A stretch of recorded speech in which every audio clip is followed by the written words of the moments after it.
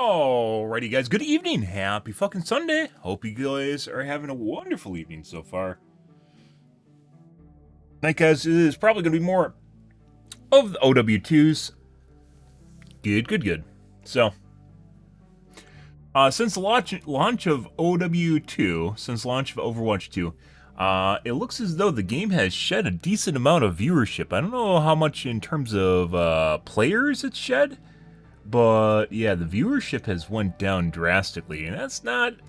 I don't know. It's getting to the point where it should also, like, I'm starting to consider what I'm streaming. Dead by Daylight was actually higher today than Overwatch 2 was by far. And Apex was too. Did not sit on top very long, but if it just sits here for a prolonged period of time, that's not necessarily a bad thing either.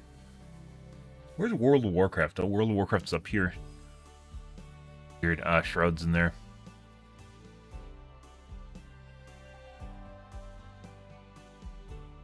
Good.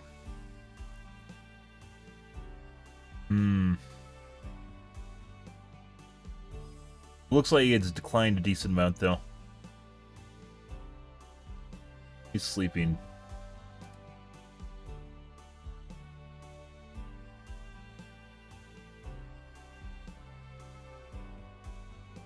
You get to watch a VR streamer sleep.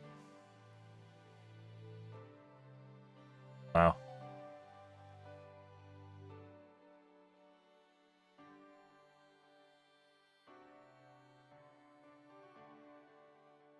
Yeah, and then apparently there's some people actually playing games while they're sleeping. What happens in the just sleeping category?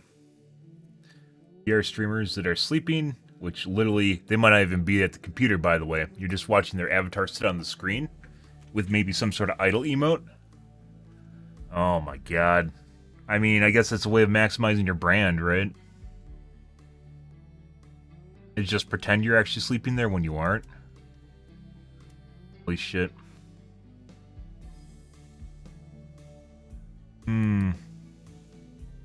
But yeah, it was actually sort of disappointing watching how much Overwatch 2 has dropped. Seriously.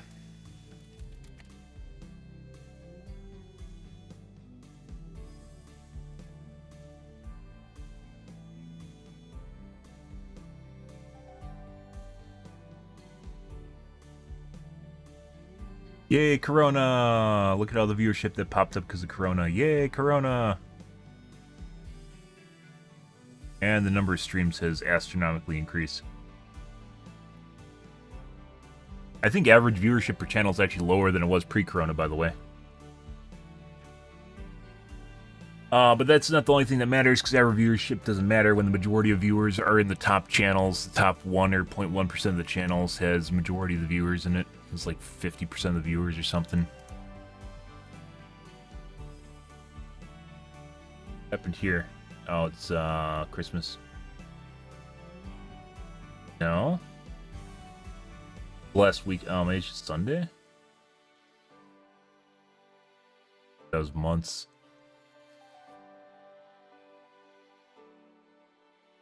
Hey, Slane.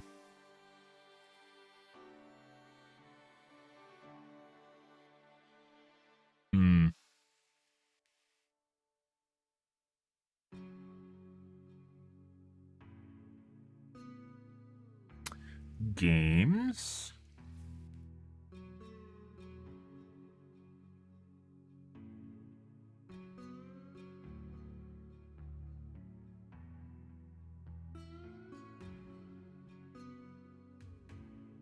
We are going back to Dead by Daylight. It's a question of when.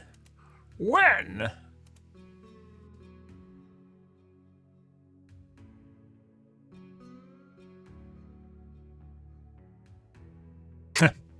Yep. There is less viewers per channel in the Overwatch category now than the Dead by Daylight category. Not once again, not that it completely matters, because it's going to be very dependent on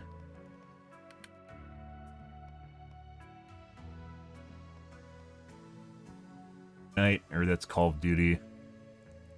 I don't know if there's a new expansion pack that just came out or what. What happened in November? I think it's a new New version of Warzone came out. Game. He preps it up. Fortnite doing horrible. Yikers.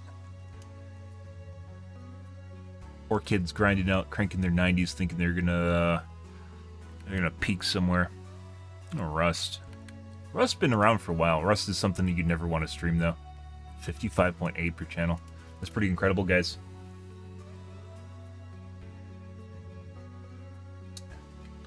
I think Rust has a lot of promotions though. I'm not sure on that.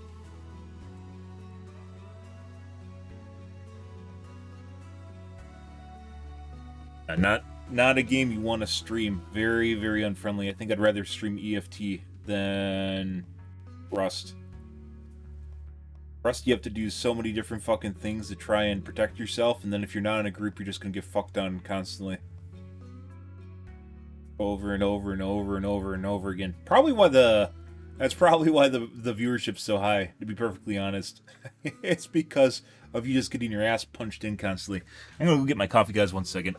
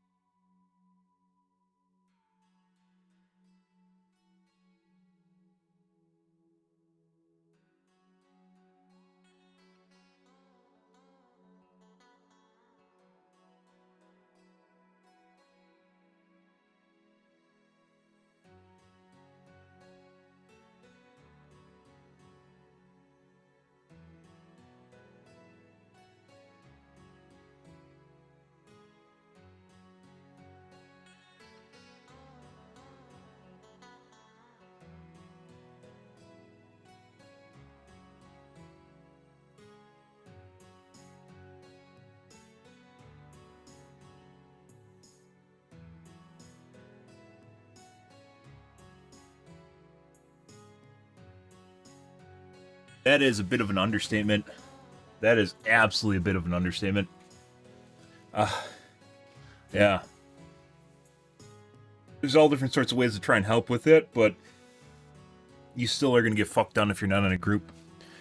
So you basically have to join a group. Very unfriendly game to streaming. I had a streamer I used to watch back in the day who spent some time in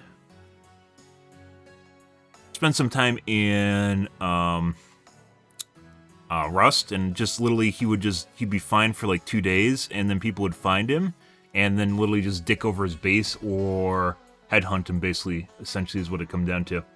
Over and over and over again. He'd do all sorts of different things, the scrambling like words and shit like that, hide maps, and they eventually just find you, and it's like it is like their sovereign right as Rust players to literally just shit on your face. And they will. Because, as it turns out, it's a base building game. And if other people, especially multiple people, they have a bigger group of people, can out-resource you, they'll shit on your face. So, yeah. Very unfriendly game. You can try and hide all you want, but at the end of the day... And then he basically just turns into, like, whitelisted servers, and at that point, why are you even playing the game, right? Is this worse than Fortnite? Is Apex worse than Fortnite? Holy shit, they have almost identical... They do have identical viewerships per... That's fucking weird. Per channel. Once again, this doesn't completely matter. You'd have to look at percents.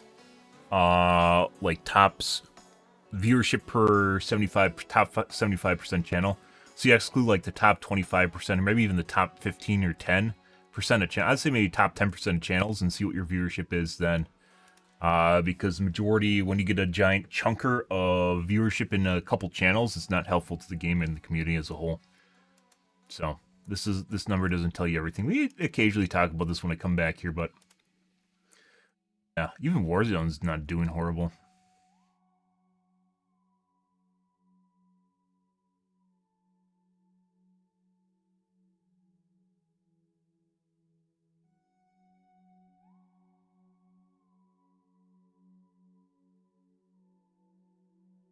There's always kids that want to play it. Am I looking at the wrong category? Oh, maybe I'm supposed to be looking at Warzone. No, that's right. Sometimes they have multiple games, which makes things confusing. This guy down here.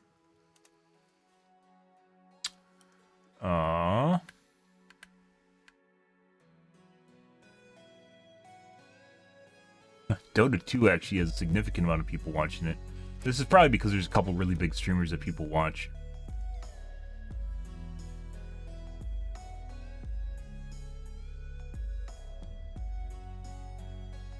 I have even less interest in Dota 2 than I do in League of Legends, so not bad at all. Happens basically with every single wipe. There's a giant peak in viewership, but I think a lot of this is just Summit sitting in the category, Summit and Shroud playing in the categories. Yeah.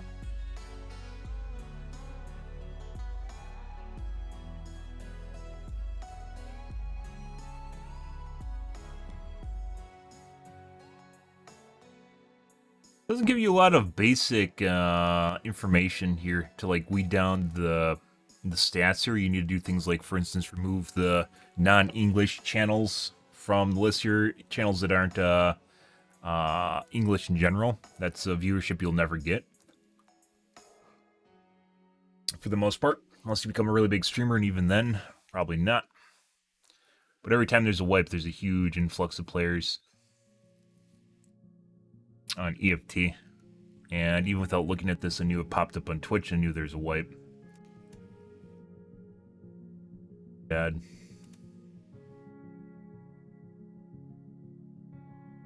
CSGO. I think CSGO is all tournaments though, so that's even, yeah, it doesn't even matter. There's a bunch of people in channels that will never see your channel.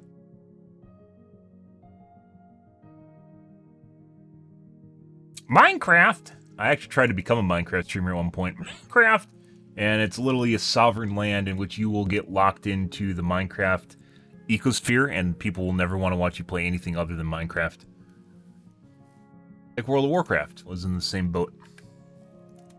Minecraft!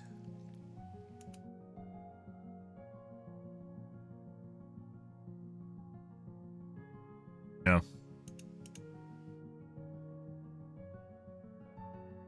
Where's GTA? Not even up here anymore? There.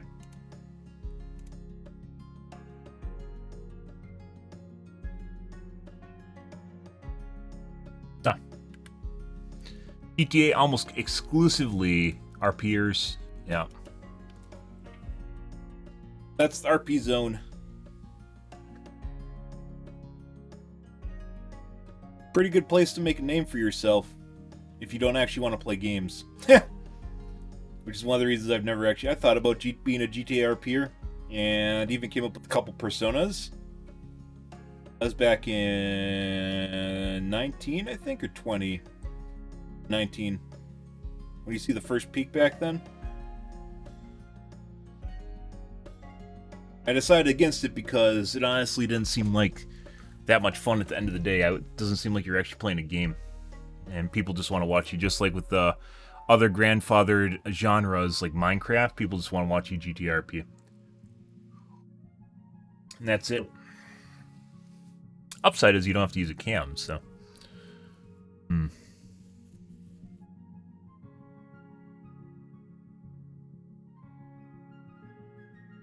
lots of viewership per channel. Fertile soil.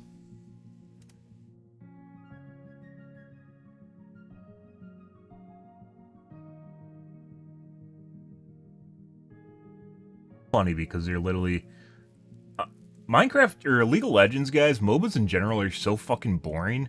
It's literally the same map. They never, like, the map changes occasionally, but they don't actually introduce new maps, and they've kind of have, but no one plays them.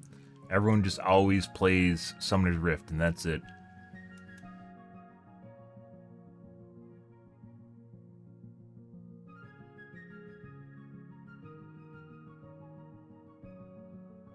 Oh my god, controversial using the PogChamp guy as your avatar? He was canceled. You can't do that because he had an opinion that was right-leaning. Good.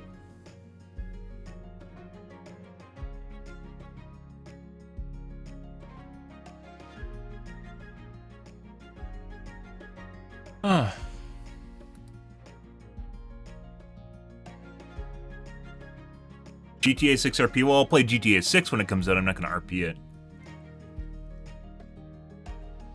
I think pretty much everyone and their mom will play GTA 6 when it comes out, though, so. Nothing new there. It's not a way of actually getting new viewership. When a new big game comes out, guys, and it has a bunch of hype behind it, the only channels that actually see growth from it are the big name channels. You'll just get lost in the churn. If you're a small streamer. The best thing to do with a big game is wait till basically the big streamers leave the category and then stream it yourself. And then you get all the spoilers and the know-it-alls that come in your chat and try to ruin things for you. But you'll see an increase in viewership, so I guess trade-offs.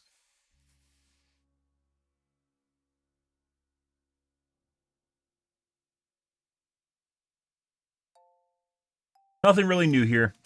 More of the same.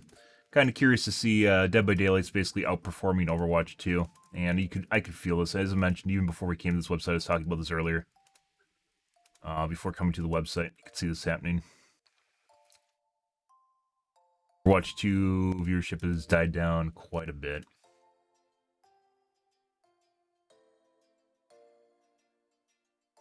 Yeah, it'll be funny if Overwatch 2 basically pops and dwindles before I even get my new computer.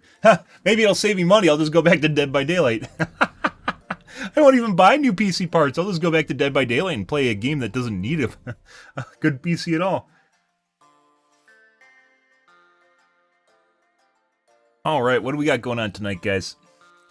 Oh my god, bench grinders. Wow, I love bench grinders. Not really, I don't really have an opinion on them.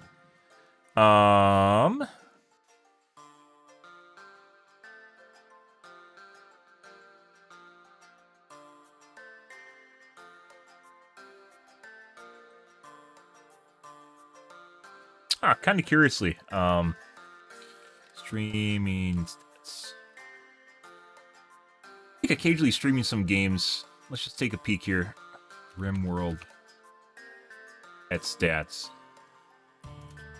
These are, once again, the problem with looking at stats for this is it basically doesn't matter. These are so heavily influenced by big streamers just popping into the category.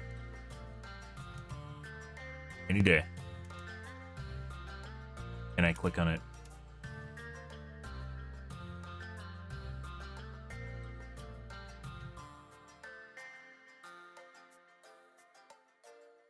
It basically just comes down to a handful of big streamers just showing up and then stealing all the viewership, and it really doesn't matter what you do. Like, that's not something you'll ever see. Oxygen, not...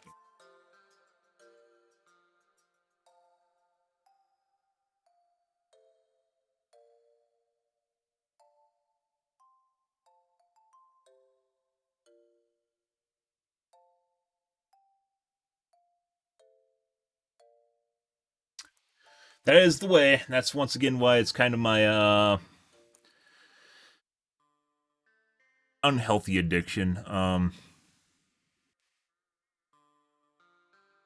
It's just something I like to do on occasion, but I know it's not going to help my channel at all. That's why I can't do it for a prolonged period of time.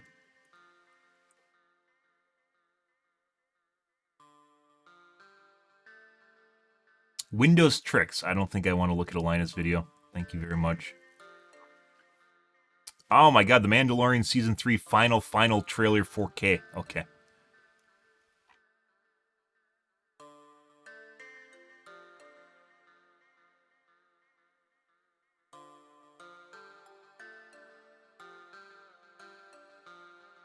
Zen 4X 3D is great, but has one big problem. Preying with FUD, preying on hype.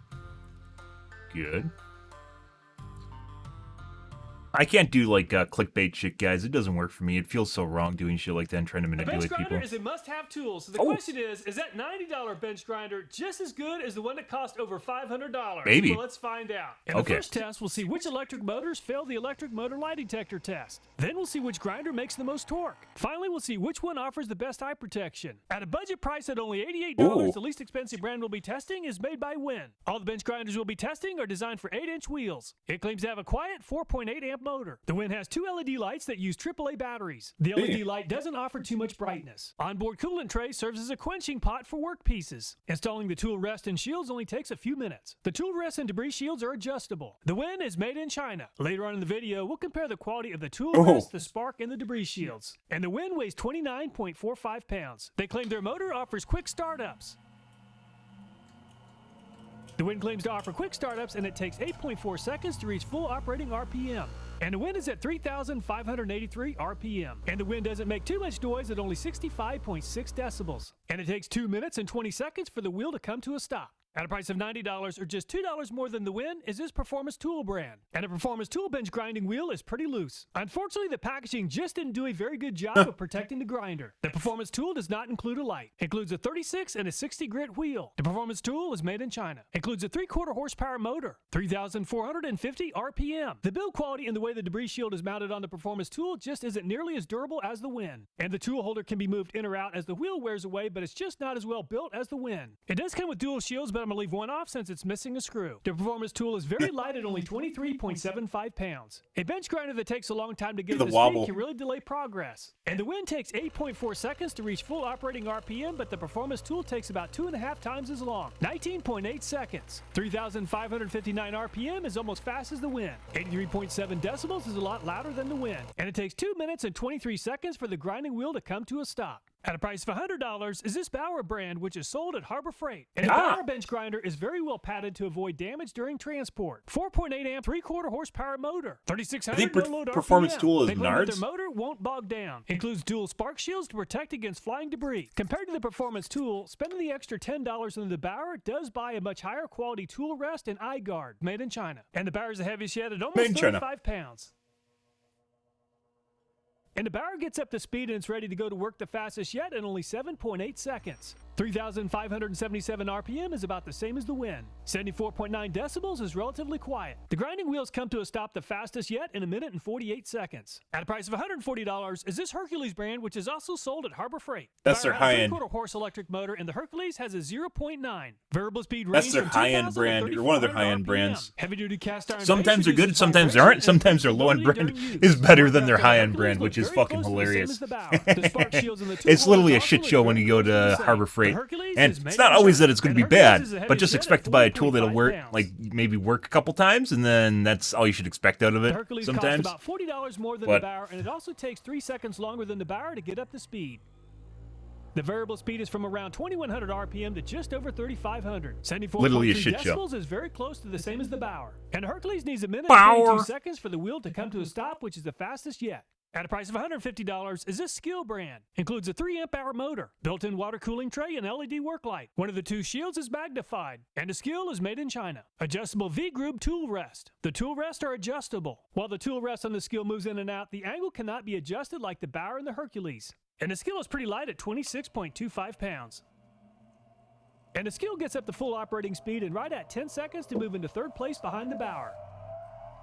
3,570 no-load RPM. 73.9 decibels is about the same as a Hercules. 80 seconds to come to a complete stop is the fastest yet. At a price of $229 is this Delta brand. The Delta tools did not come with a light bulb. The built-in light includes an on and off switch that can handle up to a 40-watt light bulb. I used a 12-watt LED light and it's by far the brightest yet, but you can choose a less powerful light bulb. Includes a 12-watt LED is equivalent of 100-watt incandescence, so... I was just thinking, if it can handle 40 watts of draw, not 40-watt light, If it can handle 4 watts of draw, that's a really fucking beefy LED you could put in there. Movable water tray and wheel dressing tool. Variable speed. Some of them he breaks, like actually breaks, and the they aren't really something you could actually just use. I'm sure he has quite a collection. But to be fair, like if he breaks stuff, like what are you gonna do with 5 billion angle grinders, right? Take the lead from the Bauer. The variable speed RPM ranges from 2100 to just I'm sure he just keeps them for posterity somewhere. Than the Bauer, 72.5 decibels. The Delta also comes to a stop the fastest yet in only 48 seconds. At a price of $250 is this Shopbox brand. 3/4 horsepower variable speed induction motor. Variable speeds include 2,000 to 3,400 RPM. Includes dual adjustable aluminum work rest. The ice shield and the tool holder look about the same as the Bauer and the Hercules. And the Shopbox weighs 40.61 pounds. And got some wobble there. So the wobble actually matters because it'll cause the tool to vibrate. 8.1 seconds. And the variable speed range is from around 2,160 RPM. Which matters when you're grinding a lot or using it a lot or even just on your workbench when someone else is using it. The other brands. The Shopbox does come to a stop faster than the Bauer in 1 minute and 34 seconds. At a price of $260 is this Raycon brand. The Raycon comes with a 60-grit wheel and a wire wheel. The Raycon has a 3/4 horsepower variable speed motor that produces 2,000 I don't think I've ever worn out a wheel, RPM. but maybe for some people that matters a lot. Vibration. And the Raycon has a pretty bright LED light, but it can be replaced with a standard size bulb if more light is needed. The built-in water tray seems like a pretty nice feature. The Raycon is made in China, and the Raycon weighs 38.27 pounds. And the lightweight wire wheel really helped the Raycon get up to speed very fast in only 5.1 seconds, the fastest time yet. The variable speed RPM ranges from just under 2,100 not really a fair comparison, to just over but you know. And the wire wheel is making things pretty noisy at 76.1 decibels. It also came to a stop the fastest yet in only 44 seconds. At a price of $528 is this Jet brand. 1 horsepower heavy-duty capacitor motor. Sealed bearings for maintenance-free grinding. And the Jet has a 5.5 amp 3,600 RPM motor. On-off toggle switch with safety key prevents accidental startup. The tool rest does adjust in and out, but the angle cannot be changed. However, the tool rest is much heavier built and seems far more durable than the other brands. The Jet does not come with the work light. Single dust chute hose delivers dependable collection. The Jet grinder is made in Taiwan. And the Jet's by far the heaviest yet at almost 63 pounds. And the Jet is up to speed in only 2 seconds flat, which is by far the fastest yet. Very impressive. 3,591 no-load RPM is the most yet. 72.8 decibels is a little less noise than most of the other brands. Once the Jet gets going, it doesn't want to stop working and takes around 90 seconds to come to a stop. Weight is sometimes a good indicator of build quality, and a performance tool is the lightest at 23.75 pounds. Skil weighs 26.25 and Win 29.45 Might turn out that Wen's actually a pretty good winner here, guys. Full speed the fastest So is we're a Jet keeping an eye on. 2 seconds. Raycon finished in second in 5.1 seconds. We'll see. Delta 7 and Bauer I'm sure he's going to have some sort of 7.87 endurance or seconds. bog I put test. together this next tester to measure the working torque or how much force it takes to stall the electric motor. There I'll you go. apply a slow controlled downward force until the grinding wheel comes to a stop. If you're using some force when pressing a piece of metal up against the grinding wheel, the loss of momentum or the motor coming to a stop really slows down progress. And the Win was barely holding on at 9 pounds of force and began losing momentum and finally stalled at 10 pounds. With a name like Performance Tools, I had big hopes for this bench grinder, which is rated for 3/4 horsepower, just like the Win. Unfortunately, the Performance Tool really began to struggle at only 3 pounds. And the Performance Tool gave up at 4 pounds or 6 pounds less than the Win. Definitely not performing like a 3/4 horsepower motor. Just like the Win, the Bauer was holding its own at 9 pounds, but really began to struggle at 10. And the Bauer began running out of steam and finally stalled at 10 pounds, the same as the Win. The Bauer is rated for 3/4 horsepower and the Hercules is rated at 0.9. And the Hercules is able to handle about 1 additional pound of force and finally stalled at 11 pounds. And the Skil cost around $10 more than the Hercules, but the electric motor is only rated for 3 amps. And the Skil is really struggling, but not quite as bad as a Performance Tool. And the Skil ran out of steam at 5 pounds or 1 pound more than a Performance Tool. Huh. And the Delta is rated for 3/4 horsepower, just like the Bauer. And the Delta is performing a lot like the Hercules, and 11 pounds is just a little too much. And the Shopbox not only looks like the Hercules, it also performs like it. And the Shopbox held its own at 10 pounds, but 11 pounds was a little too much. So the Hercules, Delta, and Shopbox are tied for the lead at 11 pounds. And the Raycon is also rated for 3/4 horsepower, just like the Bauer, Delta, and Shopbox. And the Raycon performed just as well as the Hercules, Delta, and Shopbox at 11 pounds. The Hercules is rated for 0.9 horsepower, and the Jet is rated for 1 horsepower. So by the numbers, the Jet should run out of steam at well under 20 pounds. And the Jet totally destroyed the competition, finally giving up at a very impressive 60 pounds. So the Jet came in on top at 60 pounds. The Hercules, Delta, Shopbox, and a little bit of a price finished in difference four-way there, though. tie for second place at 11. I built an electric motor lie detector tester. All but one electric motor is rated for at least 3/4 horsepower, and the alternator is connected to a fully charged car battery. The car battery is connected to a power inverter, and a fan speed controller is attached to the power inverter. And a light is connected to the fan speed controller. This will allow the grinders to maintain maintain their horsepower rating throughout the entire test. I'll use a power drill to help the grinders get up to speed since bench grinders don't have too much starting torque. The test will last right at 15 minutes. And the wind is off to a good start and is running at a little over 570 watts or very close to 4.8 amps. 746 watts is very close to 1 horsepower, so the wind is operating very close to its 3/4 horsepower capacity. It's been right at 10 minutes and the wind is very close to 100. So this is testing the endurance of the motors, but not related to bogging down. It's another endurance test. 112 degrees Fahrenheit, and it's been right at 15 minutes and the wind is now at 130 degrees Fahrenheit. Let's go ahead and test the maximum watts for the wind. Where it can put a certain when it comes load to a on short it. burst of torque, the wind held its own until 1100 watts. Just like the wind, the performance tool is rated for 3/4 horsepower. And the wind really struggled on the max torque test, and it really struggled in this test too. Unfortunately, the performance tool just doesn't make enough torque to pass the electric tool lie detector test. The Bauer is off to a great start, and the Bauer is handling the 3/4 horsepower load just fine. At 10 minutes, the Bauer is at 120 degrees. At 15 minutes, it's the same temperature as the wind at 130 degrees. And the Bauer ran out of steam at 1,150 watts, or about 50 watts more than the wind. And the Hercules got off to a very easy start. The Hercules is rated for 0.9 horsepower and is handling the load just fine. At 10 minutes, the Hercules is at around 103 degrees. It's been right at 15 minutes and the Hercules is at 125 degrees or 5 degrees cooler than the Bauer. And the Hercules performed even better than the Bauer, making it to 1,250 watts before giving up. So the Hercules definitely passed the test. And the Skill has a 3 amp hour motor which is very close to a half horsepower rating. Even with the lower rating, the Skill successfully started the test. Since the Skill is rated for a half horsepower, I'll go ahead and test the Skill in a range between 340 and 360 watts. After 15 minutes, the Skill is only at 110 degrees. And the Skill made it to around 700 watts before running out of steam. The Skill has a 3 amp hour rating and it definitely passed the test. Just like the Hercules, the Delta is off to a really easy start. And the Delta is handling the 3/4 horsepower load very well, and the motor temperature is close to 100 degrees at 10 minutes. And at 15 minutes, the Delta is the coolest yet at 117 degrees on the hottest part of the motor. And the Delta seems to be making the same amount of power as the Hercules at around 1,250 watts. And the Shop Fox is off to a great start on the electric motor lie detector test. At 10 minutes, the Shop Fox is only at 92 degrees. So the Shop Fox is running the coolest yet. At 15 minutes, it's the coolest yet at only 106 degrees or 11 degrees cooler than the Delta. It's also 24 degrees cooler than the Hercules. And the Shop Fox held on the longest and finally gave up at 1,325 watts.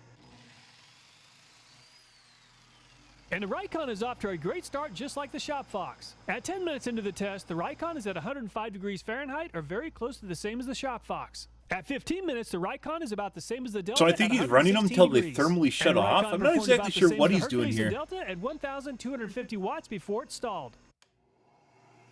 And the Jet doesn't need any help from the drill to get started. And the grinder is rated for 1 horsepower and it's making just about 1 horsepower. At 10 minutes into the test, the Jet is only at 95 degrees with the 1 horsepower load. At 15 minutes into So, like, he's testing, from the looks of it, he's testing whether or not it can put out the rating of the motor, like 3/4 horse. He's testing whether or not by putting a load on it, it can put out 3/4 of a horse. But at the same time, he's also testing how long it takes before it shuts off somehow. I guess thermally shuts off. He didn't do a really good job of explaining, so it's like 2 different tests in one. the test, it's running the coolest yet at 106 degrees. So even with the bigger load, the Jet is running the coolest yet. And the grinder is making a ton of torque and the watt meter is maxed out. So around 1,800 watts and the Jet is finished. So all the bench grinders passed this test except for the Performance Tool brand. The Shop Fox and the Jet ran the So he's measuring the temperature and making sure it can actually hit the torque rating.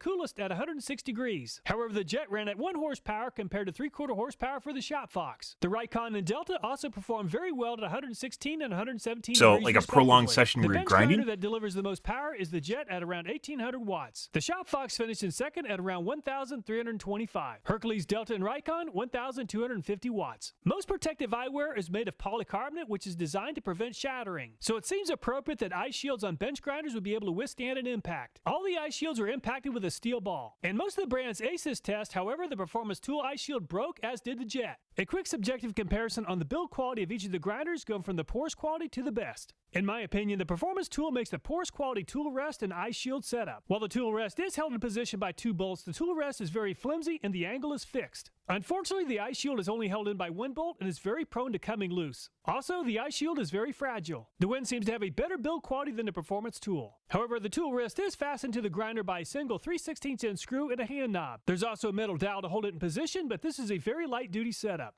The skill definitely seems better than the Wind. It also uses a very light-duty setup with a single hand knob fastening the tool rest to the grinder. However, the eye shield setup seems better than the performance tool, but not quite as good as some of the other brands. The Delta's build quality seems about the same as the Skills. It also has a very light-duty setup with a single hand knob fastening the tool rest to the grinder. However, the tool rest angle is adjustable and the Skills is not. If you're looking for a build quality that's even better than the Delta and the Skill, there are several options. The eye shields and the tool rests look very close to the same for the Bauer, Hercules, Shopfox, and Rikon. For each of those brands, the tool rests are fastened with 2 bolts and a hand knob is used to adjust the angle. These 4 brands use the best setup so far. The Jet makes by far the most durable setup in the lineup. The tool rest is more durable than the front bumper on a 1965 Chevy Impala. It's bolted onto a cast iron guard by 3/8 inch bolts. The metal frame holding the eye shield in place is very well built, but the eye shield might crack if it gets hit. Making a replacement eye shield out of polycarbonate is a very quick and easy task. Let's test the quality of the grinding wheels next using 4-inch screws. I'll press the screw into the wheel and then we'll measure the wear or the carve out after 2 screws. And the Wind made very easy work of grinding the 2 screws without the motor bogging down. Grinding wheel friability is the ability of the grinding wheel grains to break down and expose sharp edges. This helps increase the material removal rate. The Wind wheel is still in very good condition. The groove on the grinding wheel of the Wind is 0.005 inches, so the Wind is not very friable.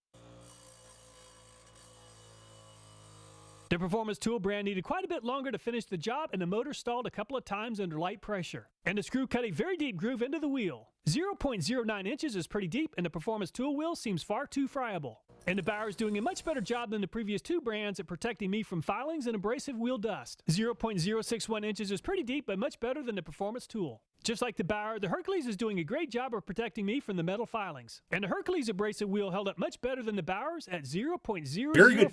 Interesting test, by the way. Least amount of wear yet. Even though you can replace the wheels, but obviously you wouldn't want to if you don't need to, right? To performance tools. 0.005 inches is very close to the same as the Hercules. The light-duty tool rest came loose on the Delta during use. This is definitely a design that could use improvement. The groove is 0.042 inches deep. The Shopfox tool rest is very well secured and stayed in place during the entire test. And the Shopfox performed about the same as the Delta at 0.042 inches. Just like the Shopfox, the Rikon tool rest stayed in place during the test. 0.024 inches is less wear than the Delta and the Shopfox. And the Jet tool rest is very heavy duty and stays very still during use. And the groove is 0.018 inches in depth. When it comes to wheel wear, wheels that wear away faster typically cut faster. So some wear is a good feature to achieve high productivity, but too much wear can be an indication of a poor quality abrasive wheel. Leaving out the subjective categories, the Jet is by far the best performing bench grinder, finishing in first place in every test, but it is very large and expensive. Shopfox did well with an average finish of 1.7 and Rikon 2.3. If we include the subjective assessment on build quality, the Jet still came out on top. At half the price of the Jet, the Shopfox did well with an average finish of 1.8, Rikon 2.3, and Delta and Hercules 2.8. The nice thing about saying no to every sponsorship and every free item is that you can always get to the bottom of the truth really quickly when you don't have sponsors to please. All the videos in this channel, including this one, are viewer suggested. So if you have a video, no recommendations. Time to leave a comment. Thanks so much for watching. Please take care, and I look forward to next time. Oh, I think that means he disapproves of all the grinders at the end of this. At the end of all that. Oh, no recommendation, guys. I don't know what we're going to do now. Oh, geez.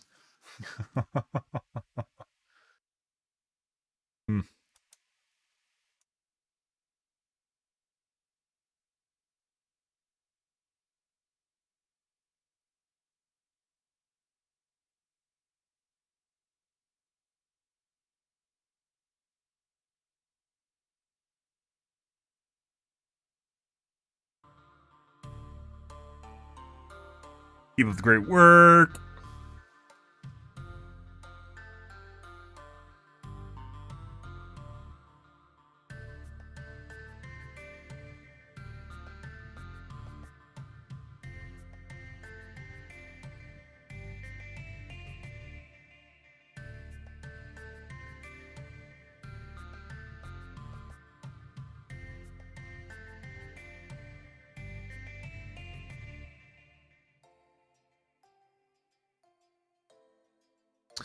Unfortunately, like in the comments section, there isn't really, like, most of it's just like back padding, which isn't necessarily a bad thing, right? Everyone enjoys getting a good jerk off. I was hoping for there'd be like more discussion on testing methodology and things that are happening here. I'm pretty sure that other test was just seeing if it can output the amount of watts it's rated for over the course of the test and the resulting temperature.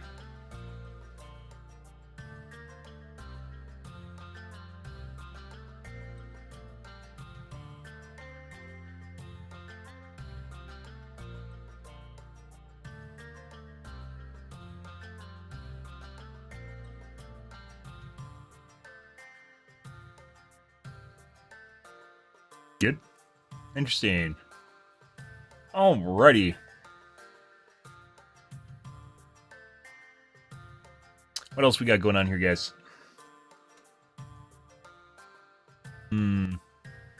Yeah. Mates, they really want to watch me. They really want me to watch this chick in a bikini that plays a heavy metal guitar for some reason. She's been on my recommendation for like the last year, I'd say. In my shorts that I don't watch because I don't watch YouTube shorts. Because that literally seems like TikTok definitely drains out your soul, guys. You just literally just piss away hours just watching stuff and you don't even know what you watched at the end of it. Unfortunately.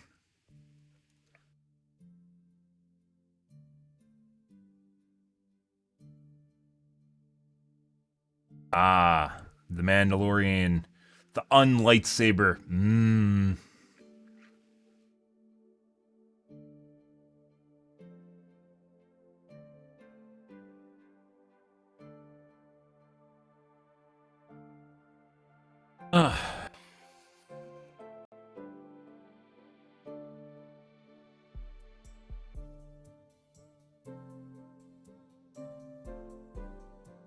The content you want. When the person you do something for cries, people love that shit.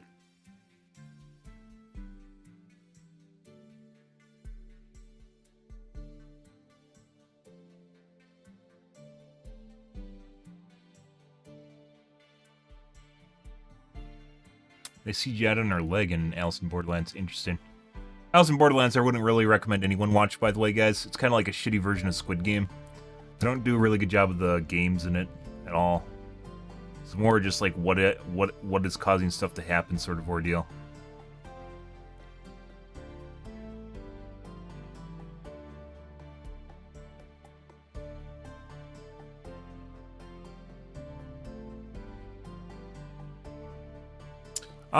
Let's take a look at Travel Geek, I suppose. Why not? Mandalorian is not a Star Wars fan. Pedro isn't a Star Wars fan? I don't really care, as long as he does a good job. Oh, I like The Mandalorian as not as a Star Wars fan. I mean, I like Star Wars, but like I'm not super hardcore into Star Wars or anything like that. Most Star Wars has been milked dry. Probably the best.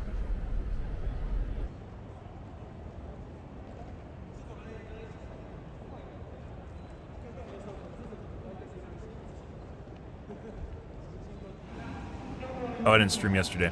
It's like, what? Am I missing one? No. I didn't stream yesterday. Probably one of the better Star Wars... Well, basically the best, in my opinion, Star Wars franchise right now is...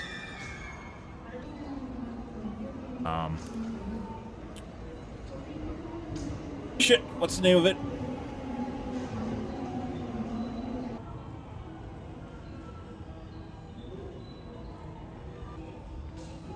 Hello Kitty train, oh my god.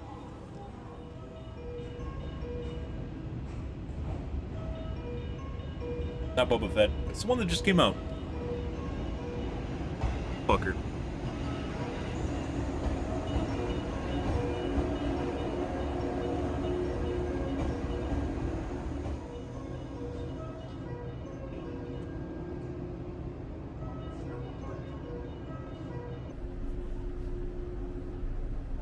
Star Wars? No. Star Trek. Started watching Valhalla. Valhalla is really, really sad in comparison. Andor. There we go. Andor is really sad in comparison to original Viking series. Original Viking series is pretty good. Andor, or not Andor, Valhalla is... Yeah. And of course they put their political agenda in it, but it's not as bad as it used, not as bad as it could be, but they still injected their political agenda in it. It's mainly more about the drama than it is about kind of warring factions with each other. And I think they tried to make it like Game of Thrones and did a really horrible job of that, so... Ah. Oh, you bought 2.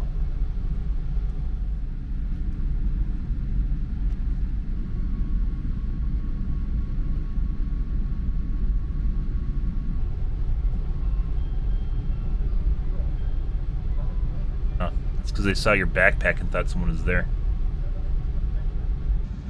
Imagine sitting for 12 hours with someone you don't know. Yeah.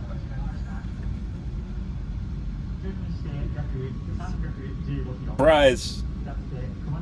That's why I mentioned before, if you take like Amtrak and you don't get a sleeper car, it's kind of awkward because you're going to be next to someone if you're overnight.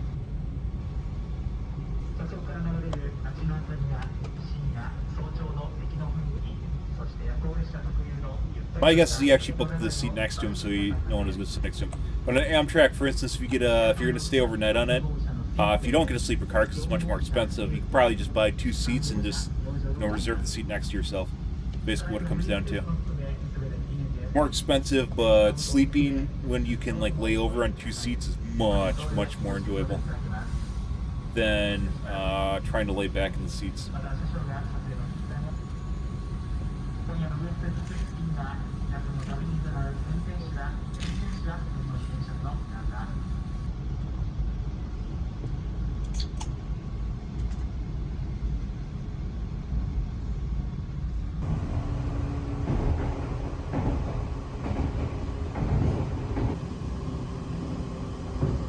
Uh-huh.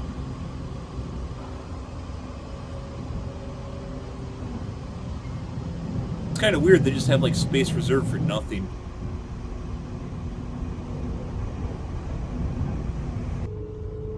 Yeah.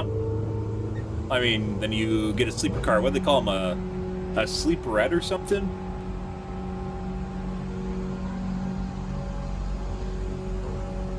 I guess it was like a social room.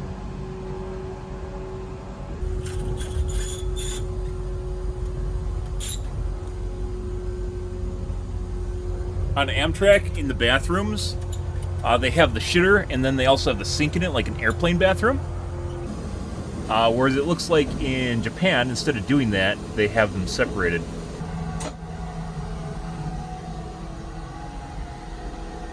Maybe not, because there's a sink right here, so...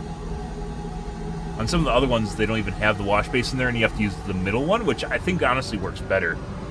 Because it's not like something that people are using when they're occupied, and it could be in a public space. Oh yeah?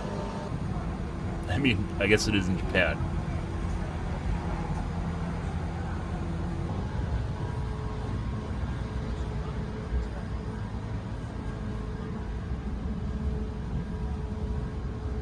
Oh. It's like Pokemon, you gotta catch them all. I like the wood floors.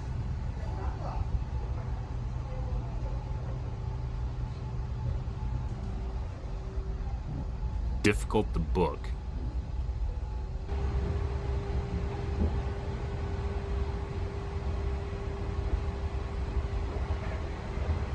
Female only cabin. Guy?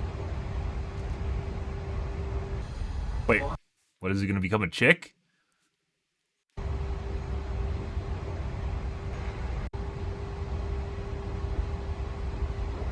Business class beds. Oh, he must have been talking... It's not talking about the female dorms. But the business class bed.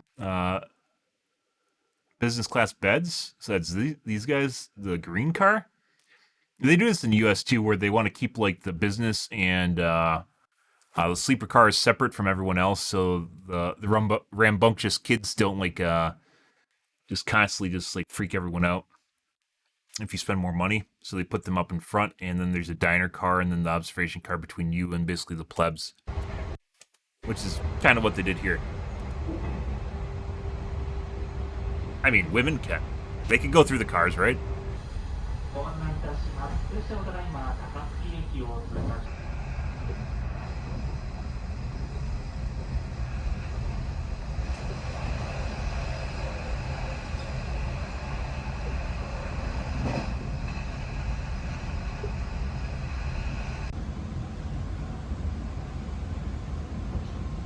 Sup?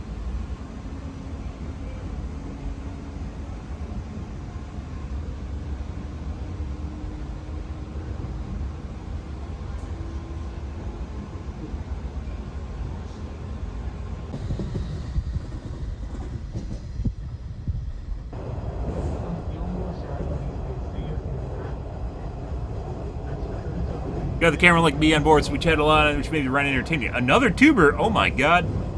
Didn't plug his channel though. Travel Geek doesn't want him stealing all his viewership. This isn't really like the same way, like YouTube isn't really the same thing as like Twitch, guys, because it's not live. If you plug someone else's channel on YouTube, you aren't really,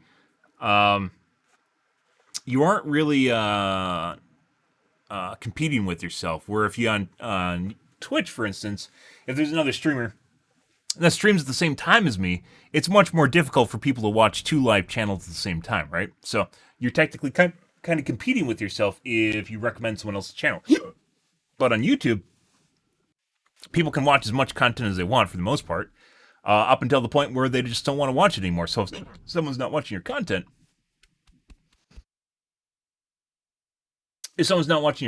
or someone else's content, it's generally on you, right? It's something where they don't see it because it wasn't recommended to them, or they just didn't hear about it. But if you recommend like Travel Geek 2.0's channel or whatever the other guy's channel is, like it really doesn't hurt you, and it's just basically like if he recommends you and you recommend each other, and then sometimes you just get people that watch both channels, not that they watch one or the other, because it's not necessarily a choice, right? At the end of the day, it's not really a choice.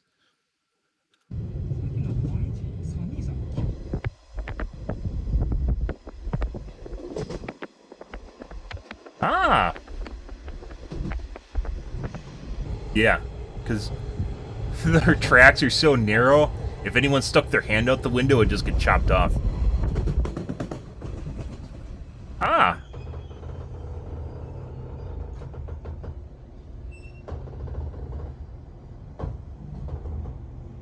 Are they waving at the sleeper car? Oh. Very rare.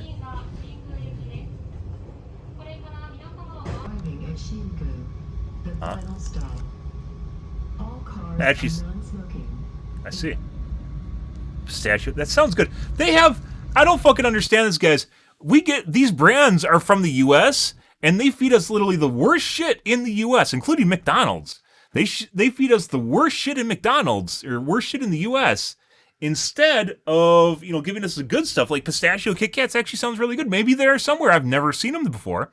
We have like mocha ones which are pretty good, but they just feed us the same fucking shit because it's like easy and people will buy it instead of giving us like a variety of different brands. And I don't understand it. It's not like it really hurts them that much. I mean, a gas station or whatever, it's to stock two brands, right? But yeah, it's like pistachio Kit Kats sound really fucking good. If you've had pistachios, they're fucking great, right? It's almost like mint, but it's not really. It'd actually be pretty good. It'd actually be pretty fucking good. Do they do it? No. No, they have like all sorts of cool fucking shit you can buy at McDonald's in other countries. Do they do it here? No. We have a choice between a McChicken and a McDouble, and that's like it. And then you have different variations of the same shit, which is, you got a Big Mac, which is stacking a bunch of patties and then throwing a little bit of lettuce on top and then putting a secret sauce. And yeah, it's just like, what? What? Lowest possible effort in the U.S. compared to other parts of the world. I have no idea why. You're treated as a secondhand citizen by the companies that actually work in your country or from your country. Fucking weird. I want to try pistachio Kit Kats. Pistachio was once quite popular in Japan. Pistachios are great. They're great nuts. It's kind of difficult mixing them with other nuts, like in a mixed nut, because they're very unique, but pistachios in and of themselves are pretty fantastic. Oh, buddy. And look, they have free ramen service? Oh, God. Hell yeah, 12 a.m. ramen. Do it, dude. Hope you have your bag in case you get stuck somewhere. It sounds fantastic. So instead of actually having... So instead of actually having like a diner car on their train with the sleeper car, which would make sense, they actually have a stop where you can get out and stretch and get basically a free ramen service. That being said, on Amtrak, we had stops where we had layovers like for a little bit in towns where you could get out for like an hour or so, which is actually pretty fantastic. I'm not gonna lie. If you're on a road trip, guys, and you can just stop for like an hour, that's pretty fucking cool. You know, you go out, you see the sights, you go eat something, you walk around a little bit, you get back on the train, and then you leave. It's actually pretty fucking phenomenal in my opinion. It's an awful lot like if you're driving a car, you can pick wherever you want to stop, right? But at the same time, when you're on a train, it's like lollygagging around the U.S. I mentioned that before, guys. If you haven't taken the train in the U.S., you should probably do so. Take Amtrak.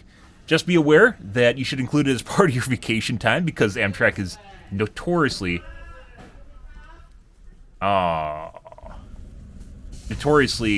like, they oftentimes have problems, and as such, you might get stuck somewhere. So, yeah. Uh-huh. Oh, a lot of people got it. Diner car. Oh. The table without a chair? Oh, travel geek guy. It looks pretty good. I don't think... I guess maybe you wouldn't want to take it back to his seat. Sometimes people get angry when you get smelly food in your the eating cabin. Maybe it actually says that or something. I don't know.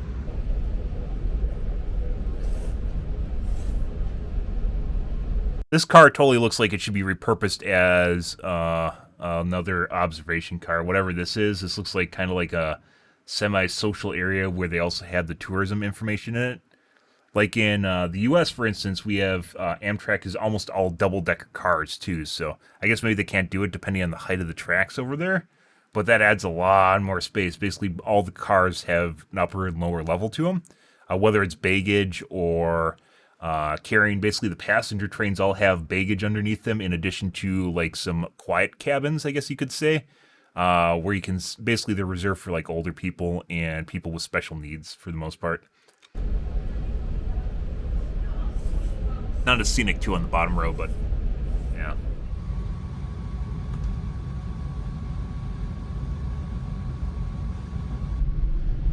Also, if you fucking ride and you're in a public space, guys, whether it's flying or on a train, you better fucking use headphones. If you don't have fucking have headphones, fuck you. There are some people that literally just don't care. That sucks. He totally rented the seat next to him. Uh-oh.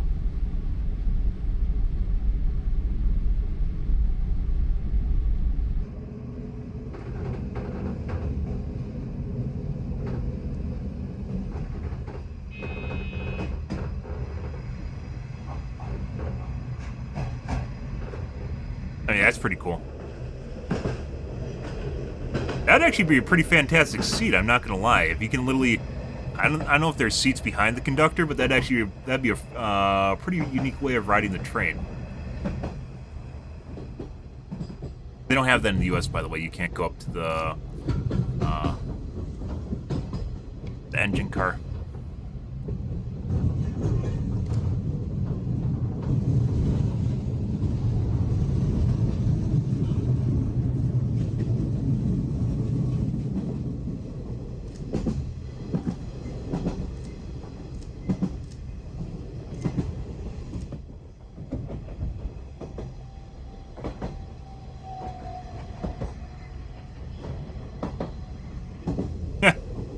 I mean, I guess. Taking photos on a train is a unique experience because you catch the glare from everything because it's a window, right?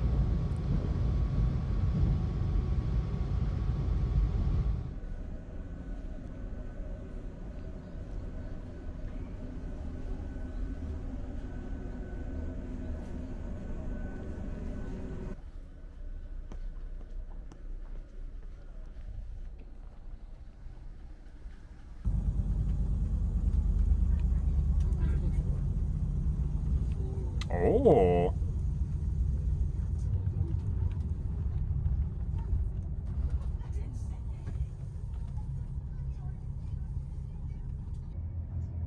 See why?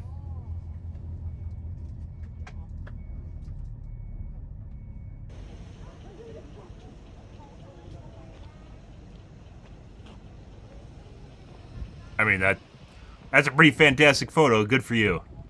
Yeah.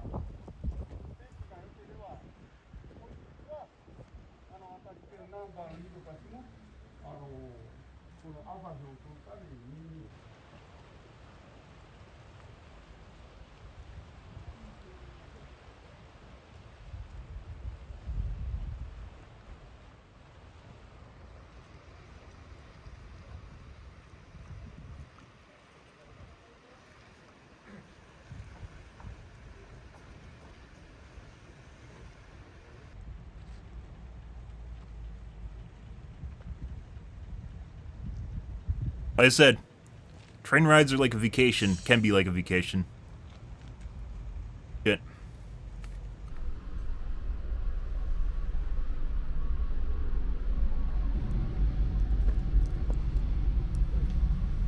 No.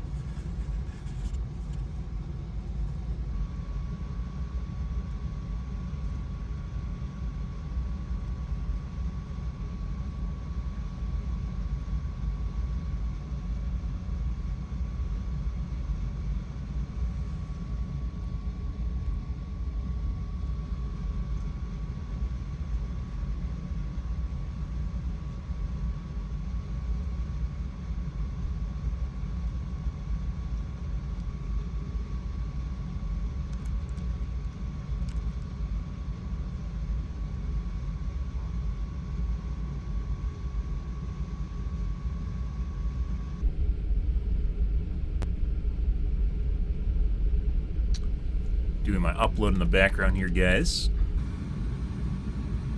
The daily. You can find me on the YouTubes with 0 views. Yep. Gonna take that gold star.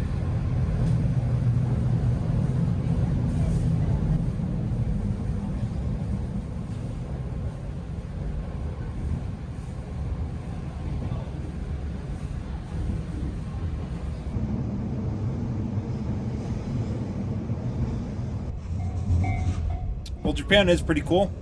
I think traveling by train across Europe would honestly be a much better experience. Like, Japan is interesting in and of itself, but, like, just as far as variety goes, you get a lot more than in Europe. Countries in Europe are sometimes very different from each other. Sometimes a lot like each other.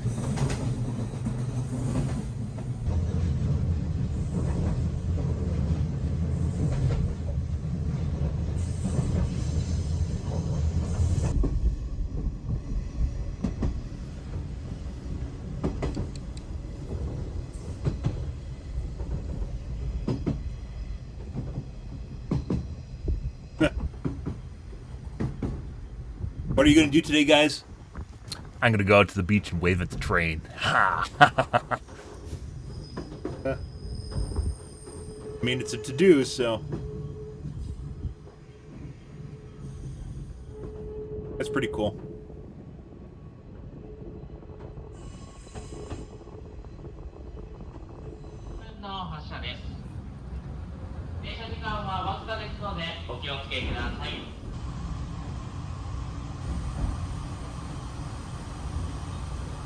You know, they include almost everything in English, too. Nice. Ooh.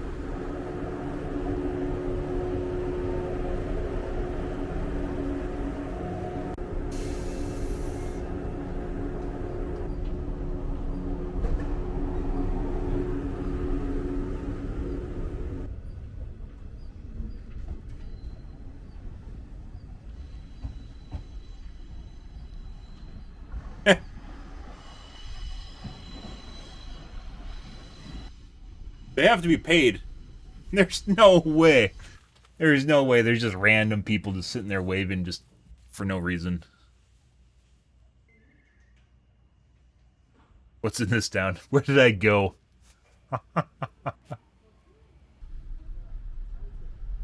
Why am I here?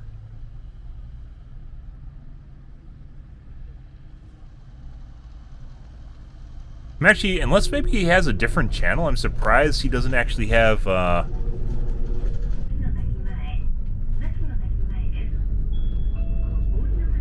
He doesn't have recordings of all basically the places to go to when he reaches the destination. Most of his videos are just like sleeping hotels and then a mode of transportation.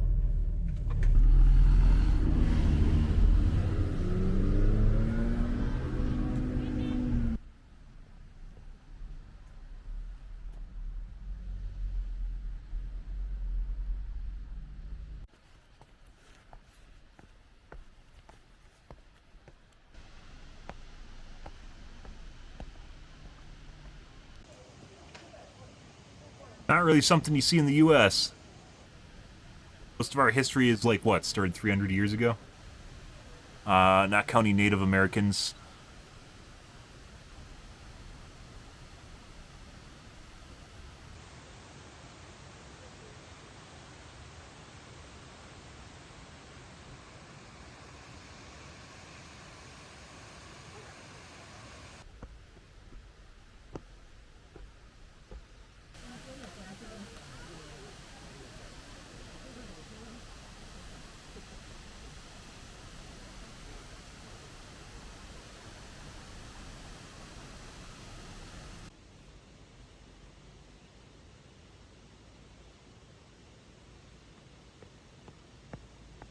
Oh.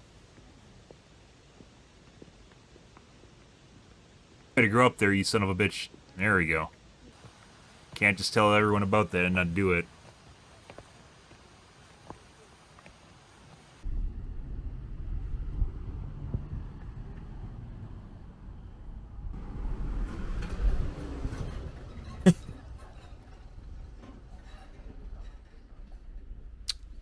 I mean...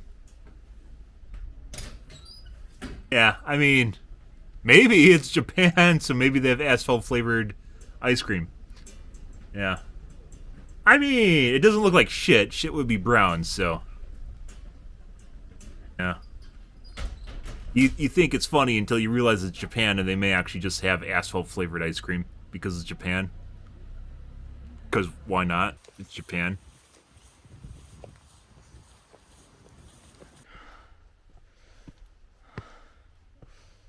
Oh, Jesus.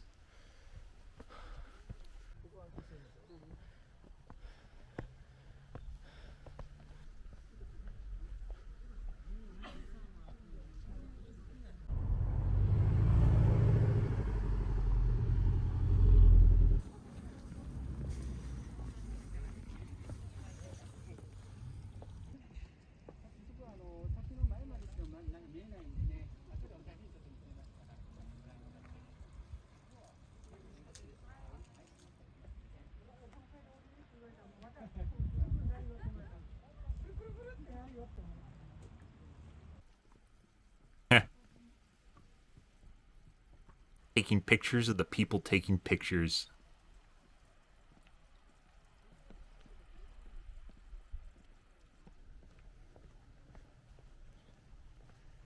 I'd feel a panoramic coming on there. Totally panoramic territory.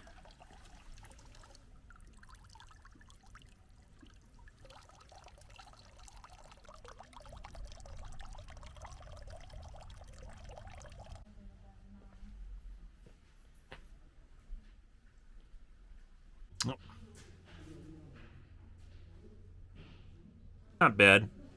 Consider you're keeping that attraction there for other people, even if it doesn't seem like it's worth it from a money standpoint. It's worth it to have the building there for other people to visit and for you if you want to visit in the future, right? Oh, fenced in. No, someone probably jumped off that and got hurt, and then they had to put that up.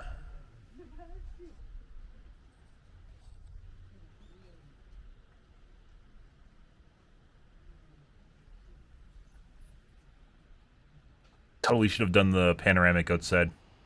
Panoramics, guys, I feel as though are very underrated. Depending on where you are in the world, a panoramic can do a lot of justice you can't see with a normal photo. I love taking panoramics. Find that right angle to just do a super long photo. Oh, it's beautiful.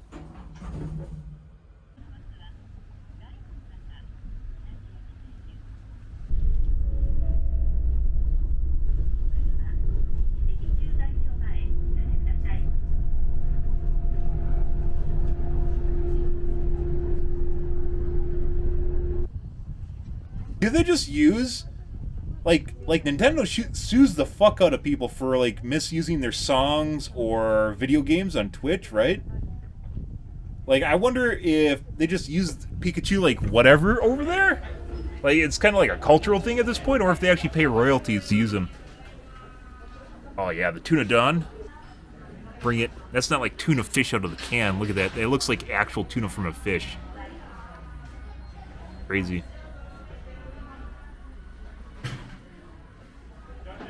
I mean,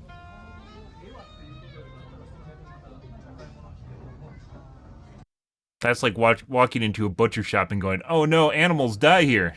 You're like, "Yeah, hey, look, there's tuna. Where do you think it comes from?" I mean, not making fun of him, by the way. There are actually some people that take offense to that. Like, they just like freak out. It's like the PETA 101 videos where they try to scare you by showing you like a slaughterhouse or whatever. And you're like, "Oh, there's my hamburgers for McDonald's, guys. Oh, there's the McChickens. Oh, they're going into the grinder. Nom, nom, nom." You know, because you fucking eat shit. Industrial farming exists because you eat food, and there's millions and millions, billions of people in the world, millions of people in the U.S.,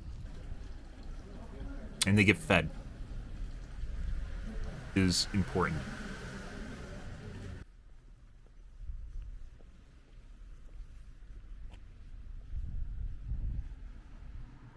Oh, another video. Ooh. Very traditional.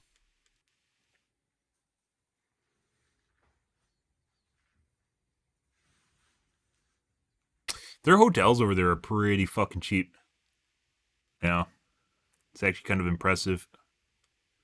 Now everything translates, so your spending power in other countries is going to vary depending on how much is taken up by taxes, even in the U.S., depending on your state, how much is taken up by local and national taxes. And then other things, like your money could be spent in other things, like in meals instead. But it looks like, in general, their meals are relatively cheap, as is their hotels, which is like the two things that everyone needs, right? Is food. Ooh. Is food and whale hot pot. It's like a mini hot pot. Food and shelter, and then also travel prices, right?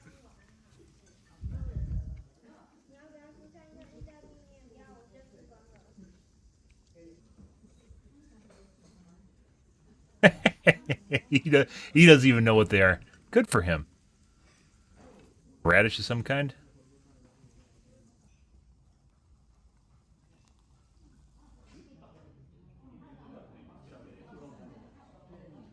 Very tasty. All that looks pretty good.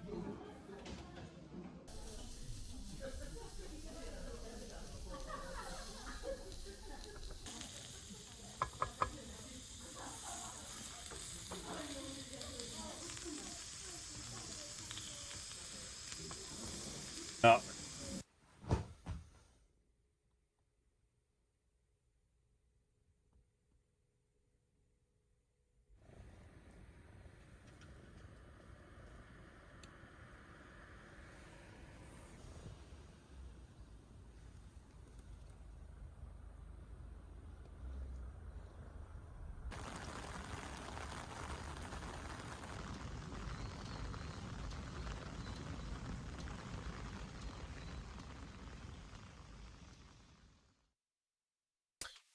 Cute.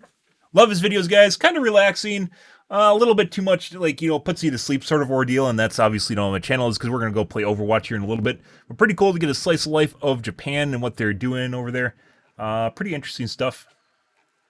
Take a peek at his channel. Good stuff there. Okay. We're going to move on. I already did my upload in the background while you guys were chilling here. We're going to move on to the Reddits, guys, and then we're going to play some Overwatch 2. Boy, I love Season 2.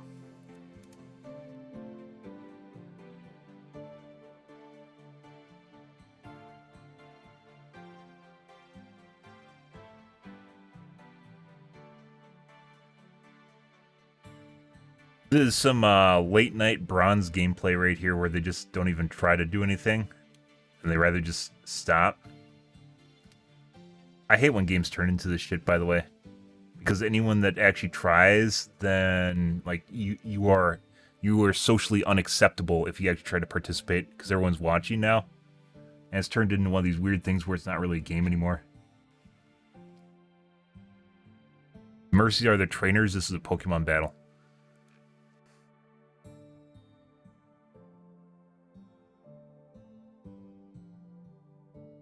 So, since Brig is not vital anymore, what changes do you think would make her meta again? What? Oh, Brig. I thought this was Sojourn. Okay. I misread this as Sojourn for some reason. Brand new summer beach skin. New bikini skin.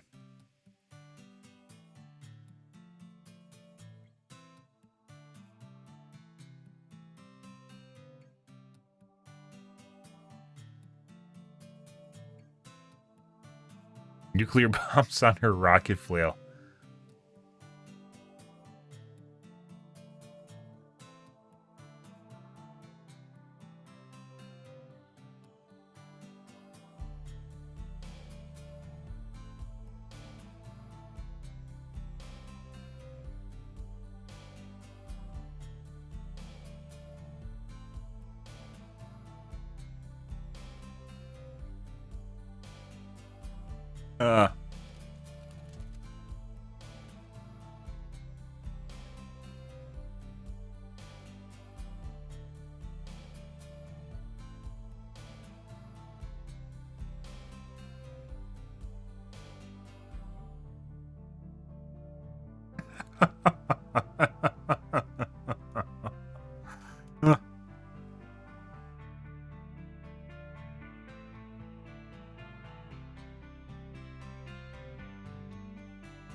Bukaki Torbjorn Globs.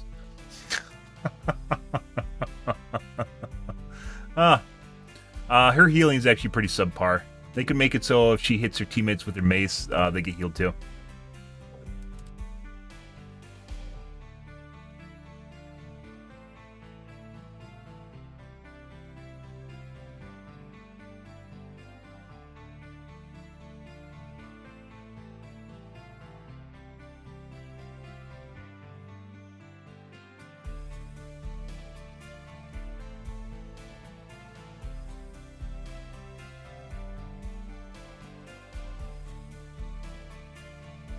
Let's actually make sure this isn't a thing. I'm pretty sure it's not. I haven't played Bridget in a while.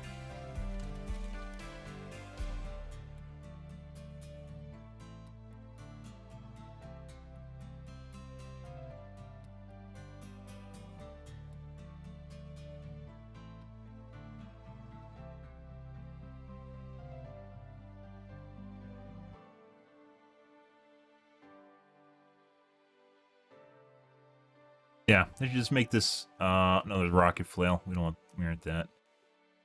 Fire is the health kits. No.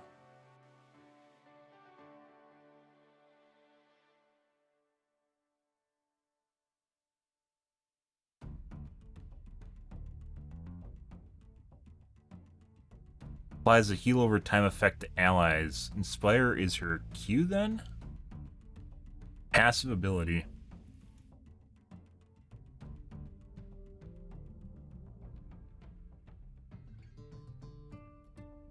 She automatically heals nearby allies when she damages foes with her flail. Why do some Bridgets do like no fucking healing then, even with teammates around them? I guess giving her a healing aura range where you can see where you need to be get healed by her?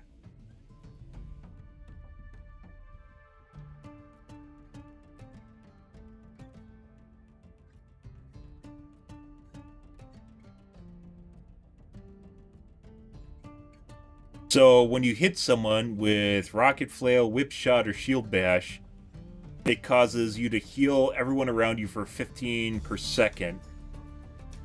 Every 5 seconds. So it's 75 health for hitting someone once.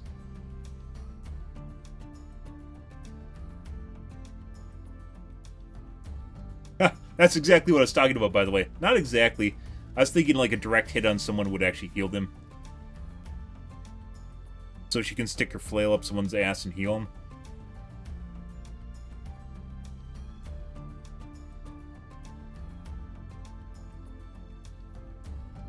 Yeah, if they buffed Inspire, it actually just drastically increase her. So she has like a Lucio healing aura that you don't actually know exists as a teammate.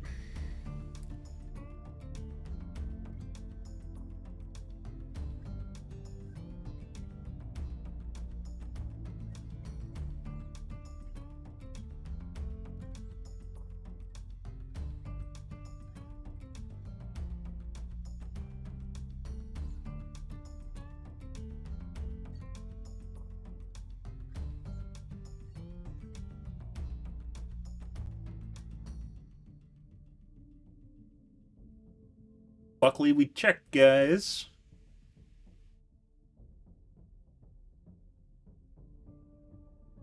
Yeah, you just basically need to. It's a heal over time too, so it activates for 5 seconds, at which you can get the heal over time, and then it stays. So she actually technically heals you for more than that. It's 75, basically 74 health per second, or 74 health, and then it gives you an additional 75 because it lasts. So if you're next to her for the first 5 seconds, and then for the next 5 seconds, it'll give you 150 health over 10 seconds.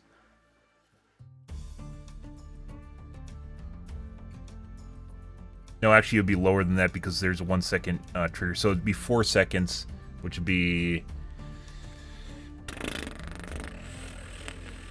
60 plus 75. 150 minus 15, I guess we could do. 135, 135 healing if you were there when it first begins, and after it ends, it'll heal for 135. Everyone around her. Or 10 seconds. Actually, less than that. No, 10 seconds. Maybe it'll actually roll over too, so it might be 150.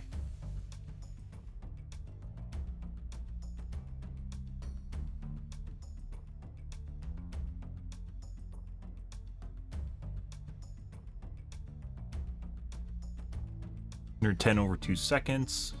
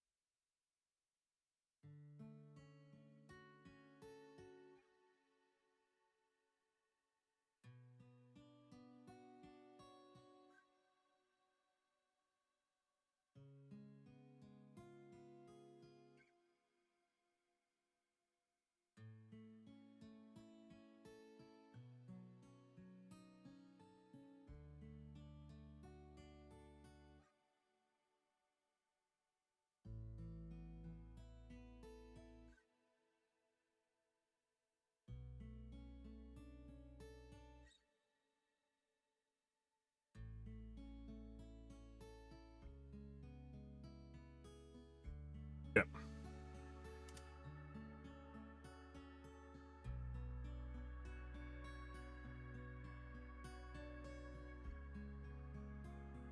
Two times or so long, the match got canceled because someone had to go poop.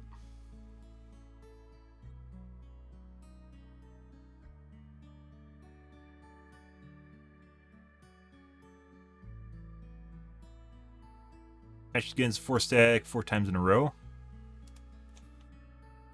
Don't worry. Blizzard doesn't tell you when matched against pre ad due to balance it causes. Smile.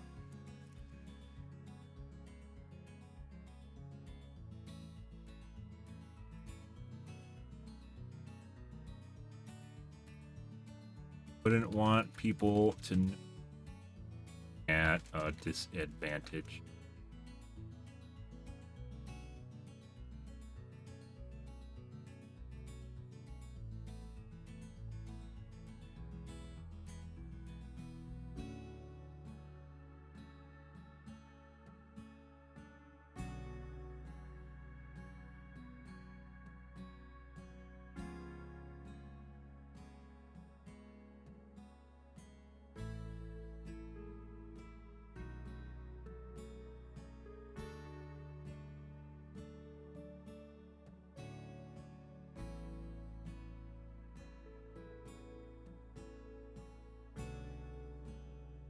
Real gamers wear diapers.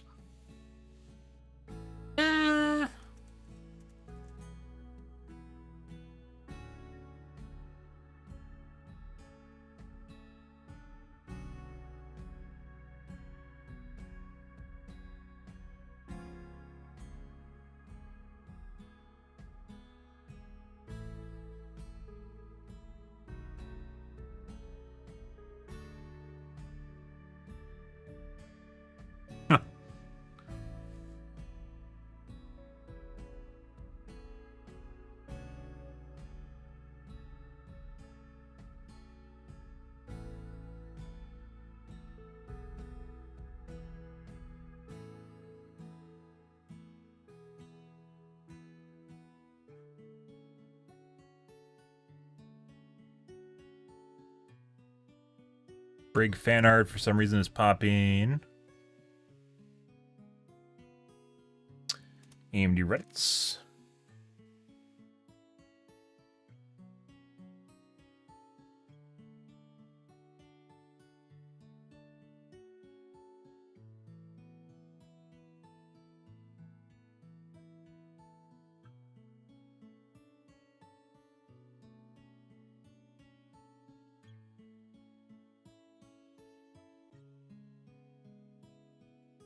$1,500 X3 with the 700 XT. Okay. Can't wait for those X3D chips to come out, guys. They put a little bit of a damper on it because apparently they're pairing the X3D stacks with slower chips. That's a giant level 3 cache on the new 7000 series CPUs, if you're curious about that, which help a lot with 0.1%, 1% frame times. Whether or not it happens remains to be seen. How good they are. Just going to wait for the reviews to come out.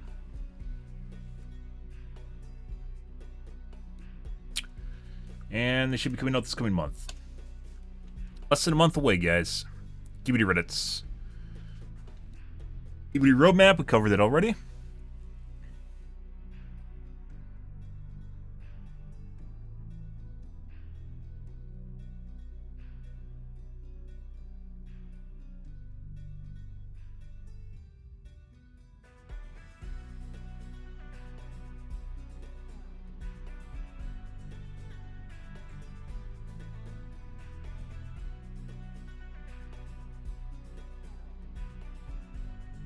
Yep.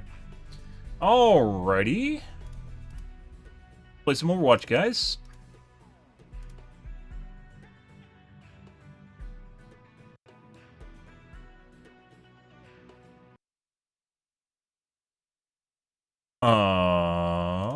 Hmm.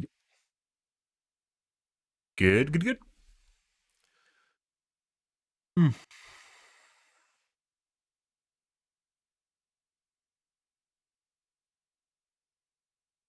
Let's see, let's change categories here.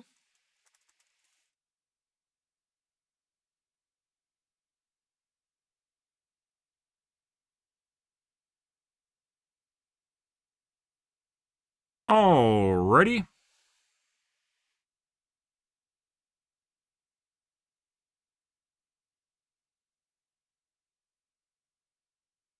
I'm gonna go take a piss, guys, here real quick and grab a soda.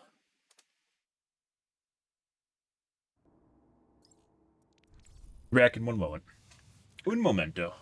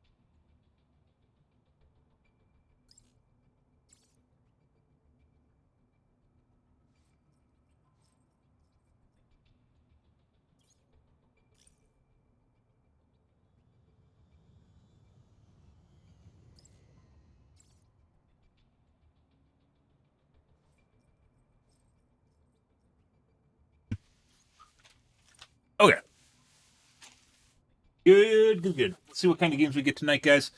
Friday nights and Saturday nights tend to be cheater heaven, as well as mainly Saturday mornings when all the kids are up. Worst games in Overwatch are on Saturday morning. Absolutely horrible. I think if I play comp, I might just skip Friday nights. Absolutely terrible shit. Not that we're quite there yet, but...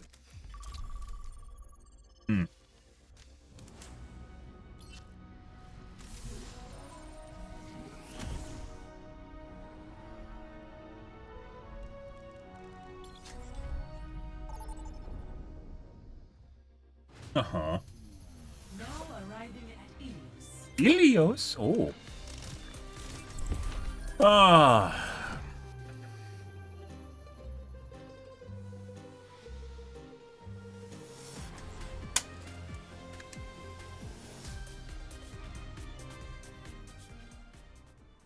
You guys are probably already in a group together.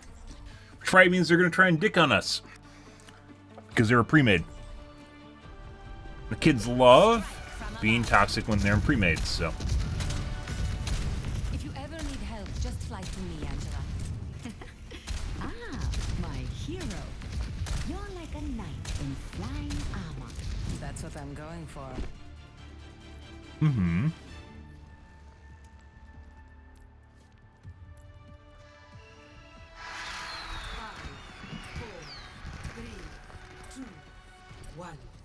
Round 1.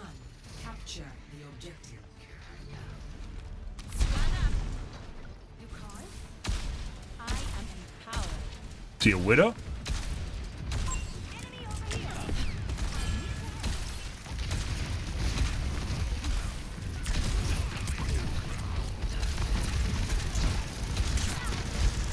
I don't think so.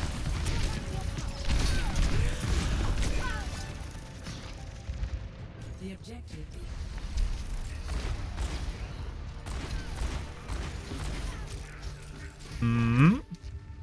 Let's show him some. Like one of those shots didn't register. Positioning underway.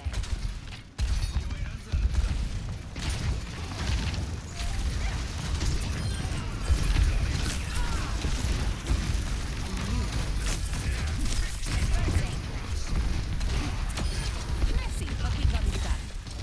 I will not waste this opportunity.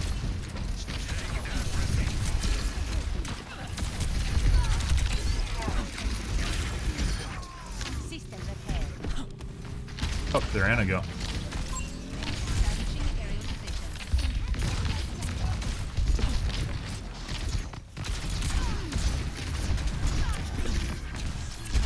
move.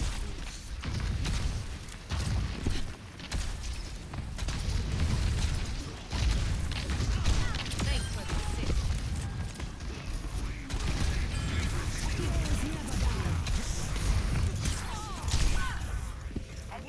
And headshot.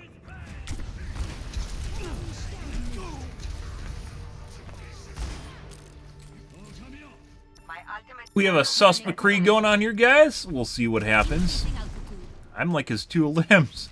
I'm his only two limbs. Oh. It's like killing everyone except killing only me, missing everyone else. How the fuck is he so accurate with me and then misses fucking everyone else?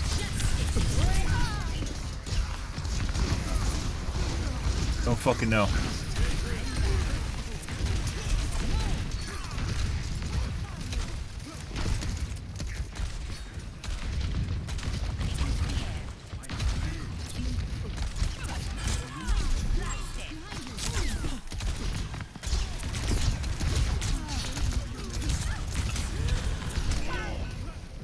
There's McCree again.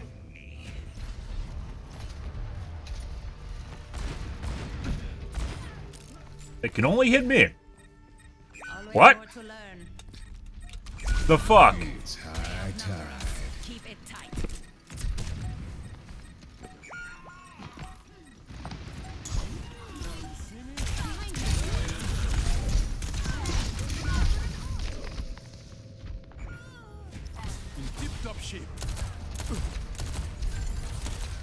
Also, that looks weird, more so than McCree does. That looks like an aimbot. My head's in the game. Good. That was Lucio, by the way.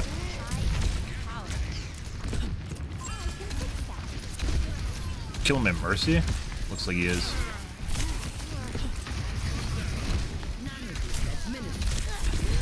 Oh, I fucked that up.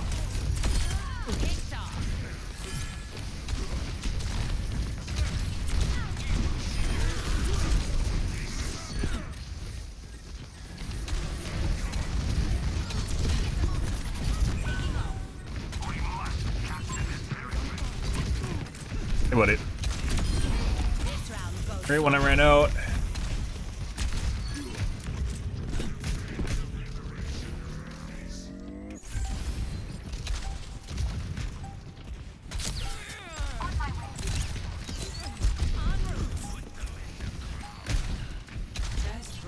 Oh. Weird. Fun.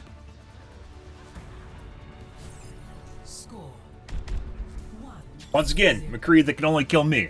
He killed me like 4 times, and he has 6. He has 6 limbs. What? So you're going with gold. This last kill, the limbs could include him shooting at me other times and getting a limb for it too. Why the fuck can they only shoot me? The fuck is this shit? Blizzard programmed? Okay. There's a lot of damage. Like, look at that. He has a boatload of damage too on top of it. Somehow. 4, 3, 2, 1. Round 2. Capture the objective. Positioning. Supplying damaging. Thanks for the assist.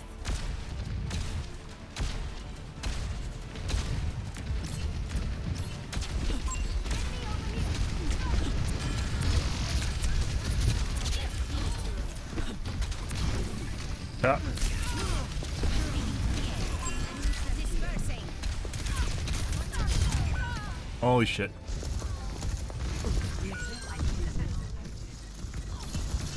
Mercy tried, guys. Need reinforcements. Can I get an ETA? Okay. By your side. I go out on my terms. On the move.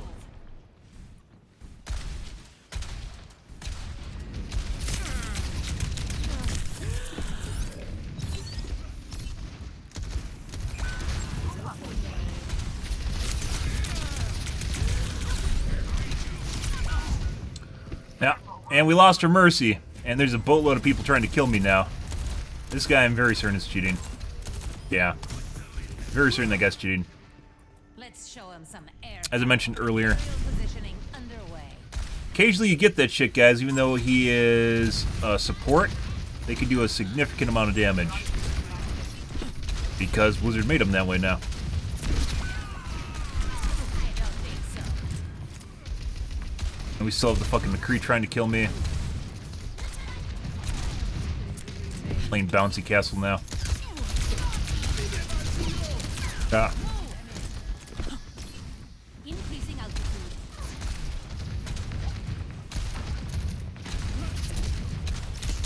You know.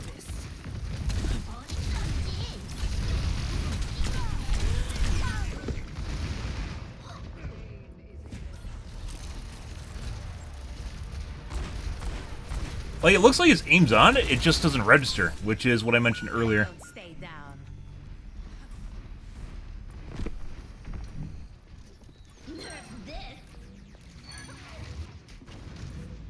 Okay, well, we gotta go for it.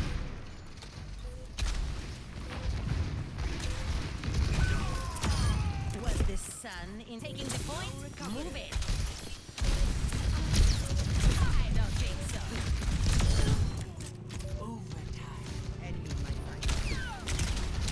That guy does not miss.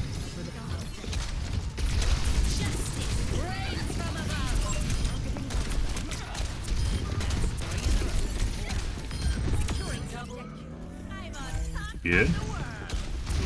I want your aimbot grenade.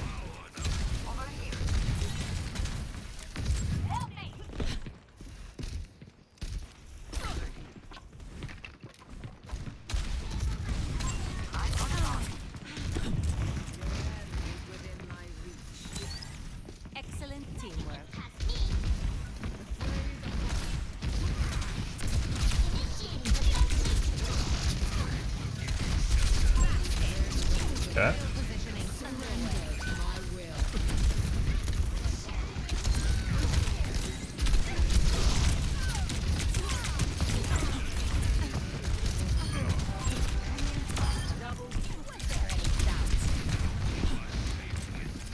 It's like the best way of fucking with D.Va is getting her to use up her jets so she runs off. And then just going back up to height when she's below you.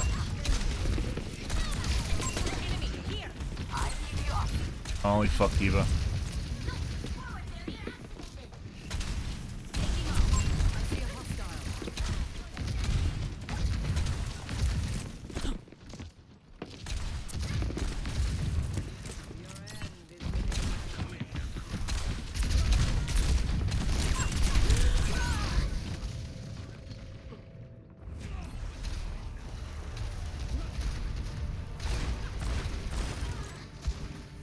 Yeah, he sprayed me too. Turning to battle. Okay, dude. On the move. With it.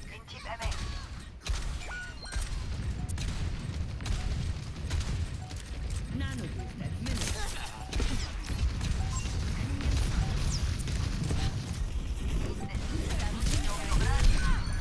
Yep.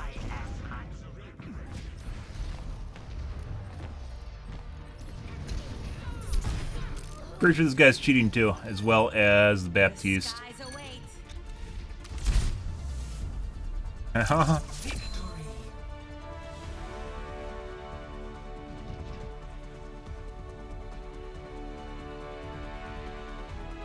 Yikes. Okay. Big meat 4569. Imagine that. You are safe when I will tear victory from you.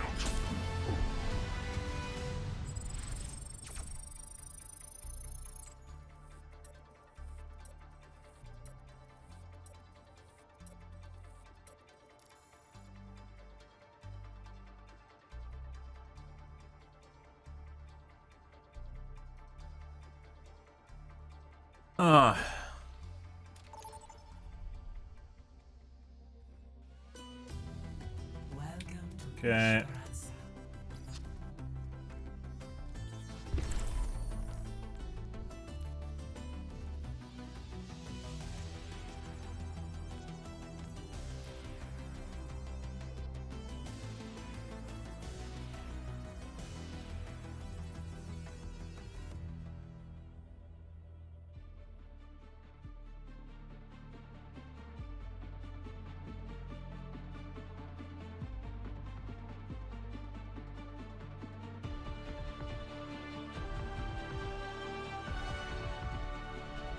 Strike from above.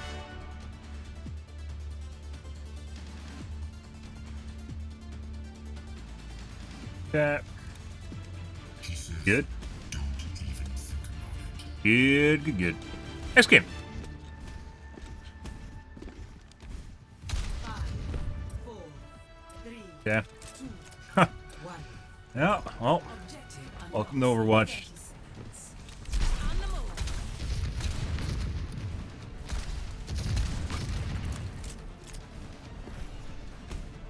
All you have to say is what it is, and it'll get better. What the fuck? What? No. Is what it is a way of making it seem like you have absolutely no influence on your circumstances. It's a way of giving up. Not to say that it isn't true, because it often is, but people use it as an excuse to express that they have no control over a situation when they actually do. I really could use a med kit. Barricade. Strike together. Where the fuck are and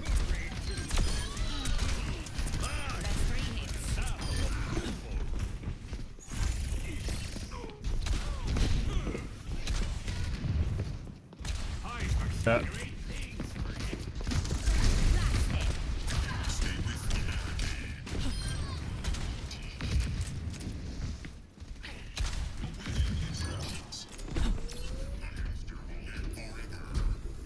another healer. There's a Zen somewhere. Okay. Taking off.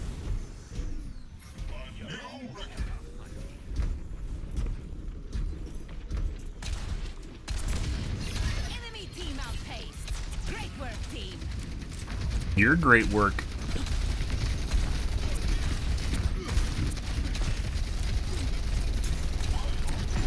Ah, I love good Sombra. I don't know why people don't play her more. She is incredibly fucking annoying, and actually a pretty good character in my opinion. She's boring. She can kill pretty much anyone if she hacks them. And that includes killing off tanks. I classify her as anti-tank. Regardless of the fact that she doesn't technically do a lot of solo target damage to big targets. You could even make like a weapon class that does more damage to... I mean, they kind of had that and they got rid of it with armor, right? But you could make a weapon class that does more damage to heavier armor targets. I don't know why they didn't do that. Getting rid of the armor was also probably a bad idea, because it added more spunk to the game in terms of differentiation. Besides just having fucking Meatbag 1 and Meatbag 2.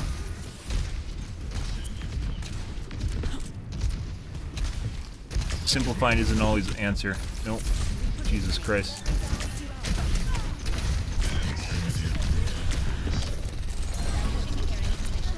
They got the robot.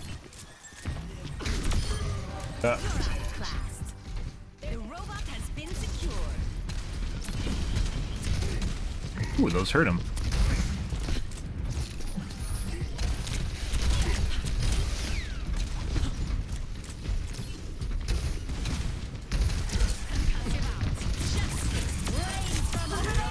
And tank's dead.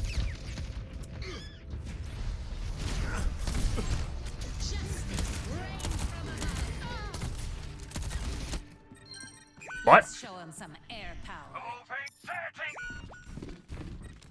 Very steady aim on Baptiste. Not that Baptiste has really been a problem, but yeah, that was straight on my chest. Good for him.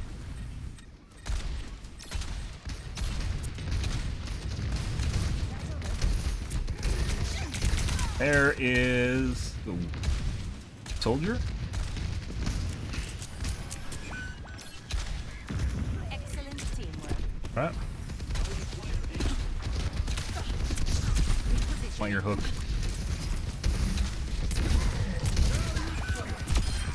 Ah! Thank you. Oh, oh, oh, I broke his hook on the robot.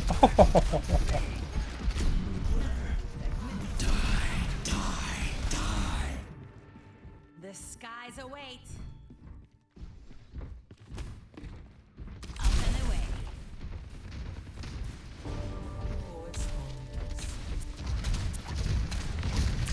Uh-oh, they're pushing.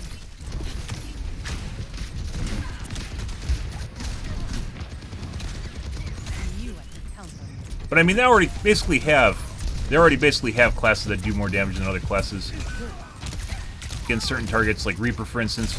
It's a lot to do with how close you are to the target, rather than just playing against a certain kind of armor type, right? Generally directly related to size, which also correlates with bigger targets. A lot of streamers don't talk about that, because you basically have tank busters. Reaper, for instance, Symmetra, that have unique attributes that involve you having to... Buddy. Be a little bit more accurate. You're not being a little bit more accurate. You need to have more mass to hit more of your shot to do more damage. I don't stay down. We need that robot to turn around.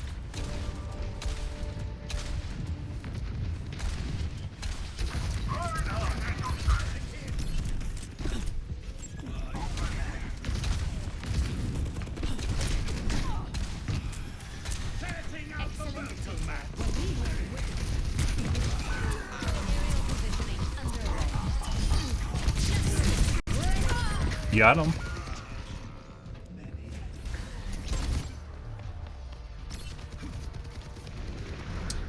You guys didn't notice their soldier got very accurate when he swapped the S76 from... I don't even know what the fuck he was at the beginning of the match. Nothing, apparently. And started doing a significant amount of damage.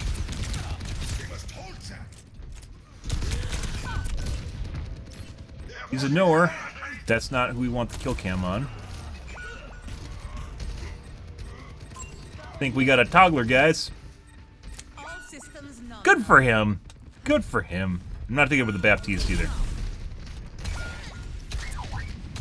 No. Very, very accurate, Soldier 76. Repositioning. Yo, you're fucking crosshair.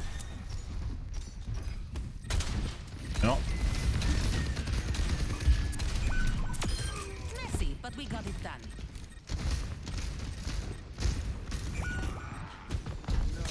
Up and away.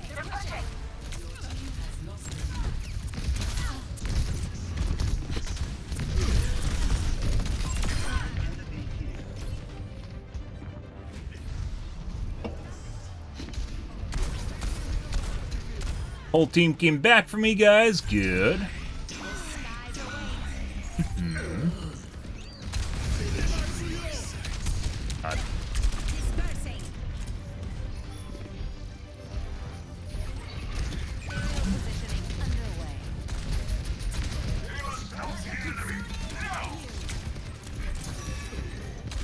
He doesn't even fucking use his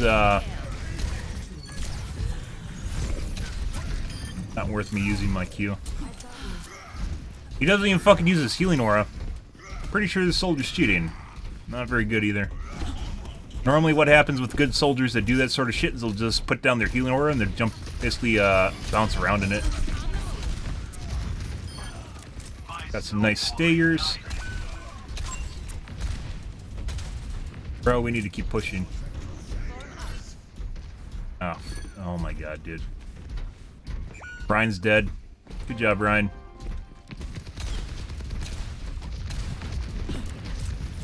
Get him to use his hook. There it goes.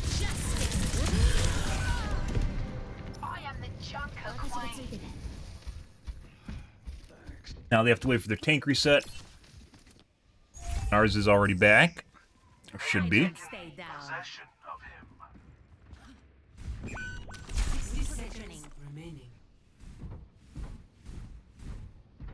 He was doing.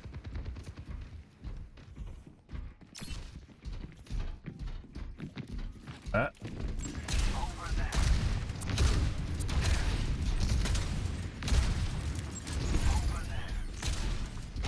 Get pushing, or I'll take your legs off. Soldier needs line of sight on my head to actually damage me, as does Baptiste apparently, which is a good sign they're cheating.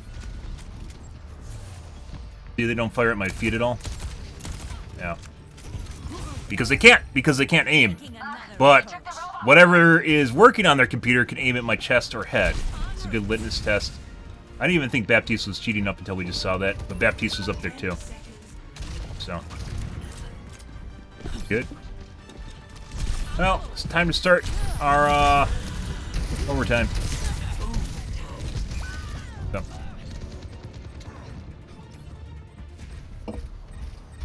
Yeah. Our soldier 100% toggled on. Like, what, 2 minutes into the match when they swapped to Soldier 76. Could immediately notice the difference. Almost close to 100% accurate. Without the aimbot. So, and not very good. Good.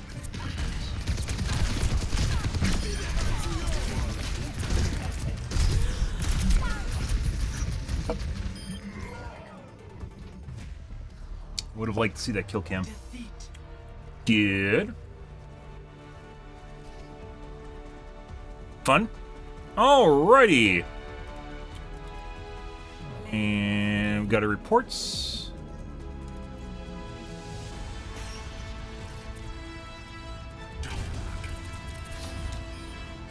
Impact apparatus activated. Calculating trajectories.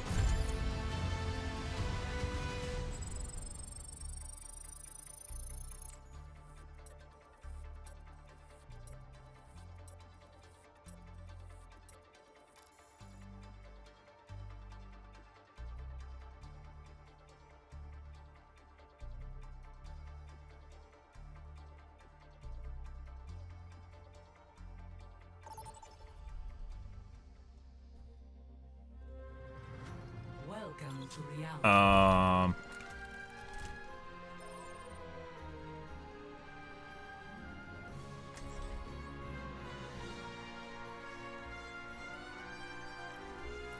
Okay. And then we also have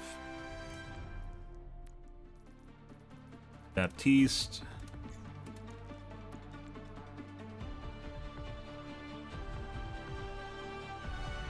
Strike from above. Pre-flight checklist complete. Running clean and hot.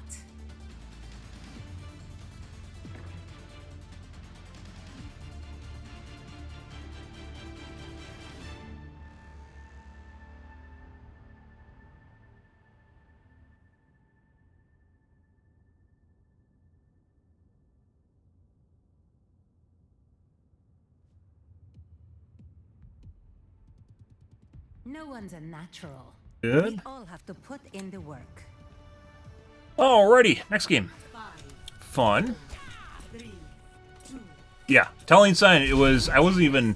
I didn't think like Baptiste was that weird, even though it was. I pointed out the first time it happened, up until that point where she literally just sat there, or he sat there, and literally didn't shoot at me. Up until the point, like my chest or head was visible. Soldier 76 did the same thing. They didn't even react that fast either.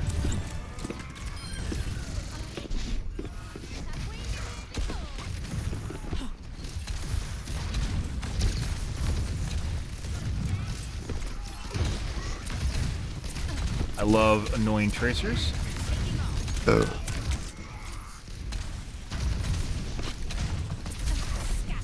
You get the Anna? We did. Oh, we got them both. That is beautiful. What happened to your shield? That's 3 Yeah. I hate when you spend time like babysitting. Like you have to take care of like the main push, I guess you could call it. I don't have time to go back for like the. I don't have time to go back for like back line shit because then they push further. And it's like, you know, up to the other DPS to help with that, and they usually don't. As was the case was going on, whatever is going on over there.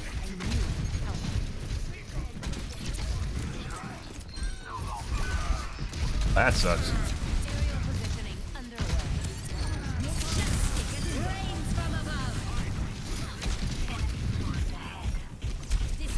Oh! Touch the sky.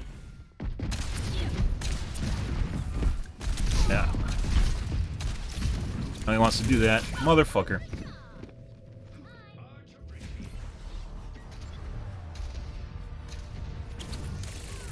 That looks like an aimbot, and that was a taunt before because I did that to a bunch of other people. She was trying to show how unsafe she was while I wasn't looking at her.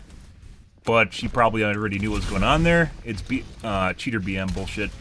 So probably cheating. We'll see. Good. Can't make this shit up, guys. Pharah is a fucking fantastic. If you're looking to find cheaters, Pharah is a phenomenal cheat magnet. A hate magnet in general, but definitely a cheat magnet. Like, she'll make people toggle like nobody's business just by playing her because they hate her so much, assuming you're good with her.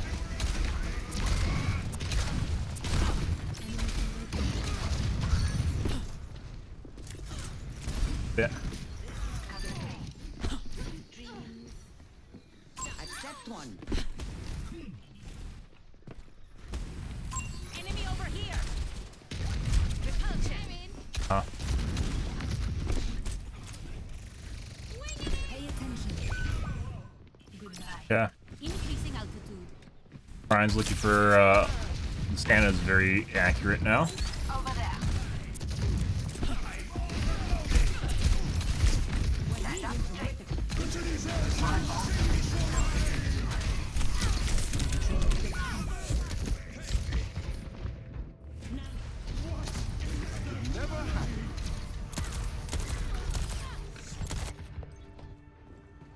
I don't stay down.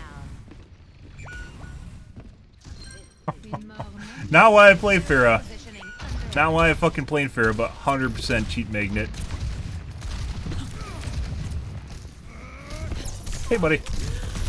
I don't understand why, like, your teammates just don't suicide on the cart, because you aren't going to be able to defend immediately after the push anyways, because their spawn's right there, right? So they're going to inevitably be able to push, like, a tiny bit regardless of you being there. It's like, right before the point's capped, everyone should just try to all in on it, regardless.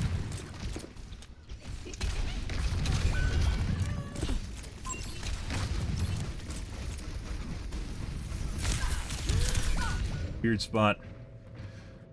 Also, Anna has become very accurate. I don't know if that was on the bush, but or on the other side of the tree. Okay, my head's in the game. Enemy turret ahead. Yeah. Because you express basically like no pressure after the cap point, regardless of what you do. Like the only reason to actually not suicide is just for your KD. Like that's literally the only reason.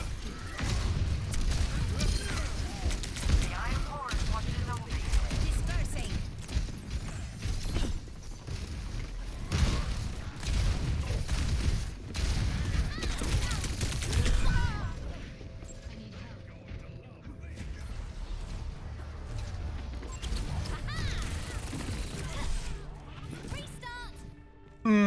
Returning to battle.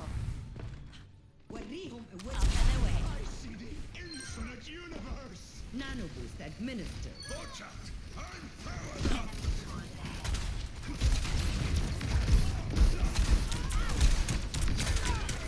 That's 3 hits.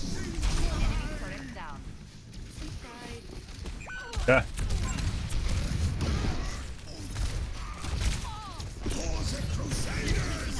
Boop. We get him? Yes, we did. Tracer has a raging hard on for me now. Yep. Pretty sure she has an aimbot too. And toggle roughly 2 minutes into the match when you saw her at the bridge when I pointed it out at the beginning of the match. Possibly? Like distance based. Sometimes you can see it detach, but then it also snaps back, so. On the move. Good. We'll see.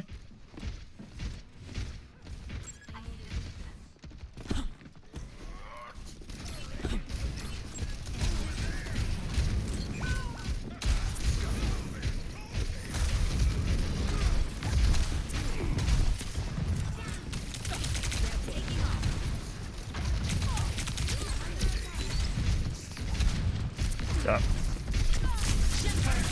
And their tank's dead.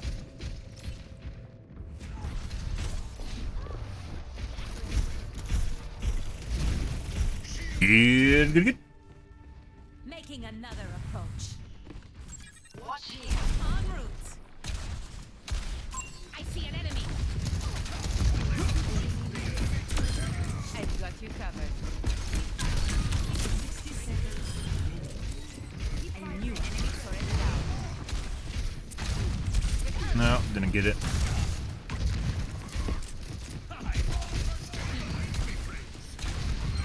Oh.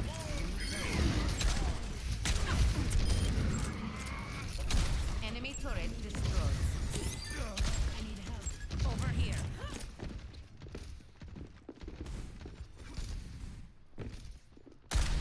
30 seconds remaining. They don't have much time left. That smells like an ultimate. No one can experience. Yeah.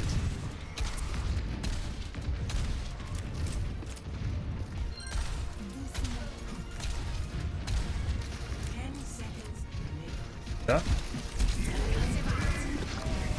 Yeah.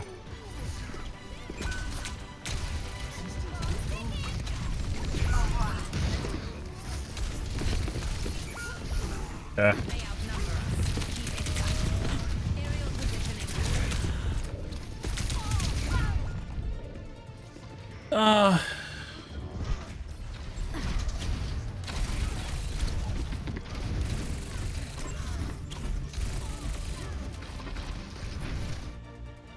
Returning to battle.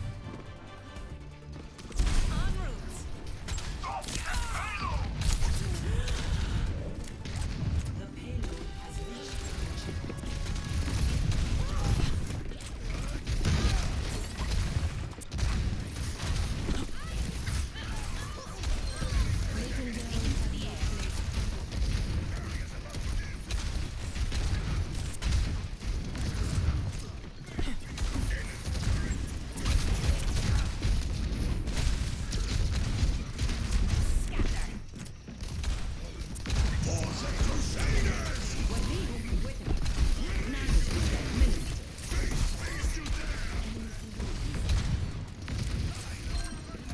I want a new monitor, guys. Have I ever mentioned I fucking want a new monitor? Because I do.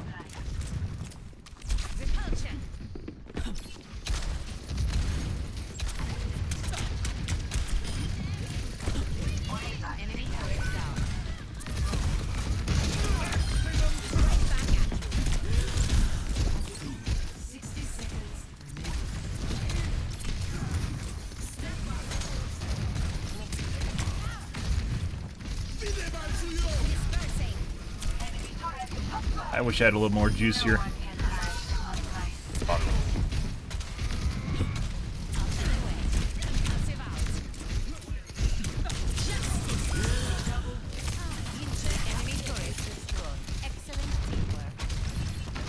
Wish I could have went in with the rest of earlier, and probably should have, but it didn't.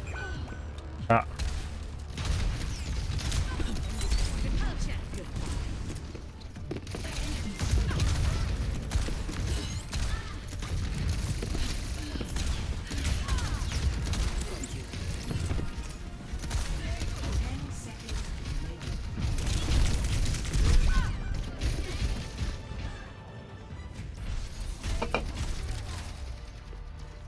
Yeah, good. Always more to learn.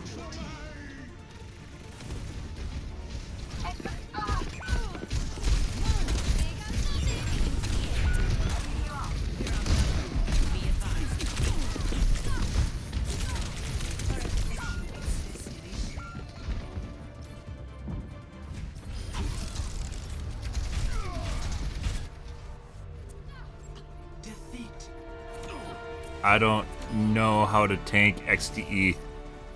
Okay.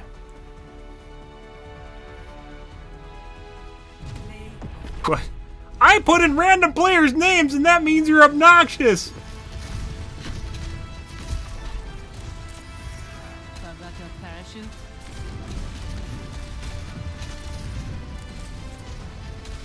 Dumbass. Cringe and boring because you use characters that I deem aren't good. Alright. It's not even something like normal, like pharmacy too. Like, what fucking Farah and Widow? Did you just like call it two characters you dislike? Like, well, that's not a specific combination. Combining both those together does not mean they're good. Not pharmacy. Also, pretty sure the Tracer is cheating, but maybe not. It looks like an aimbot. It bounces around in your chest, and it will unlock probably like 50 pixels away, and then snaps back. But that could just be normal aim too. Strike from above. It's a tough line, guys, between what is normal. It's like the shitty thing is, guys, when you have an aimbot and it's not good, it'll look an awful lot like just normal aim. Which is really fucking shit. Like, because it's erratic. Because it can't keep up with your FPS. It'll look an awful lot just like normal aim. So let's give it to Where you can't aim properly all the time, but sometimes you can. Still trails you. And it's very linear looking. Algorithmic looking. Good. 4, 3, 2, 1. Attack commencing. Capture objective A. Together, we'll not fail. Let's kick this off. Boop. Bong. Oh. That really sucks. I ran out of jets. Too bad Farah doesn't have a little bit more jets, guys. Because she's a flying hero, you know. Making another Being outdone by Guardian Angel Mercy, establishing aerial position. who has a 2-second essentially shift. Where mine's 10? No.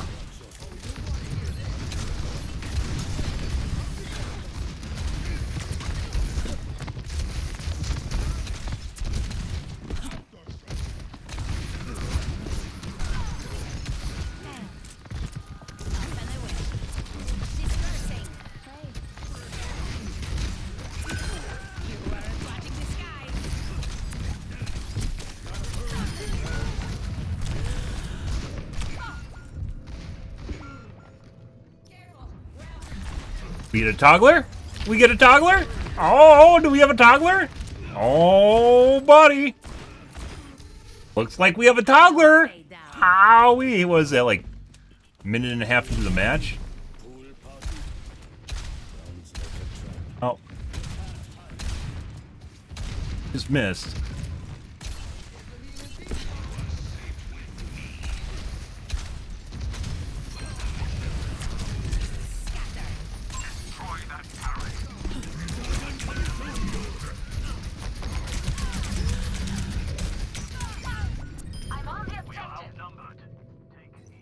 He really sucks.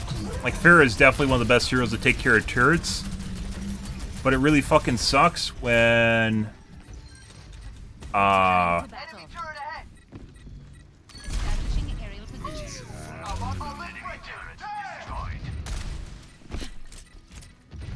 when you fucking attack it, you basically get no reward for attacking the turret.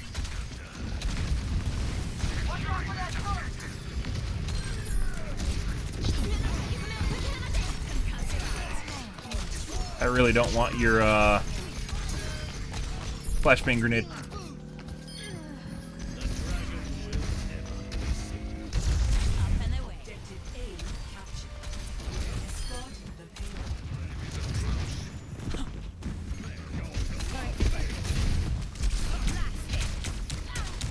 Basically, I have to make 3 direct hits on it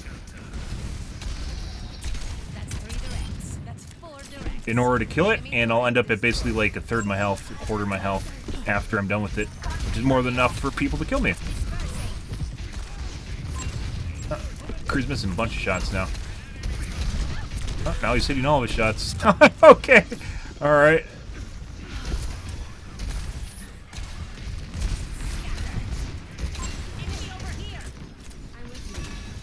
Go get him. Go get him. How the fuck did you survive that? That's fucking weird as shit. Alright.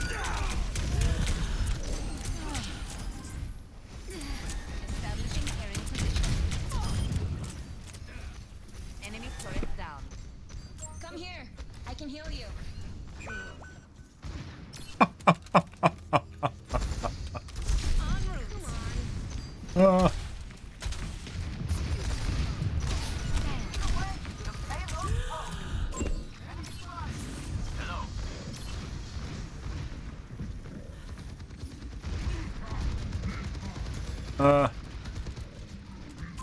Hostiles approach.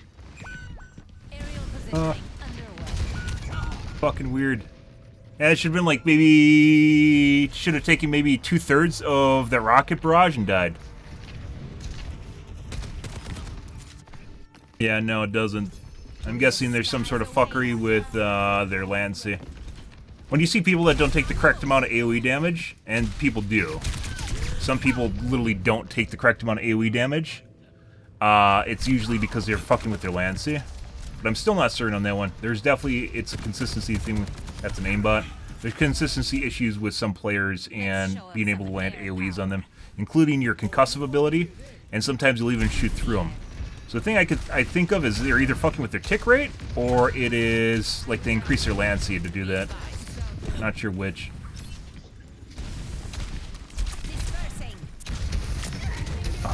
Now he has a hard-on for me because I actually communicated with him. He's basically a borderline schizophrenic. Get the fuck out of here. My god, he said words! He said words, guys! Did you see he talked to me in chat? Wow! He talked to me, guys! He talked to me! Oh my god! Yeah, fuck off, dude.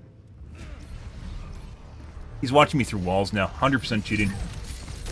So called it out with the aim assist bullshit. That guy was just watching me through walls. Nothing to do with his aim. He is clearly just staring at me through the wall. Yeah. That's like what? The second point? Hey, that's not even a small thing. This is one of the reasons I'd highly agree that you should never talk in this game ever. It's because it'll make you a target for anyone that you talk to. Because people, especially cheaters, are sadistic pieces of shit and do stuff like that. Which is why I generally never talk to people in this game. Especially when they're trying to be social. If they're being weirdly social, it's usually because they're just fucking around and they want to fuck you up. Yeah, fuck off, dude. He's so hard up for me, he couldn't even aim at anyone else.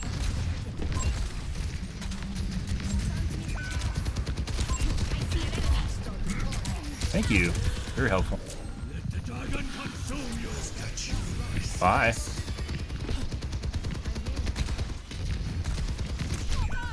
Oh, surprise! Oh, is this the cheater from earlier? That's the cheating McCree from earlier. Also watching me through the door. Through walls. Always more to learn. Good.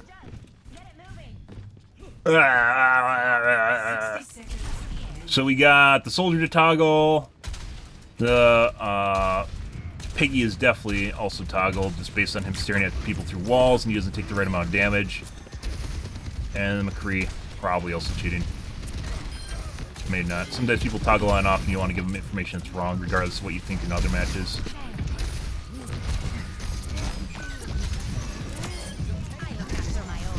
Buddy. 30 seconds remaining. Shouldn't have went after him. I should have went after the Piggy.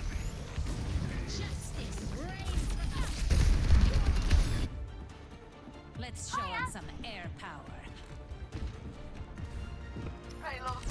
Positioning. 10 seconds remaining. Quickly now! Let the keep running out! Enemy here. Yeah.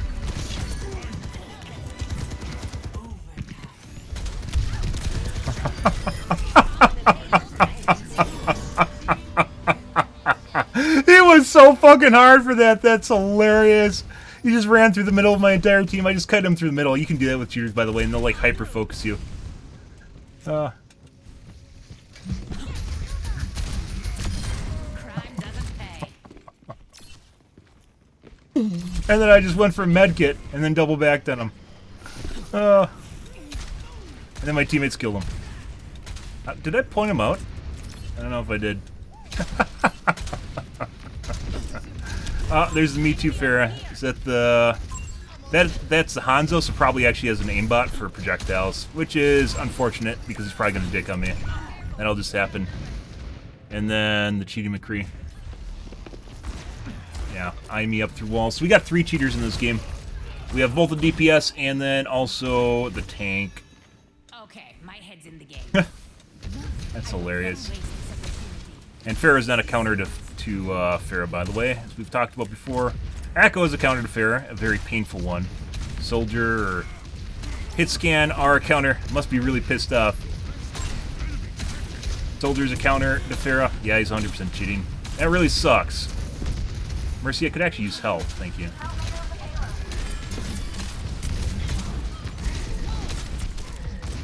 Huh? I don't want your aim grenade. Take it.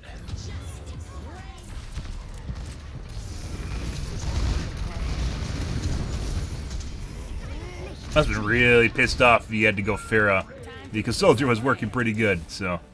Thanks for the tip.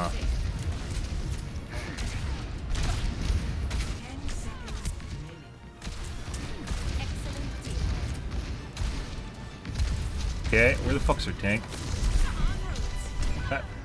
And then a headshot before I touch the cart. Alrighty, so we got cheaters. Let's see, the Hanzo, which is this guy. Play of the game.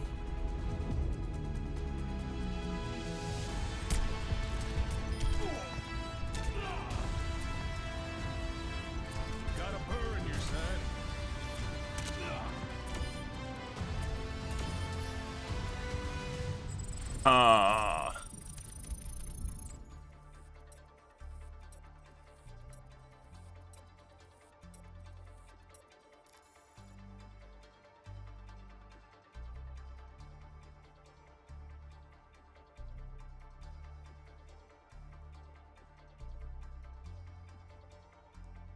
Okay, let's leave Q here. 3 was also occasionally looking at us through walls. Like halfway through the match when he toggled.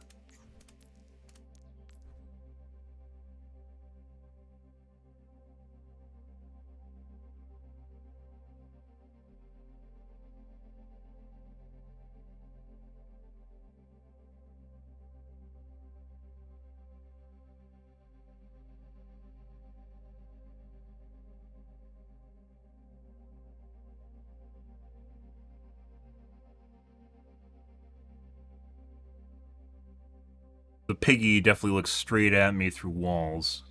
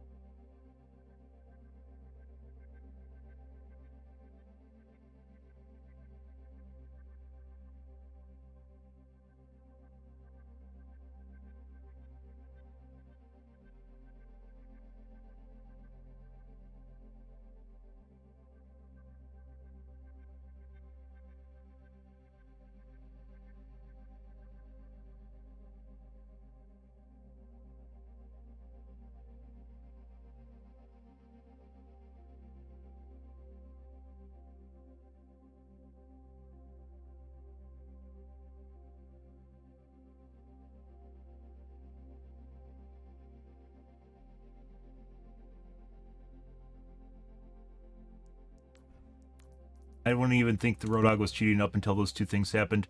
So you can have incorrect like AoE damage on someone, and they can be legit players. It could just be a latency thing.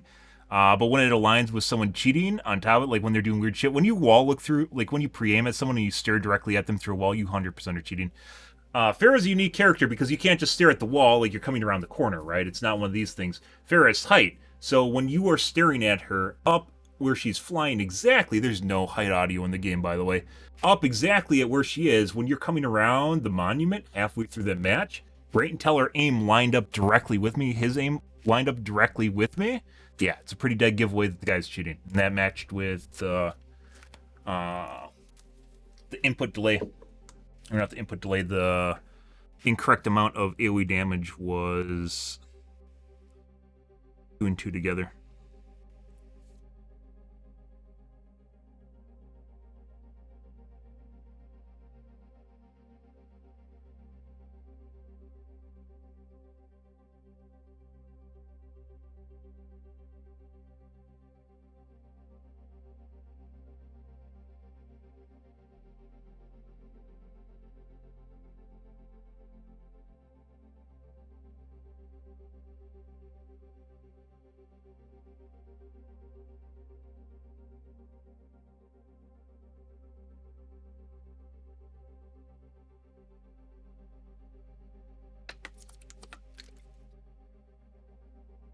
Okay, I gotta take a piss, guys. I will be right back. 1 second.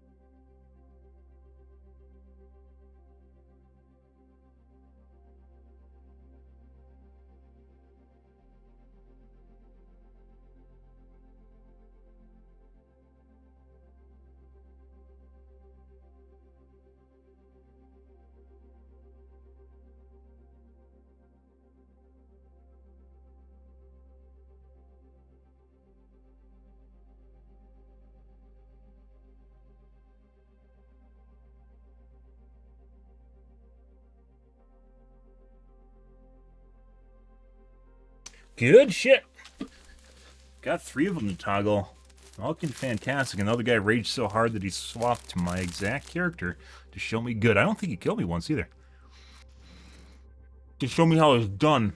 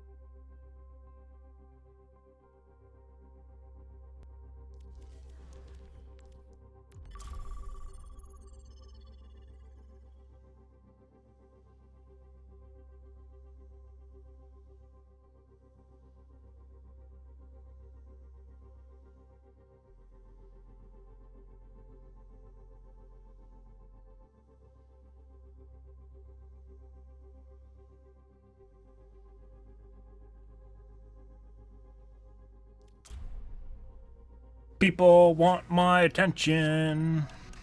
Giving people my attention.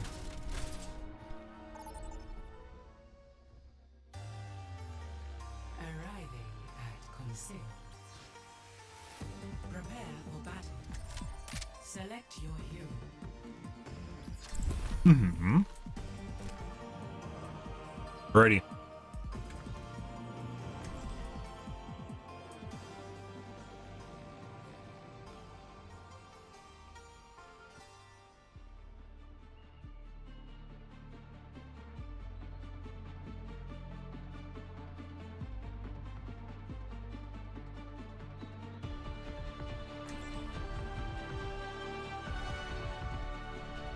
Strike from above. Forget regulation. After this mission, I'm throwing a party. Don't go to point. Let's go all the way behind them and do what? Just see to it. Shoot them from behind and they turn around and shoot us? Only we aren't by the point? Flank with the entire team. Sounds like a great idea. You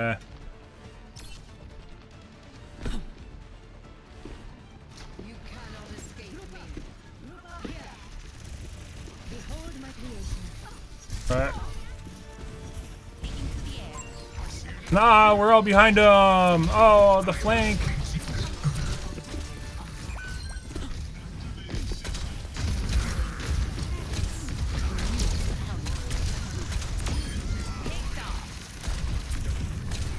The six-dimensional fighter Mercy needs to die. We did kill him. Positioning. Escorting the robot. Done that earlier. Let's move this turret. Up and away.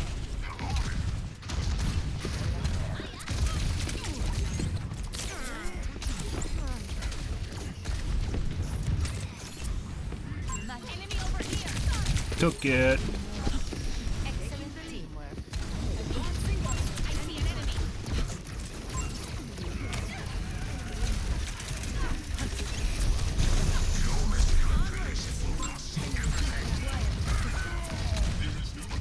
Poor Winston. Taking off. Enemy here.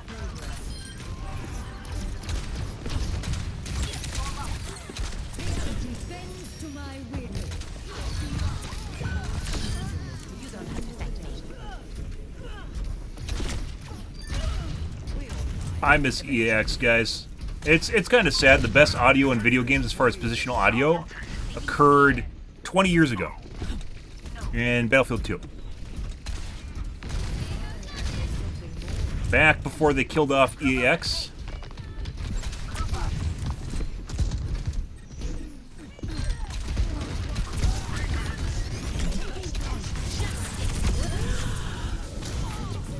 God for the guy just running away.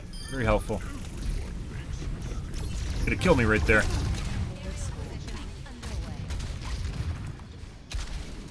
Cool. Yes.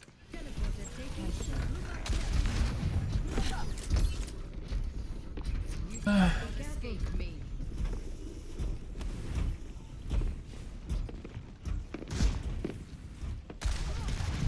Wants us to chase her? I don't want to chase her.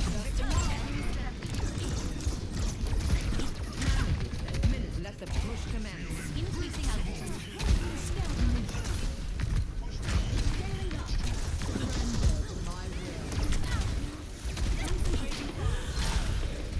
I require healing. Please shoot your laser dick at me. Thank you. I knew it would come from.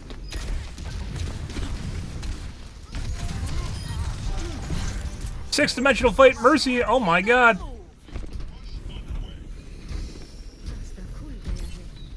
See.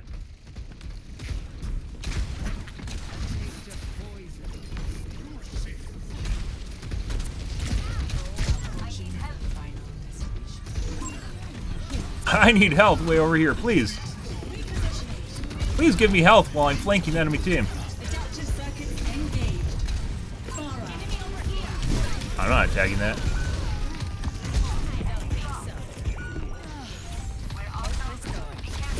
Hey guys.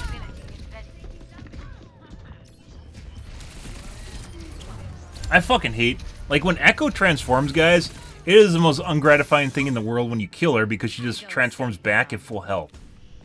It's like getting an extra life. And killing Pharah as a Pharah, because Pharah's on a counter to Pharah, is hard enough to begin with. Obnoxious. And then I'd have to kill her, and then kill her as Echo, which is absurd.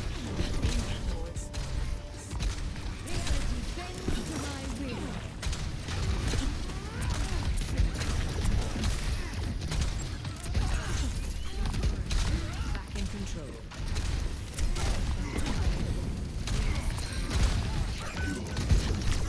That's not good.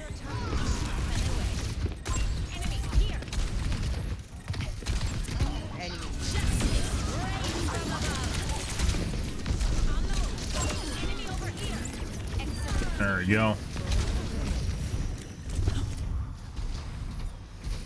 Some time. We don't have tanks.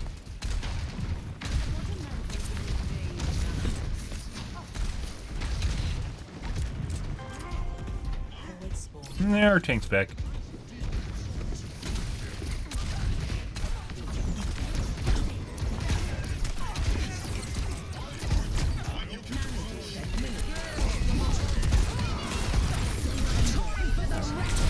That's not good. Took him from us. Yeah. That's not good, guys. Always more to learn.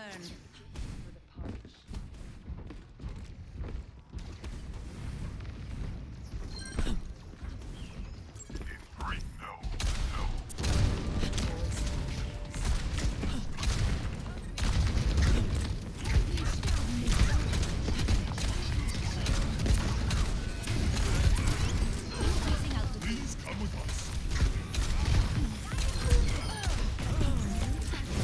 Enemy getting up.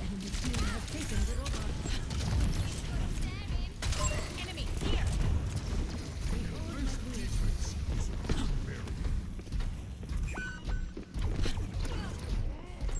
Over there.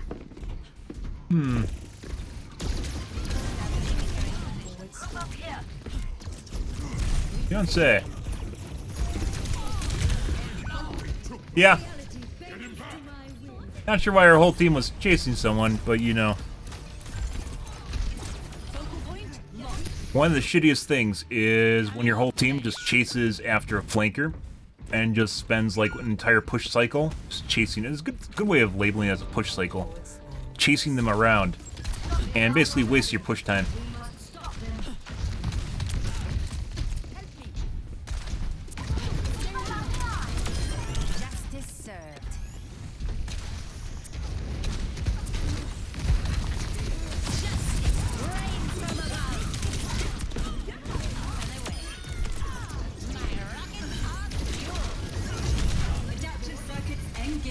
What? What?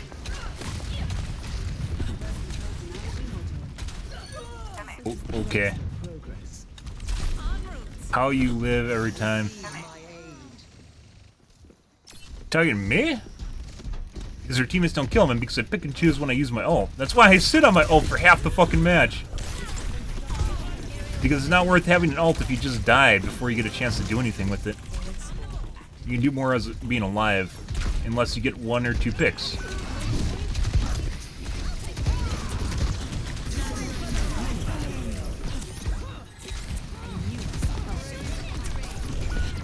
Fucking guy.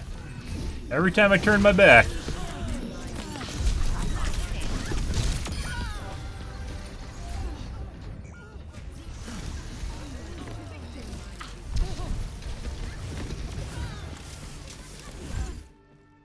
Shake it My off. ultimate is charging. Group up here. I've dealt with cynics before. Over there.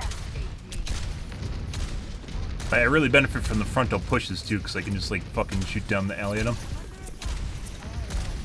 Also, earlier it actually worked, so. Ah, the laser dick.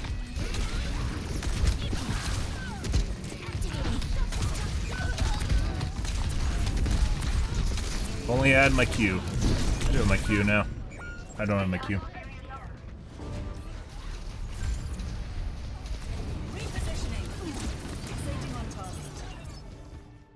Okay, my head's in the Good. Watch there. repositioning.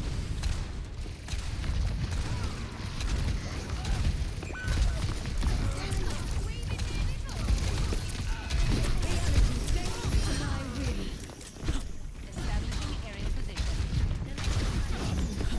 I don't think so. 30 seconds remaining. Away.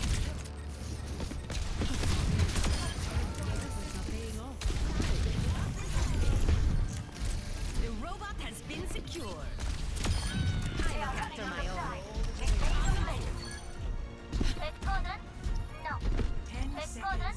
remaining. What is our tank doing? You cannot escape me. Oh, I just directed. I mean, that just actually just means I was late, so.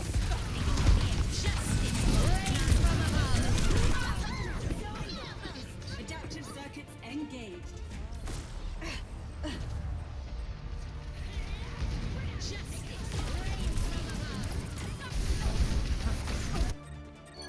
I don't stay down.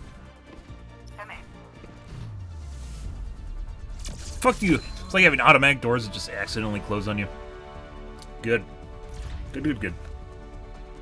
Yep. You guys rock! Play of the game. No, you!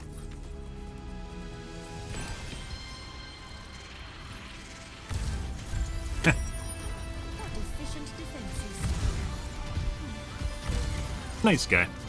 Being positive in Overwatch and it actually seeming organic instead of the fake positivity guy. Oh god, I fucking hate fake positivity guy. Especially in like super sweaty and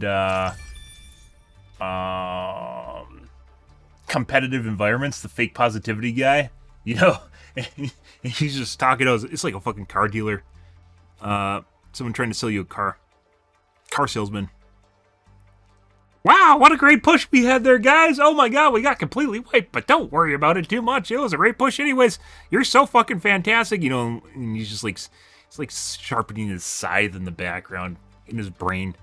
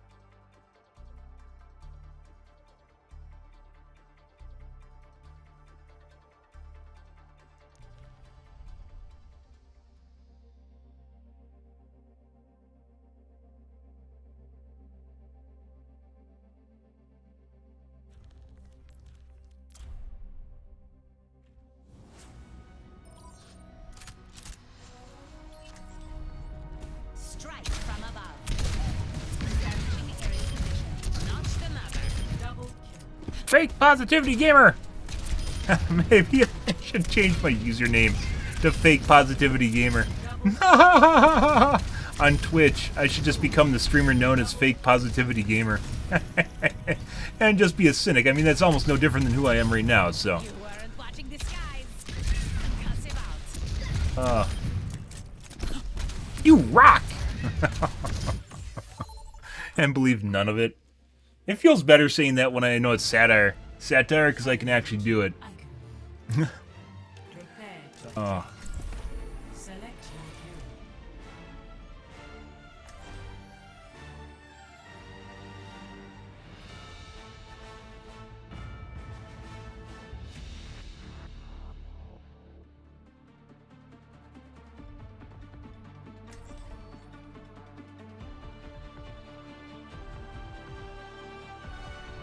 Strike from above. Hey, the join. Your armor Good. is interesting. What does it use as a power source? And then put a bullseye in my head because I actually said something in chat. Nice try. I was being polite. Frankly, it's a little primitive for my tastes.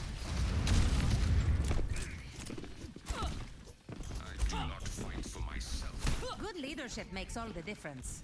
I like one of the only thing I'm really looking forward to. I don't even care that much about a new CPU or GPU. I want a new fucking monitor. Having played this game against Genjis and fucking Tracers, guys, like it just makes me want to have a new monitor. One. Capture objective A. I will not waste this opportunity.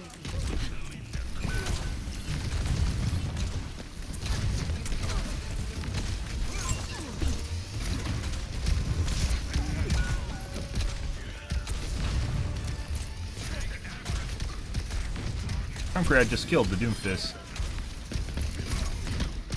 Good. That sucks.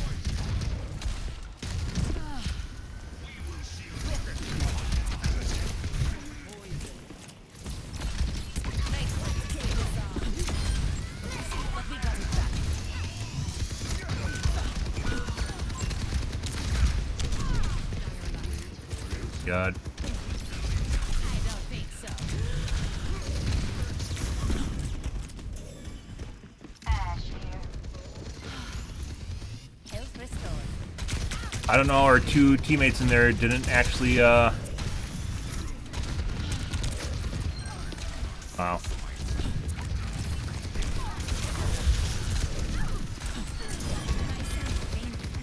I will not waste this opportunity. No! And he survived! I shotgunned that because I knew it was one shot. The only reason I used my Q is because I knew that barrier was one shot. Or that, the lamp was one shot.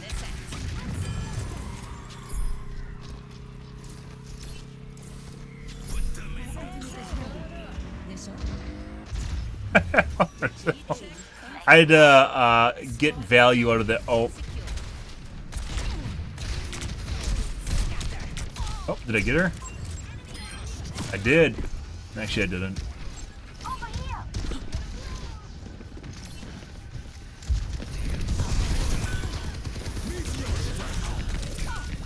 Oh my god! And that's not who I want to point out.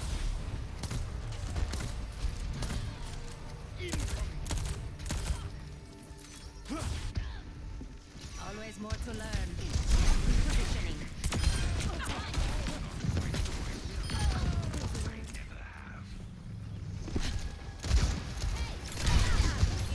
God. Aerial positioning underway. Hey, buddy. Okay. I still have you. I'm back.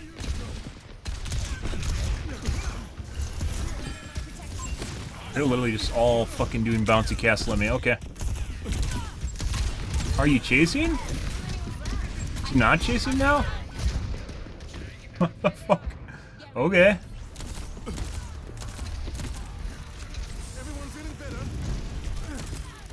Alright. Oh, I'm Put them in a locker.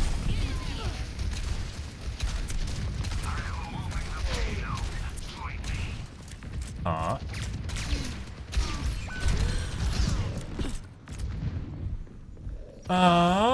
Let's see. Repositioning. My ultimate is ready. Enemy over here. Establishing area.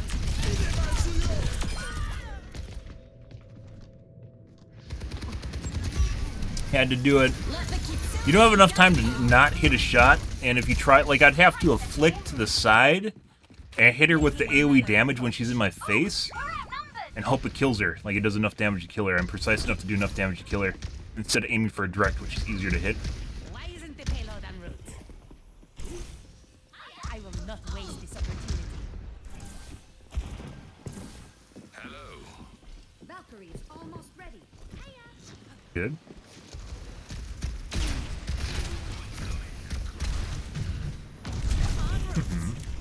My servants never die. Okay.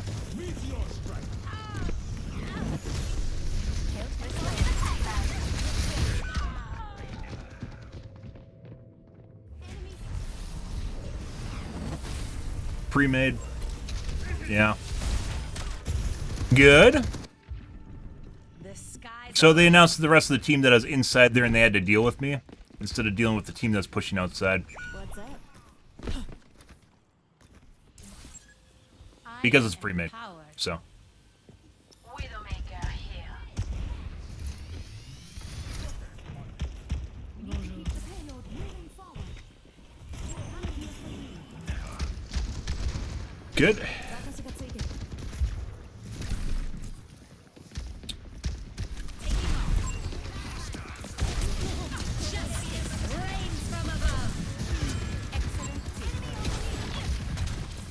Or he's gonna sit up here.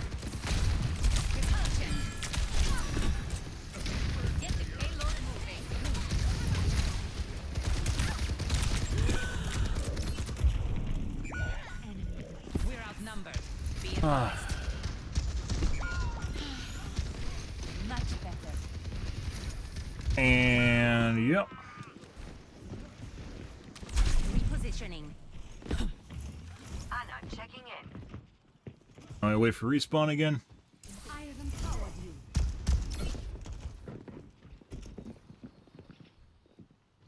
Defend the payload, or they will take it from us. So they're playing entirely around me, but my teammates aren't really even pushing the cart. So, like, it doesn't even fucking matter. No, that's just bait.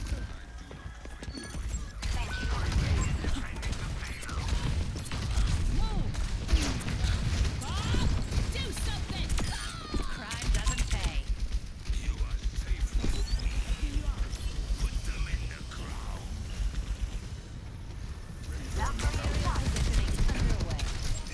Ah,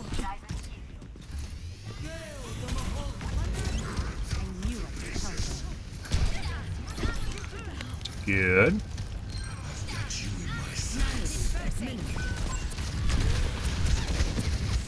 My servants never die. Move with me. Hey! They couldn't focus on me the whole time. Good. No one can hide What? from my sight. Why aren't you fucking moving?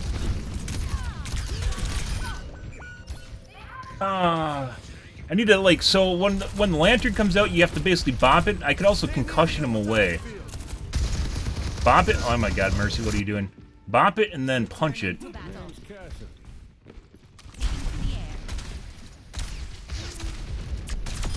I look after Yeah. my own. This round goes Make this shit up.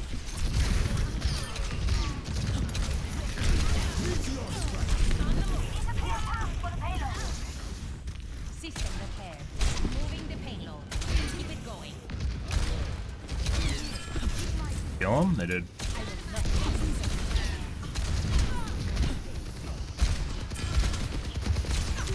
These guys don't even fucking move properly.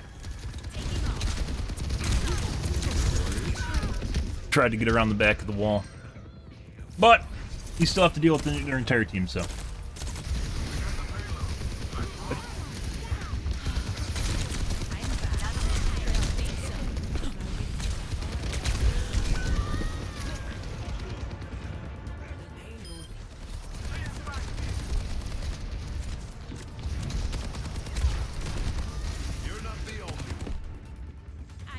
stay down. I see an Huh. enemy. Okay. En route. Increasing altitude.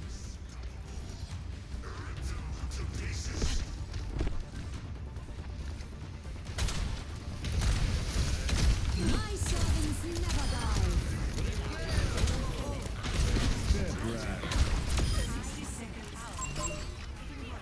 Justice reigns from above. Ah. Team neutral. Holy shit, guys. That's an unfortunate part of playing against a pre-made is they'll be highly organized and keep trying to kill you. Like, at one point their entire team was trying to fucking kill me. And we were eventually able to rout that just by doing stupid shit to waste their time. So, I guess.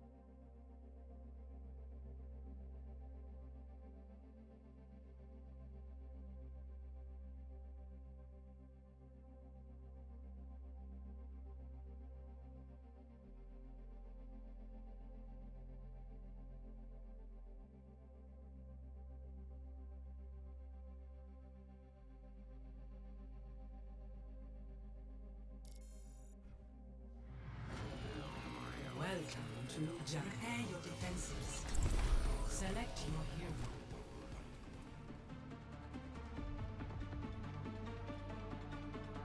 Good.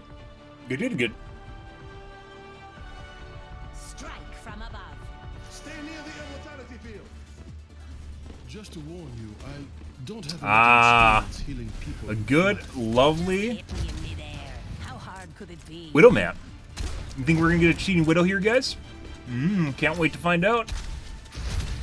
Stand on top of a tall building, kill everything that moves. Oh, this is Widow bait, by the way, this map. Widows love this map. Like, cheating Widows love this map. At relativistic speeds, Usually it's on defense, they'll just sit on the tower and just kill anything that moves. density. So the question Let's find out. Also, it is 3 degrees outside, guys. Very cold. Float. Hope it is very... 5, 4, 3, 2, 1. Hello. temperate? What? Yeah. The payload. Surprise! Hit both of her shots. Uh-huh. Oh. Doing nice little C shapes. Those aren't even flicks. I don't stay down. Literally not remotely like what normal aim looks like when you're flicking. Good for them. Let's find out, though. Maybe it's just luck.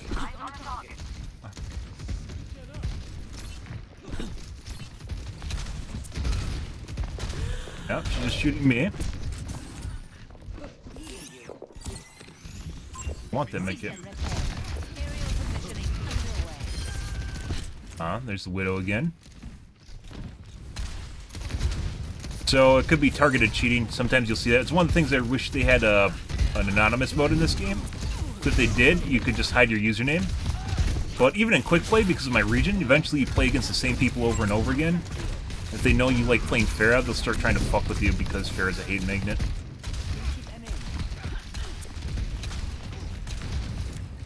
We're playing low right now.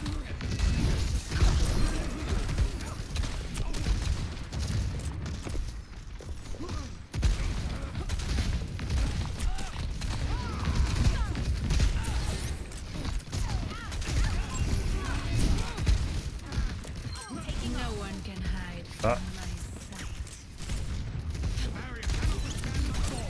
Excellent teamwork. I don't think so.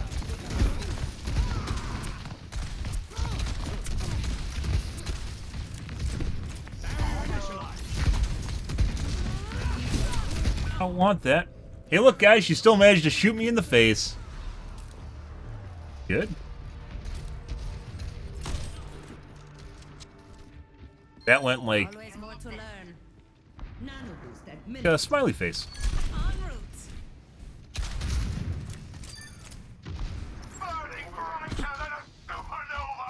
Lovely.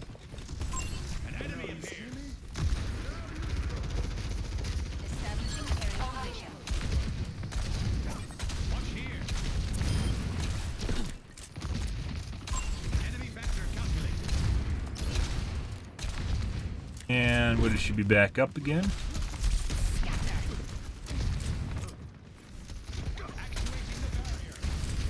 I wish you could do like a half jump instead of a full jump.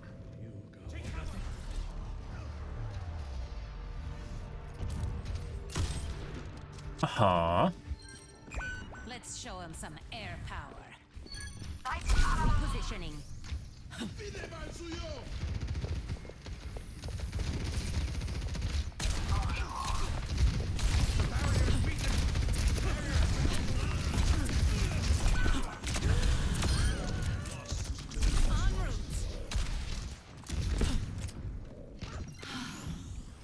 Much better.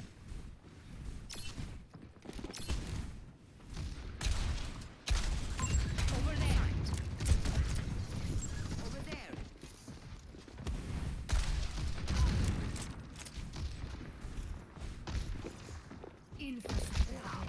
No one can hide from my sight.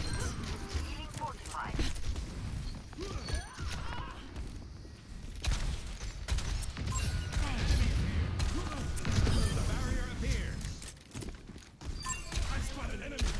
We're just playing Soldier Pharaoh right now, guys. Although we do have a little bit of height advantage.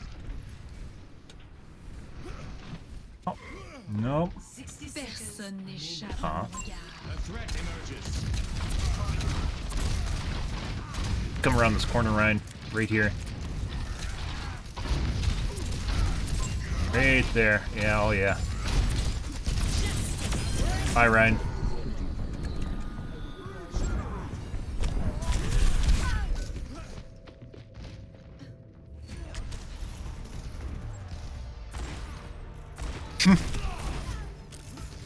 And on my screen, I had already left the building, but that doesn't matter. Roll it back. Up and away. Kill the Widow. Oh.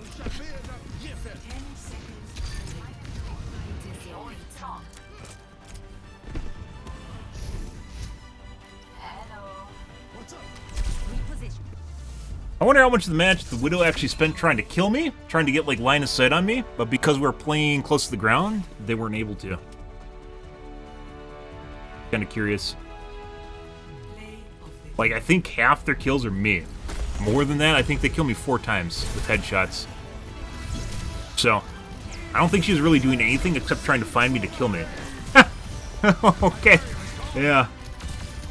Despite the fact that she one-shot me perfectly fine when I was in the air. Double tap me, one-shot me. Yeah, absolutely phenomenal aim, and apparently can't hit anything other than me.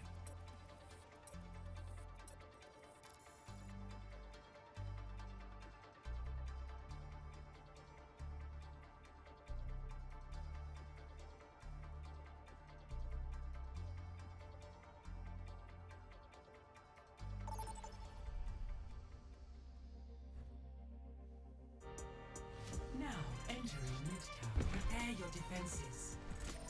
Select your hero.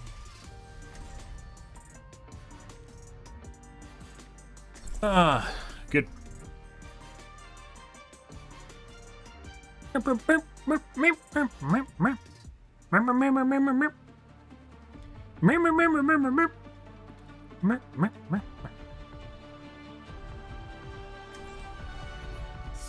from above.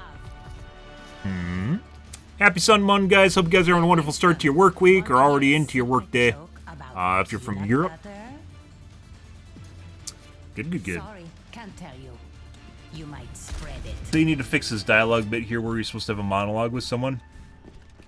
As the 2 people that say it, you should always be able to hear it, regardless of where people are. Otherwise, it's weird because the players are having a conversation, the characters are having a conversation with each other, but they can't hear each other because you can't, so, you know.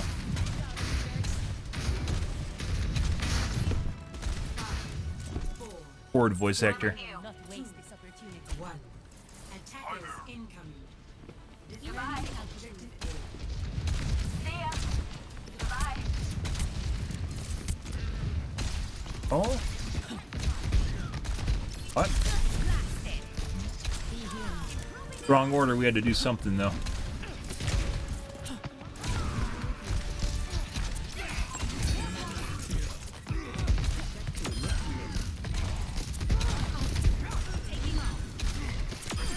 You don't have to thank me. I'm with you. Protecting. I see an enemy. Got bonged.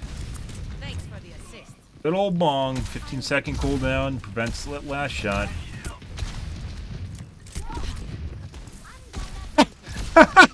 Mercy just fucking. Mercy just turned down the Genji. Oh, that's funny. No, I'm healing Farah. Genji's. On the move. Enemy over here. Over here.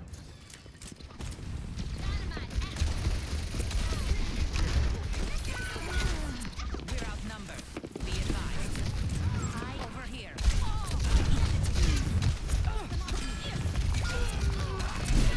That's not good.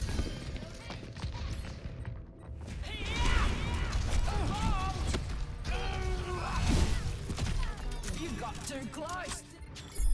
Let's show them some air power. Increasing altitude. Repositioning. They have us outnumbered. Just needed a dash of mischief. She got a headshot by shooting me in the fucking waist. The fuck is that? Approach. Yeah.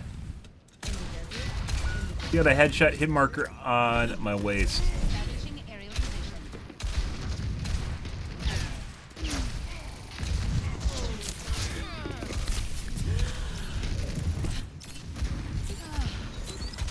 I knew I could count on.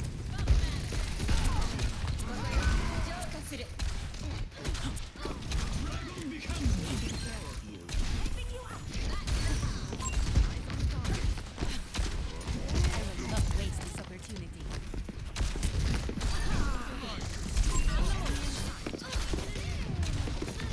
Over here, taking to the air. Well Ah. deserved. Good. Hey, Robin. Good evening, guys. Monstering you.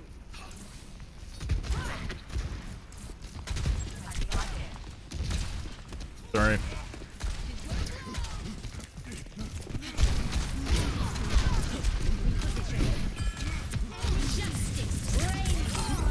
There we go. Gonna die?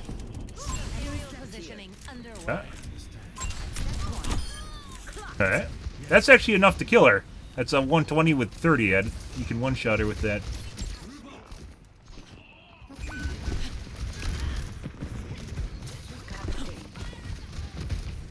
Time for the reckoning. Please. When we went to Widdick. Do something. That's prom. Good, good. Do something.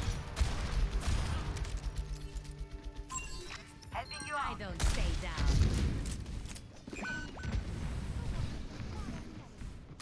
En route.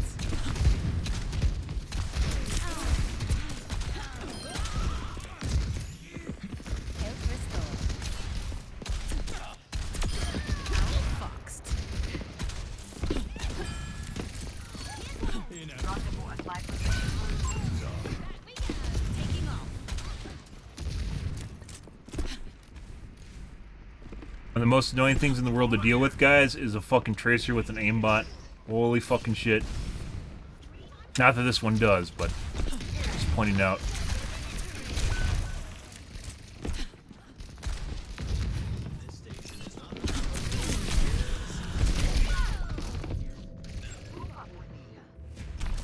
That was attached to me when I concussioned.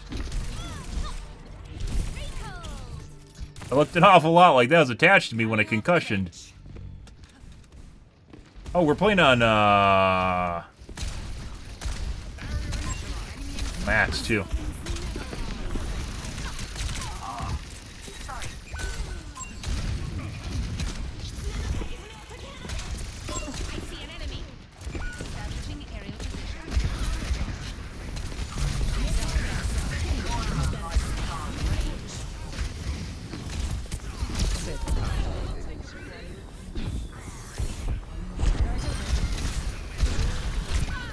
Tried.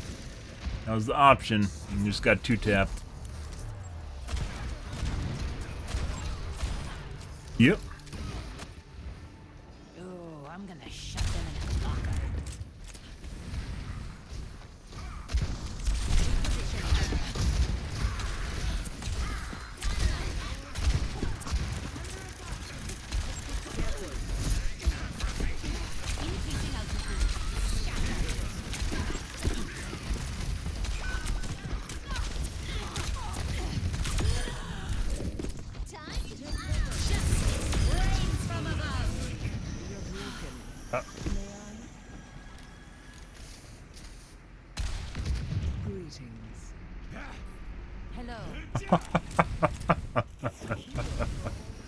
Hello.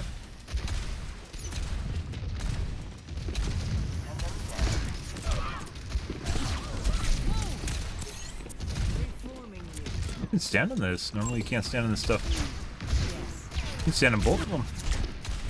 Okay.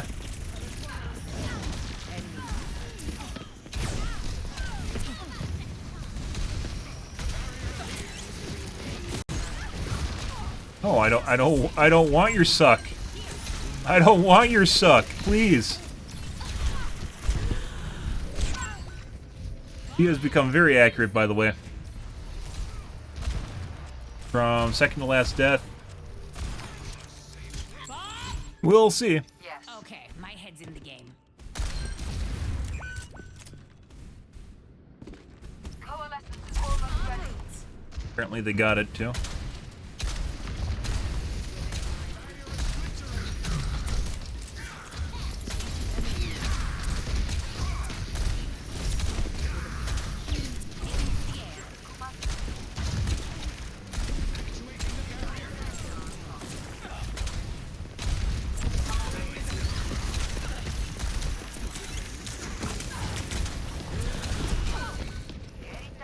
Yep. They are on all platforms, guys. My keypad turned off. If you live up north, by the way, one of the best things you can get for if you work a lot on a computer is a heated floor pad. Oh my god. Ungodly. Keeping your feet warm, even if it's relatively cool, is like the difference between you feeling cold and you feeling warm. If you guys didn't know, your body basically judges heat, like how warm it is, based on your hands and your feet. Your feet. Footsies. So if you keep them warm, you generally feel warm. Or too hot, for that matter.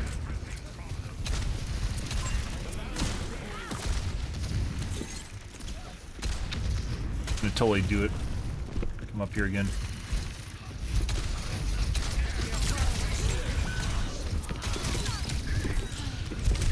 No.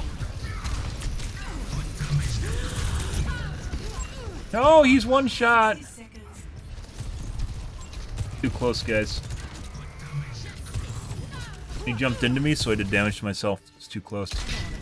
You have to be like literally right on top of someone, so close that you don't damage yourself unless they jump.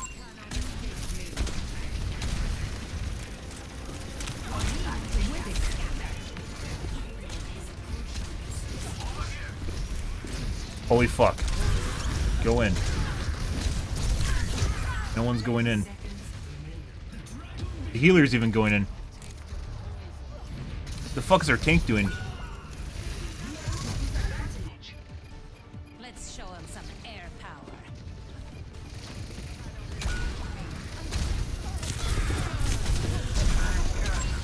No! Also possibly the Ashe toggled at the end of the match, but not sure. Third time we died to her at the end.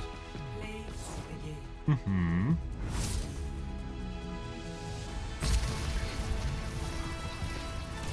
Unsure. Oh my god, making plays. Wow. Wow, that was our mercy. That was our mercy. Upvote.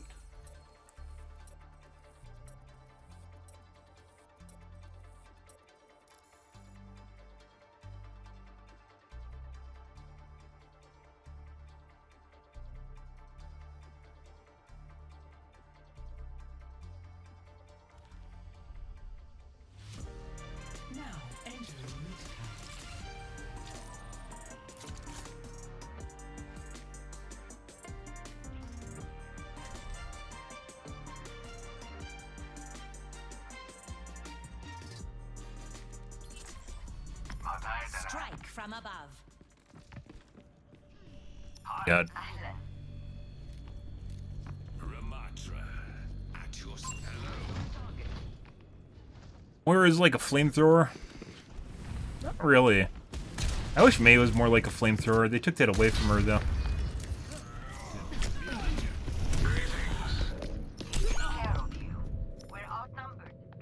Bye. They're fucking weird. It doesn't even matter if we get a full team. That game's gonna be really weird. Where it's like, when do we start playing? Do we reset? What do we do? Do we give the enemy team a little bit of an advantage here? Yeah, it's not worth playing. Yeah, more. I don't think she's like a flamethrower. It's like a leech, like a suck gun. I don't know, because she has like her sprinkle fingers, right? That's probably what you're referring to, her like being a flamethrower. But May's like a flamethrower. I wish she had more flamethrower mechanics, like the pyro. Even if it's like cold flames, which she did, where she could freeze people. But like if maybe people group up, or the longer it's on you, the more damage is. I mean, that's kind of like Symmetra, right? But like maybe if people are more grouped, they actually take more damage because they're closer together, right? So they're more cold or something. I don't know. That's like, you know, if you're hotter, if it's like a fire, it's like the opposite of a flamethrower. But yeah, I don't know. Or maybe they're frozen longer. But they got rid of fucking CC mechanics, and the giant fucking Pro League Overwatch players extravaganza streamers don't want to have any sort of CC effects, so that fucking clears up a lot of bullshit, like as far as like what you can put into the game, and that's unfortunate because May without her freeze is pretty fucking terrible. I gotta take a piss though, guys. I'll be right back.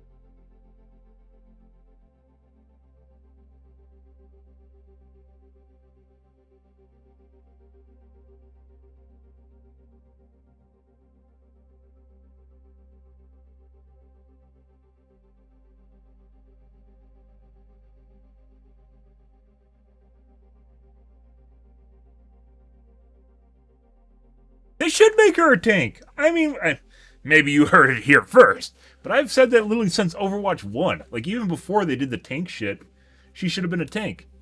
She has all the abilities of a tank, only she doesn't have the health pool. It's pretty absurd. And they made Doomfist. Like, Doomfist as a DPS, I think would honestly be better than what he is right now. Still better than what he is right now, even after they've tweaked him. He just kind of, like, tosses the salad constantly.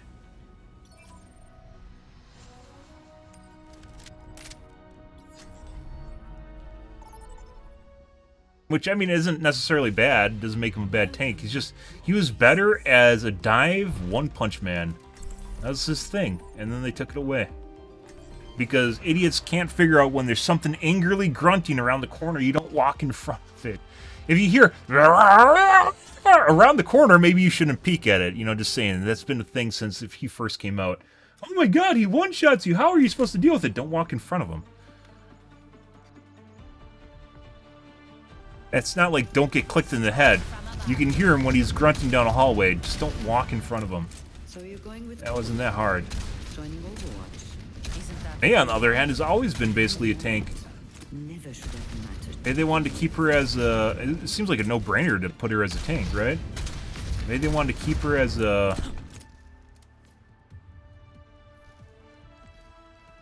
DPS so she can kind of off-tank. They robbed her of a lot when they took away her ability to freeze people, though. And Sombra still kept her ability to CC, which is weird.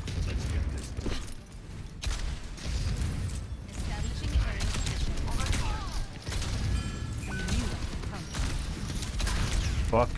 Oh, you got booped up.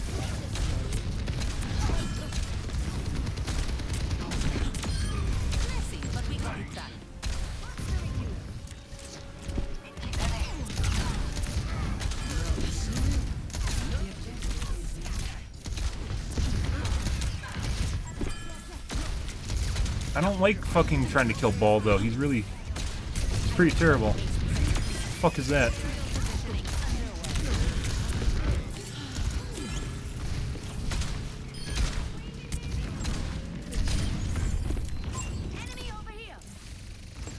They're getting the suck in the back.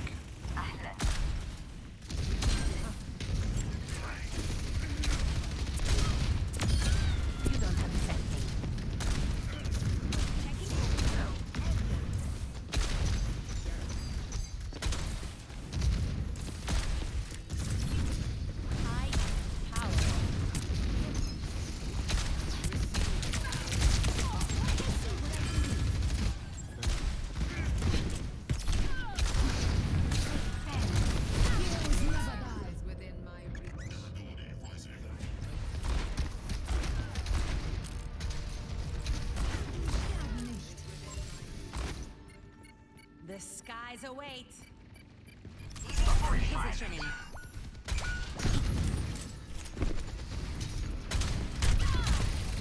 That was beautiful timing, by the way.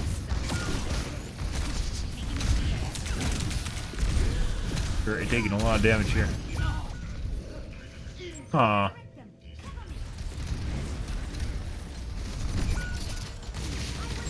Yeah. That's, yeah. I don't think you need, you probably didn't need to resurrect me there, Mercy.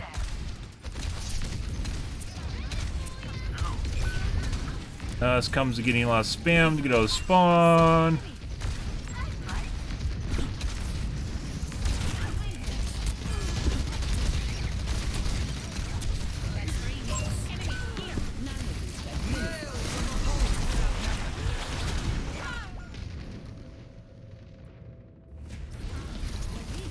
Surrender to my will. I don't stay down. What the fuck's even going on here? I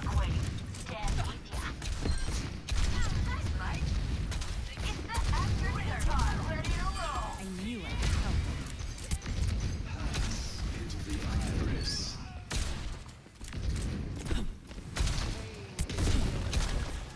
Taking the objective.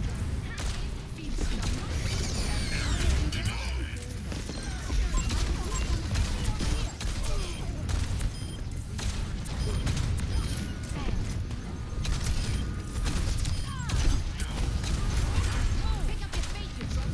Taking the point. Move it.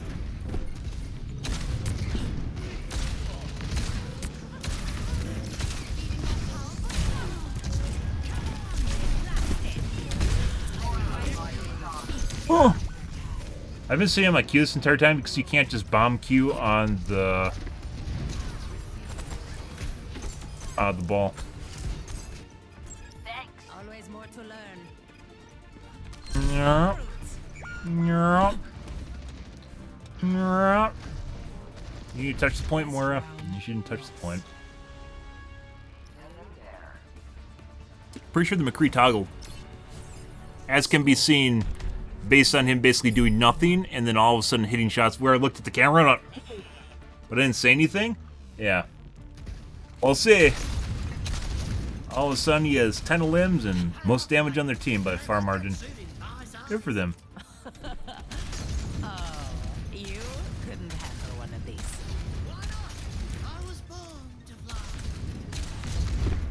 He's a pretty good talker. He's a sweet talker, Farah. And you can't just drop your Q as Farah because that means you just die. If you don't use it well, you'll die anyways, but at least you'll get 1 to 2 picks, so if you do it well. Good.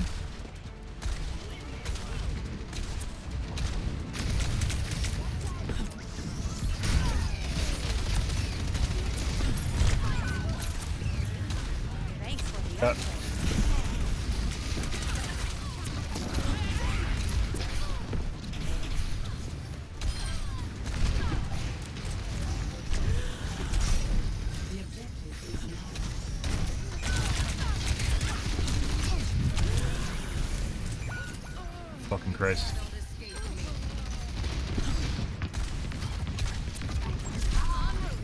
We're gonna leave the aimbot McCree. Unbelievable. Like, it feels like if I don't attack the fucking tank, our teammates can't deal with it at all. And then, basically, he runs over our team, which is what just happened, by the way.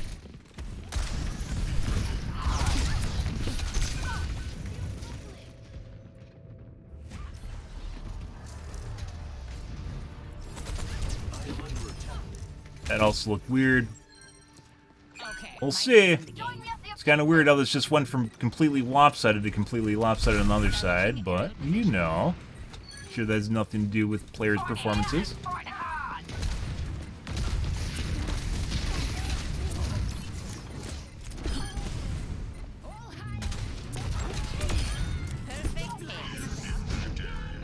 Yeah.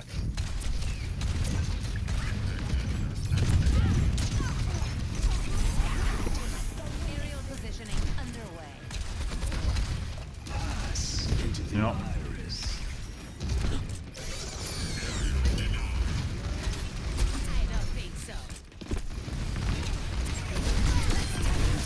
And 130 damage.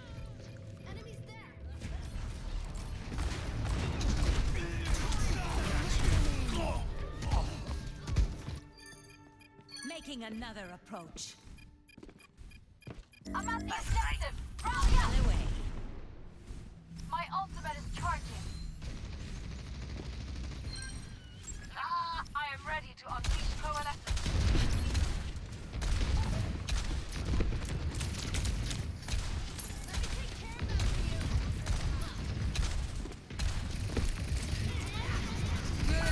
Oh my god.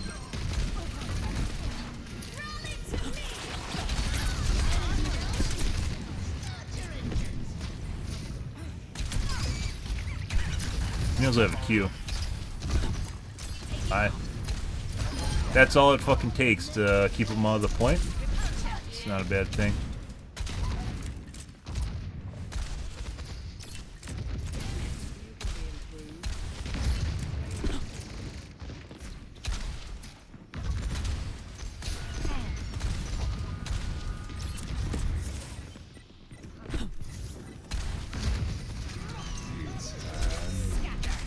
Oh.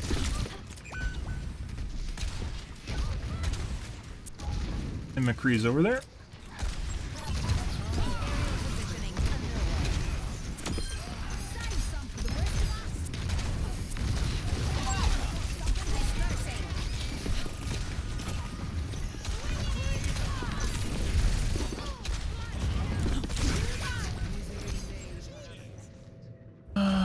Let's see.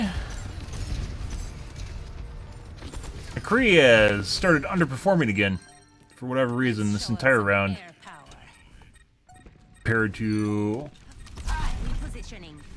we just hit a lamppost. Establishing aerial position. Round 1.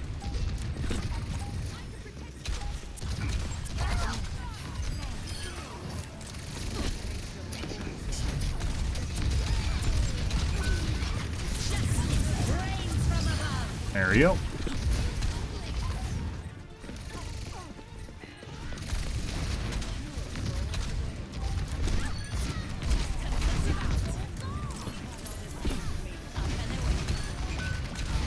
I don't want your aimbot grenade.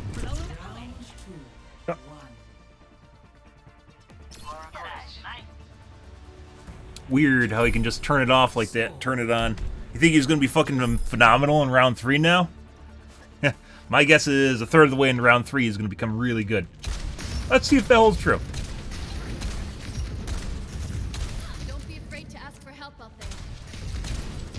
He wasn't really doing much in anything in the last round.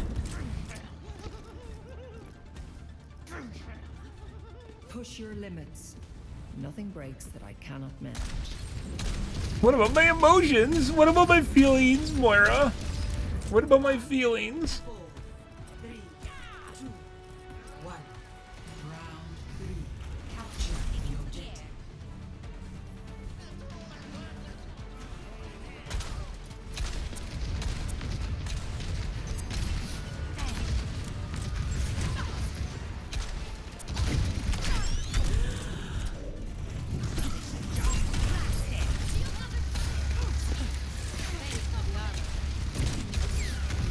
Aerial positioning underway. The objective is now active.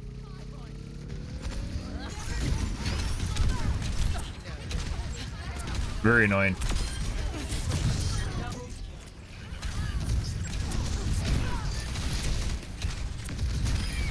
So hard to hit too, I don't understand why.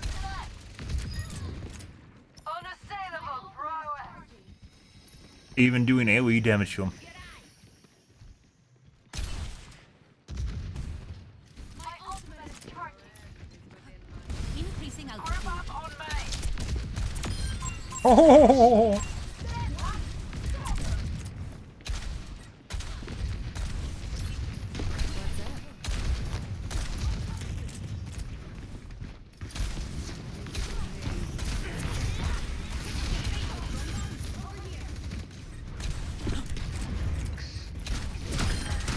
You're outclassed.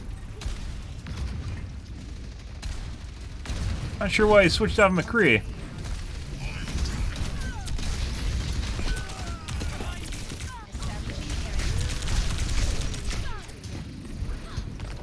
I need healing. You look like you need I thought about going for the middle. I should have went for the middle med kit. I was hoping that a healer would heal me, and that didn't happen. So Hello there.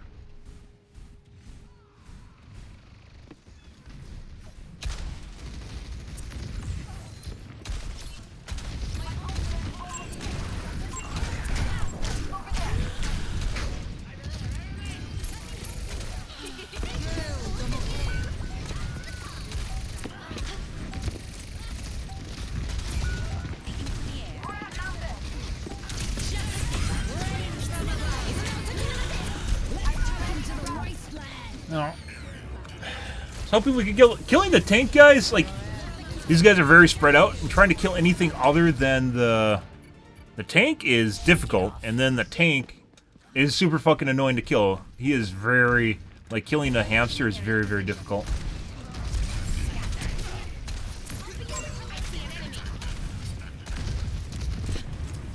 Very, very difficult. I think he's actually kind of underrated. Where do you suppose the turrets are? Where are your turrets, Symmetra? No, they're here somewhere.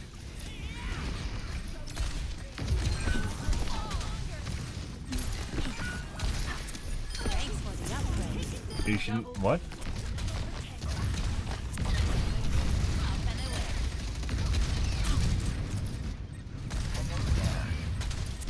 Holy fucking shit.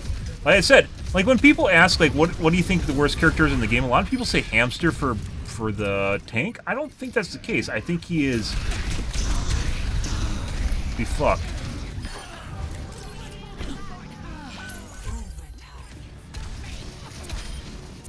What? What the fuck happened to this McCree in round 1? What happened, guys, in round 1? He just, like, killed everything. Like, he just toggled on and killed everything. Round 2, he just turned back into a pumpkin. In round 3, he didn't do jack shit. What the fuck was that? Very weird. You cannot escape me.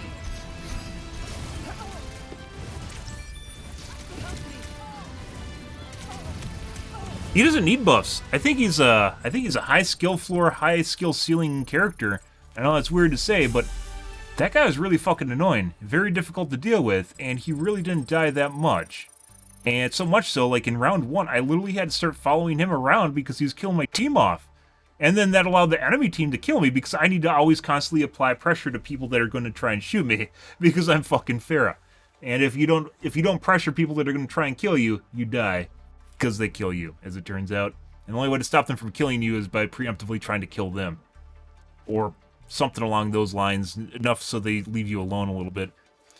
But yeah, like round 1, you just... a lot of people say it's like the ball, and I don't think it is. I don't think it's the ball. I don't even think there is a bad tank, to be perfectly honest. Junker Queen was for a bit, and I think she's alright now. There is bad DPS and bad support. And even then, like, Bridget, I think, just needs to be buffed a little bit. She isn't that bad. I'd say as far as bad DPS, it's either Pharah or Hanzo. I know that seems weird because, oh my god, one-trick Pharahs, right? But Echo is a much better Pharah. A much better Pharah. Regardless of what you think. And you hook anything up to a Mercy, they're going to do well, so...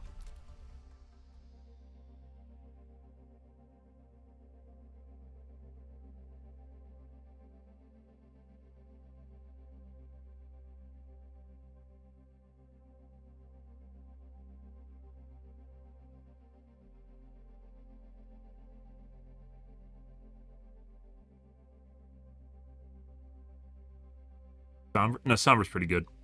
So I mentioned before, I think the DPS, there's some DPS that you could really classify. Not that all DPS have a classification, but you could definitely put some together in the Tank Buster category. And Sombra, despite the fact she's not played much, is actually a really strong character. She is very difficult to deal with if she wants to kill someone over and over and over again. Because she'll just run around behind your lines, fuck people in the ass, and then retreat and do it all over again.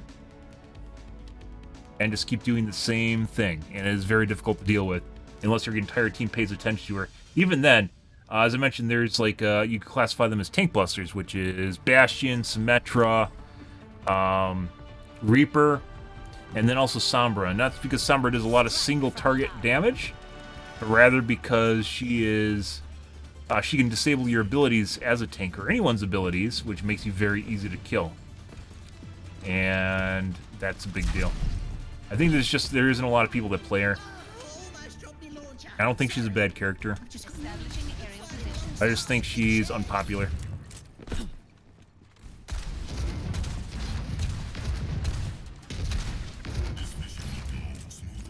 Yeah. I know some people probably rate Sombra down there. I don't think she's that bad. Hanzo also is kind of shit.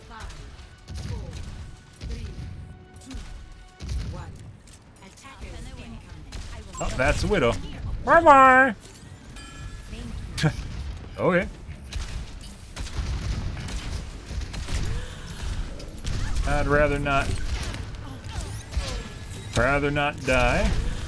This is a very accurate. Do we get a cheater? Very accurate.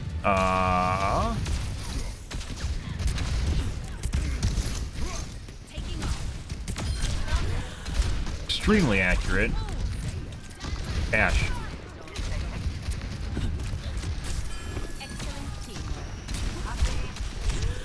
No. Pretty sure the Ashe is cheating. She has fucking 1700 damage already. She's 100% cheating.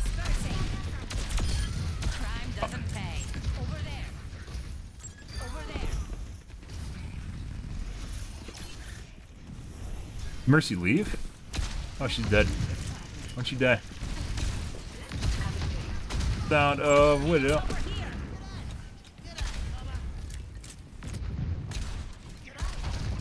I didn't see her die. I think the ball killed her. Yeah, I'm pretty sure the Ashe is cheating. Holy fuck. There's a Widow headshot.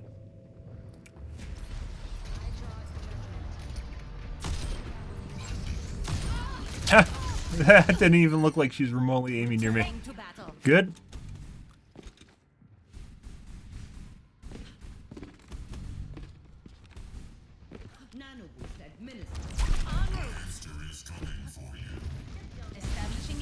position.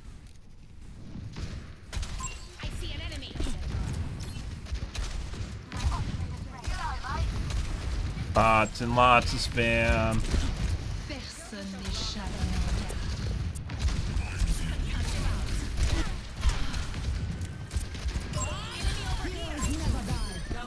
Thanks for the assist.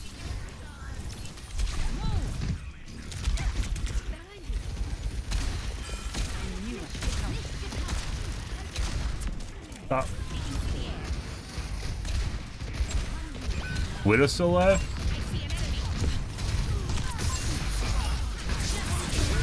Whoa! There's the Widow. Looked like she pre-aimed me before she saw me around the corner. I don't want to talk about it. Good. Talking about when I jumped up in the air and she crept around the corner at my position.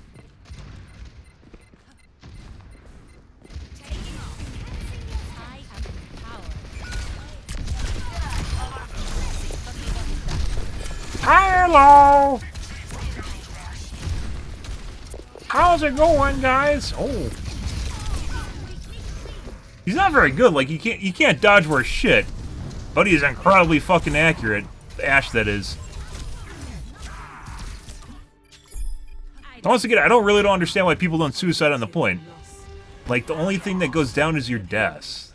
And when this happens, basically there's this area in here that we can't really control until they start coming around the corner.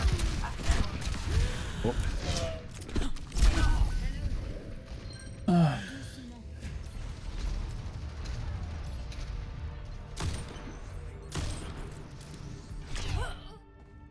Let's show him some air power.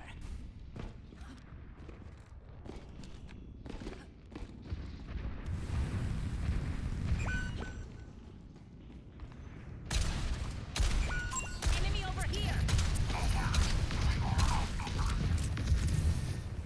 I will not waste this opportunity. Yeah. Well.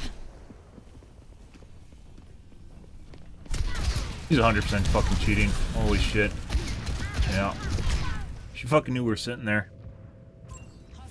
By the way, you're like fucking like cheater bait when people see you sitting in the corner, guys. They're like, tee-hee-hee, this guy's not paying attention, I'll show him. Tee-hee-hee. It's like literally the line of thought. I can't count the number of times where I'm sitting behind something and someone just gets like line of sight right on my position when they come around a corner or something. And they shouldn't actually know that I'm there. It's like a super cheat thing to do. Fuck off. No one can hide from my sight.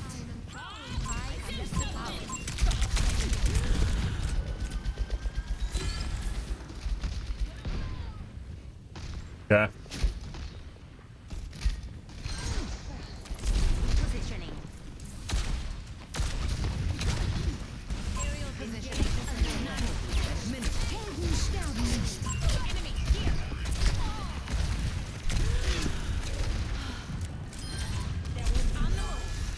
Maybe she toggled off now?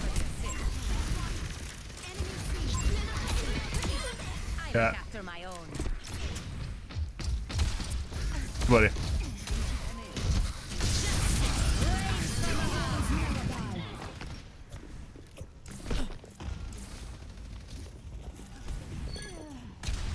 and away.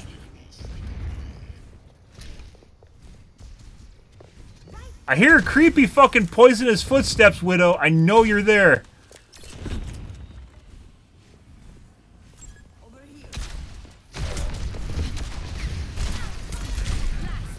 Yeah, Ash mentioned I'm very certain it's cheating. And she's not remotely good either. Ha! How high do you need to be to get away from his punches? You missed the med kit. Should have got the med kit.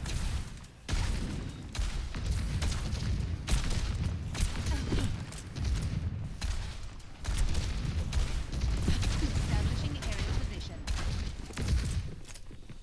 Personne n'échappe à mon regard. Yeah. Let's see. No one can hide from my sight. That looks a lot like a fucking toggle.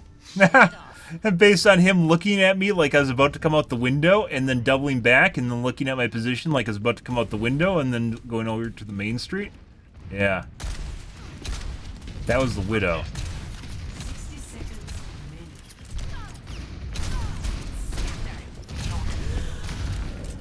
I'm out of fucking accuracy juice, bro! You could even make like an accuracy meter for like when they're trying to avoid stat banning and they have to toggle off. It's like how long they can use their cheats for before they have to toggle. No one can hide. Like the Widow was the... They swapped Widows, right? Coming off the bench. No, maybe they didn't. Maybe that was Ash. No. Repositioning. There's no way their Widow has 11,000 damage. So that was the cheater. That was a cheater that swapped to McCree. Yeah, he's... yeah, we already figured out this guy's cheating. This is 100% a cheater. Okay, my head's in the game. I thought it was they swapped. Sometimes if you get a pre-made, they'll swap who's cheating to avoid stat banning.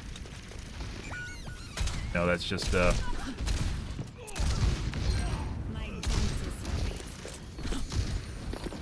I don't think so. you might get flashbang. Yep. That was a mistake. The moment I saw you as res, I knew I was dead. The guy knew I was in here. Returning to battle.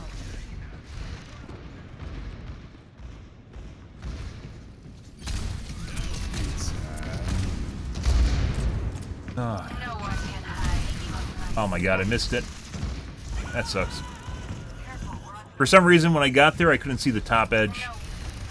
Surprise! I couldn't see the edge of the platform. Ooh, I'm gonna shove them in a locker. It's literally like fucking watching a turret sit in the middle of your team. There we go. Now we gotta kill the Mercy. You don't fucking res him. Fuck off, bitch. That's a big deal, by the way.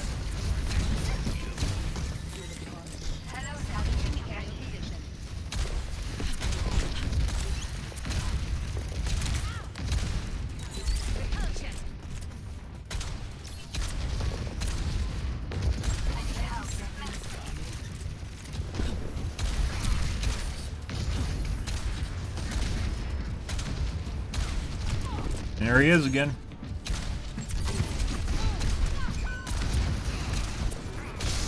That's really hard.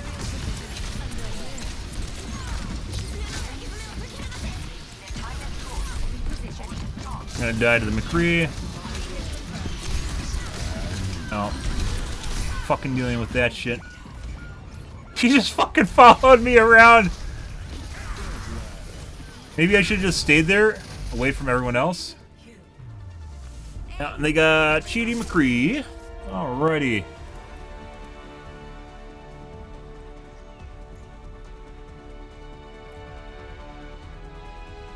Play of the game.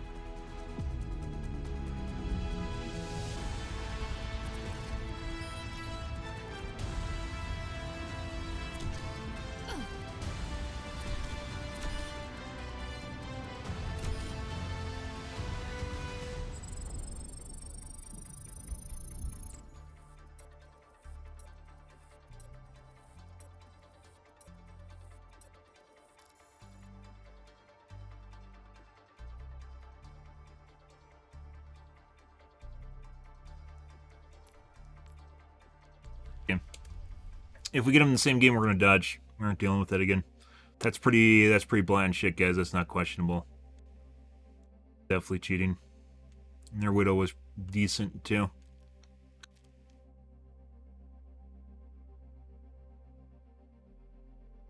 That'll happen.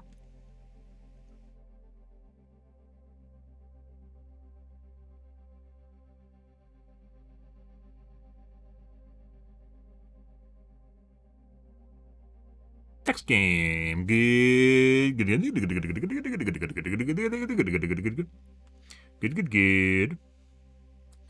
guys are having a wonderful evening, though.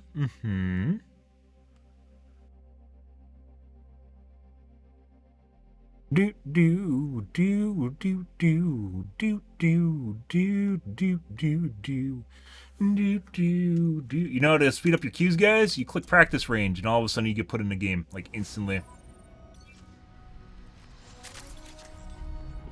Strike from above.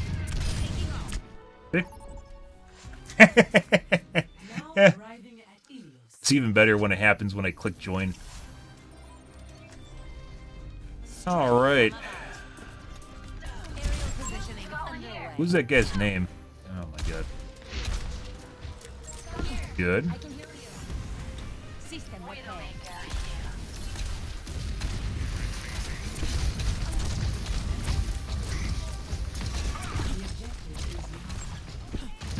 Where is their Widowmaker? There she is.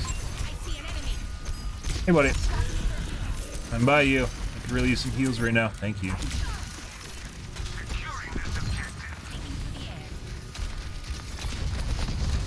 Bitch. Messy, but we got it done. Oh my god, it's a six-dimensional fighter, Mercy! Got her. Twitchy dog fight. Just how I like it. Do you see that fucking movement?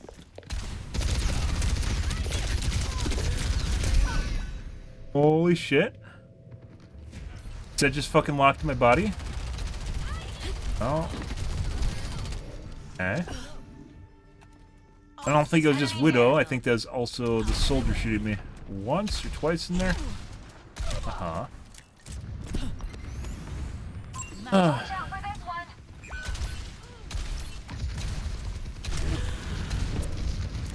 En route.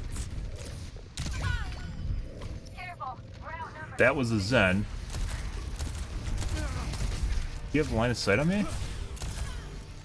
Oh, I was called out on voice comms. That wasn't, ping? I knew exactly where I was and what I was going for, so pre-made. I require aid. What are you doing? Fuck off, bitch. That had to hurt.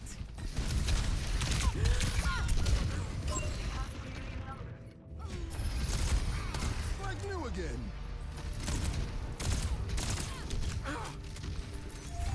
Looks an awful lot like he's cheating. Good, we'll see. He's not looking directly at me through walls, but you'll see he looks almost in my position before he gets line of sight. See. No one can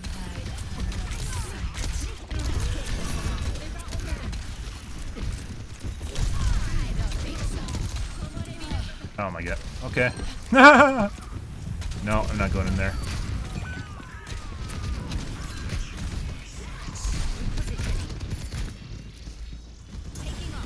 Hey, buddy.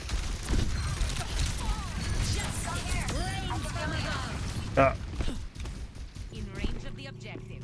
Form up on me.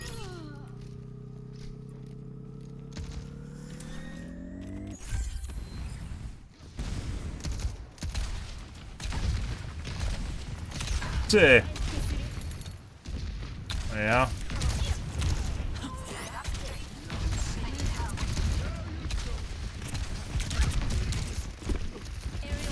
Ah, Widow now.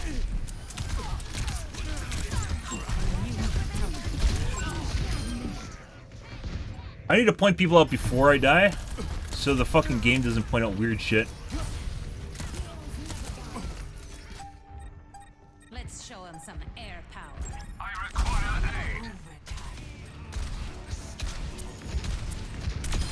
This airspace is split. Good.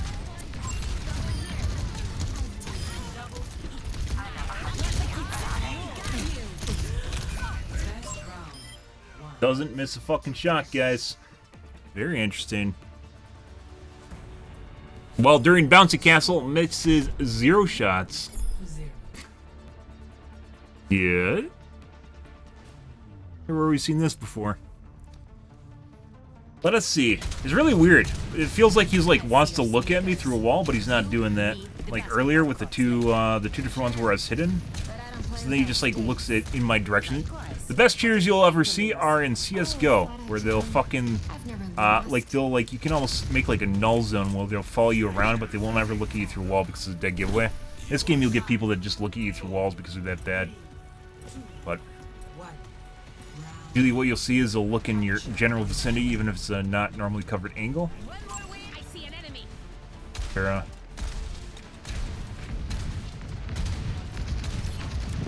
good. It is a Pharaoh. Enemy here. We got Bouncy Castle to deal with too. Dispersing. Almost. Me too. Yeah. Pretty sure the Baptiste is cheating. They did a coordinated push. They're both of them were jumping at me at the same time. Both the Baptiste and the Junkrat. So as I mentioned, probably a pre-made. Over here.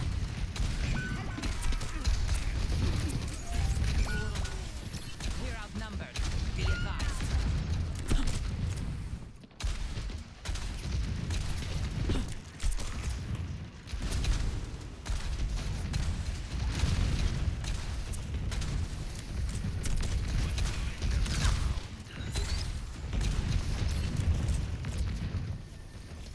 Aerial positioning underway. Watch out for this one.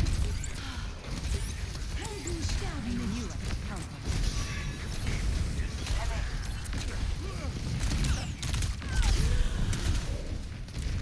Got one here. See? Much better. Doop-a-doo. Doop-a-doop-doop-doop. You can totally tell they're following me around. Let's take a look at his aim now. Yeah, pretty sure this guy's cheating. Looks like maybe a trigger bot with magnetic aim. Good. Capture this territory. The flames of liberation. Follow Yeah. them.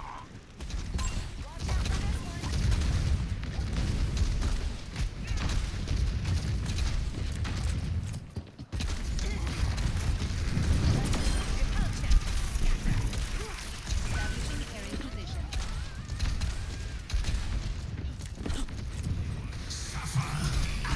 Got. We gotta kill Bouncy Castle. Got one here.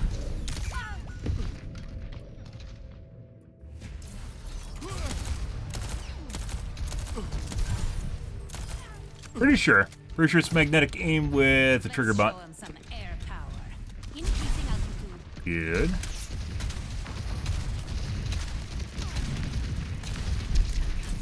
Come here. I can hit my ultimate.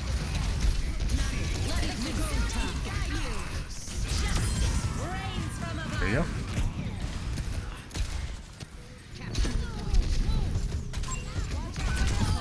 Welcome back to the I see an enemy. Up and away. Enemy here. disrupting. Health restored. Have fun, dude. Come to me for heals. Okay. Ah! This is the Pharaoh, by the way. Oh, yeah? So the Baptiste reach maximum accuracy? Let's find out. Eyes away. Do they switch? Switch Pharaoh duty? So I didn't think he was cheating up until that. We'll see. We're gonna hound the Baptiste. Yep, nope, still toggled.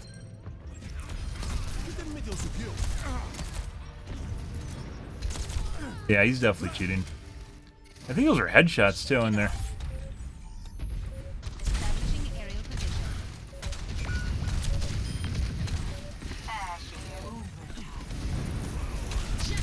What are you doing? Room for one round. Why would you ever try to fucking cue a Pharaoh in the air?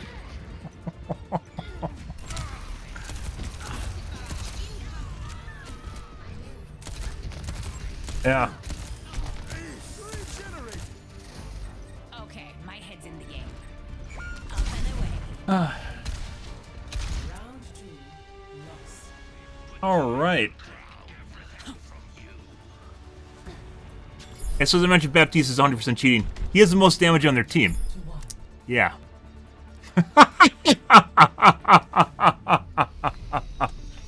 Uh-huh. We get a nice juicy report in here. Check out the new. Yeah. You can't do that as soon as you win the round. I know. No shit. Good round, man. GG. GG. It's like when you play Dead by Daylight and people know you stream and they only come in your fucking stream. They only come in your stream when they win. That's the only time they'll always show up in your stream is when they win. 3, 2, 1. Round 3. Capture. He out-damaged everyone. He has the most damage on their team. Most limbs on their team. He's the bottom player, by the way. Yeah, that's their Baptiste. Echo, on the other hand, is definitely a counter to Pharah. Very annoying. This is going to be pretty miserable. But we're going to... I think we're going to try kiting them around the back of their side. Yeah, GR. He's 100% cheating. Maybe it's not a trigger bot. Maybe it's just an aimbot. It's like kind of a shitty aimbot. I thought it was a trigger bot and magnetic aim. I don't think so.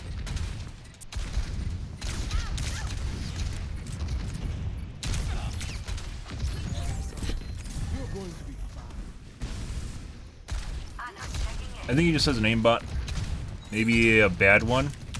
Like with poor FPS or something where it's not locking properly all the time.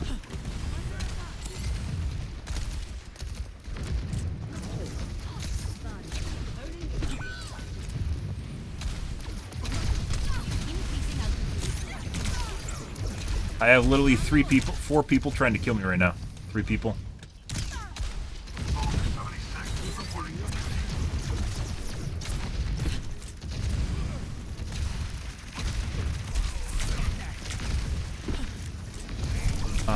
Yeah, they literally support people. Like I mentioned before, this is a pre-made for sure. And they're just trying to hold the front ground here. He couldn't even use his lantern.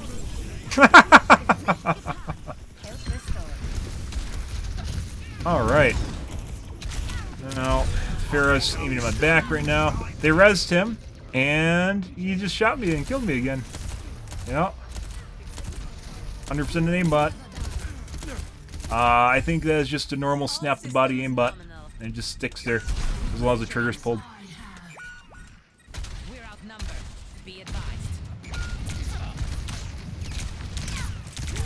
No, he doesn't miss. Much better. Wish you could easily go around the side here. Like you can, but it's a pain in the ass to do so. Try it.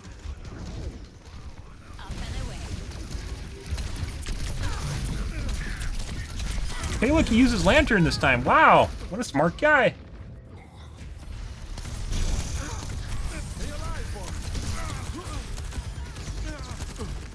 It actually looks like he's fighting against it, so sometimes it doesn't... I think that's actually what's going on, is his aim is so bad that sometimes you can see it, like, going away from the target after it locks onto it.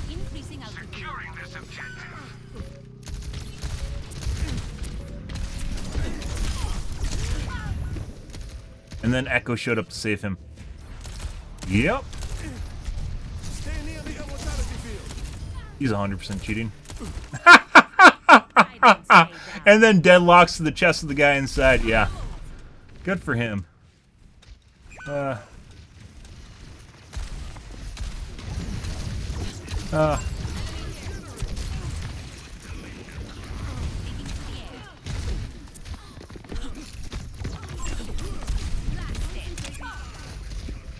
That was the Pharah.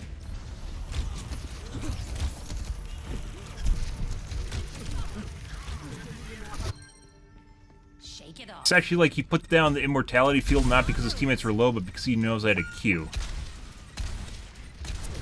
Which, I mean, he's cheating. That's entirely possible, so.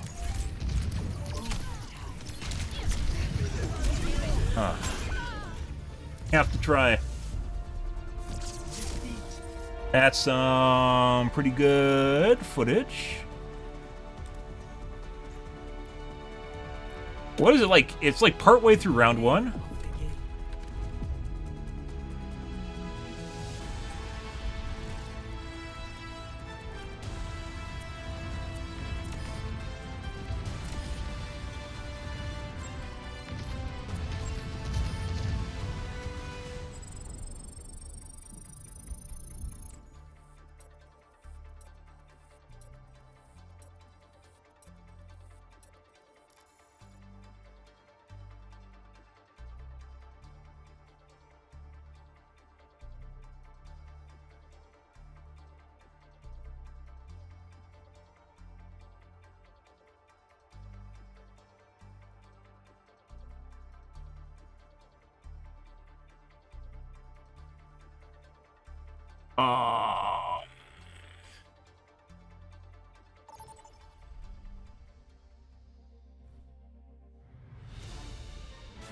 Okay.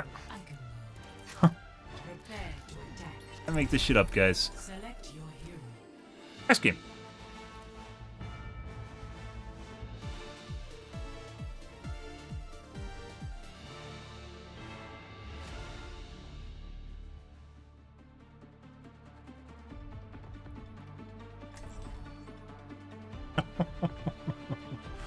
Yeah, that's probably our most obvious aimbot tonight, by the way, so. Holy shit. In case you guys know, if you hit 100% of Baptiste shots, you literally do like 5 million damage, so just keep that in check. I think he must have had close to 100% accuracy that match too, like 90% accuracy. Like he'd even try to, like, sometimes bad cheaters will shoot at people through walls, so like he'd even miss shots by aiming at walls or shit. He had to have close to 100% accuracy in that match. He's not going to keep his account long if he keeps doing that. Well, even you might not even keep it after that match, so. Negative. No. 5, 4, I'm not punching that. 3, 2, 1.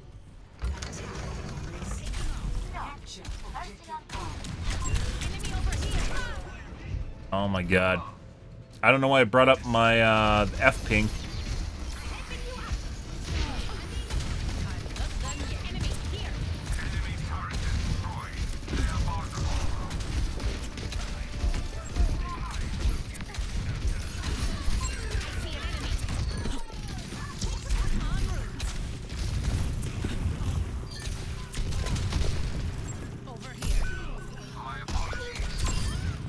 Holy fuck!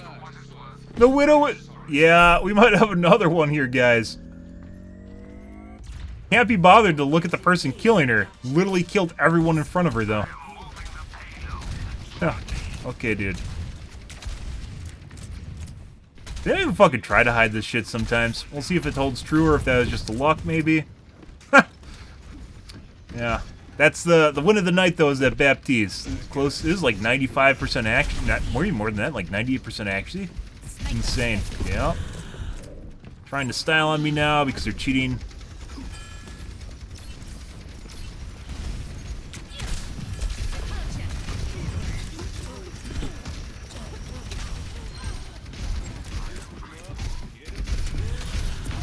The headshot.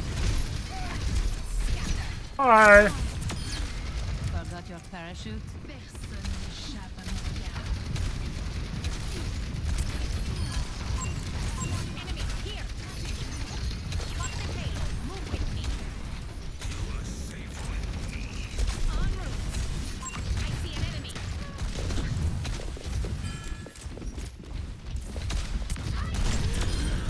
She just fucking headshot me. She didn't kill me. That was a headshot, though.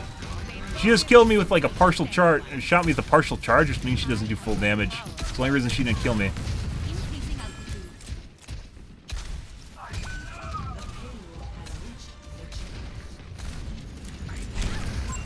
Jesus fucking Christ. Yeah, that Widow's 100% cheating. Not very good, though.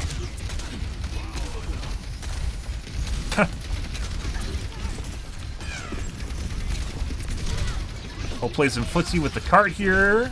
Baiting some shots. So yeah.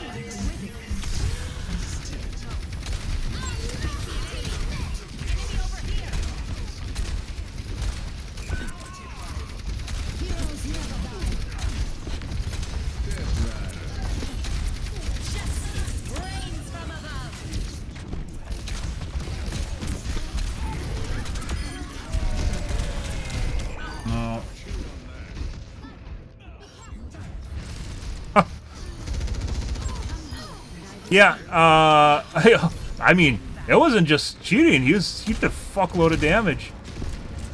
The two supports people cheat at are Baptiste and Anna. Obviously. It's usually Anna, too. Baptiste is very hard to kill, though, as Farrah because he does the bouncy castle. And if it's locked to your chest, it's very difficult to deal with. Yeah, this guy's 100% cheating, by the way. The sniper, we're rolling him pretty hard.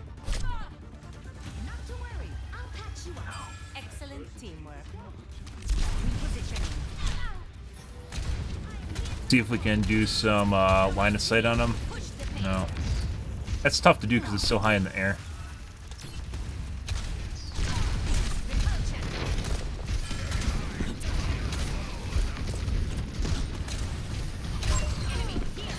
Our Widow got her. And Kree got her.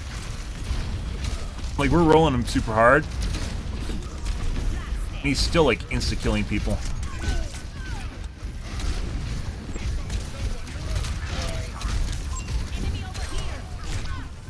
Somehow, out of all that shit, still manages to shoot me. Yeah, he's definitely cheating. But we already knew that, so. Returning to battle. Holy fuck. He missed! He missed! Is he did he toggle off? Let's find out. Let's challenge. He didn't kill me. Sometimes, if they're smart, they have to toggle off to avoid accuracy bans.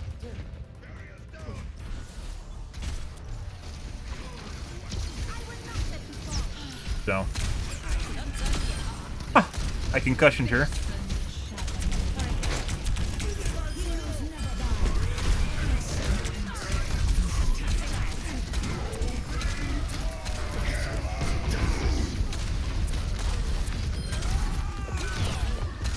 What the fuck is she even doing?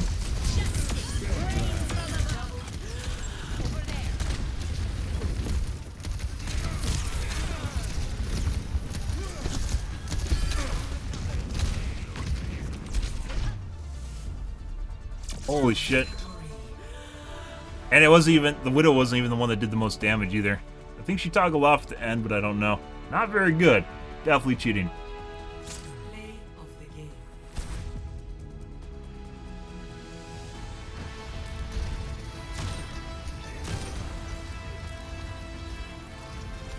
At the end, he literally just walked out into the open and was just like, like staring at the fucking ceiling trying to get headshots on people. What fucking Widow does that? Like, wasn't even playing angle. We literally saw him just like standing in the middle there trying to shoot everyone that looked at him.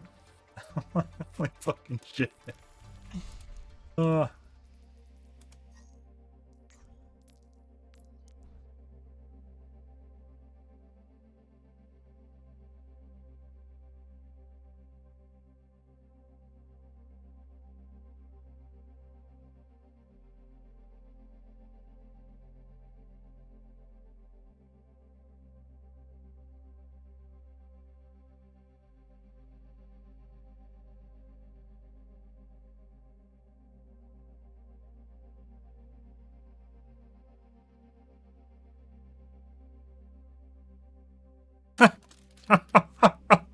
Player's not very good and often shoots walls or objects due to slow reaction speed despite aim being on.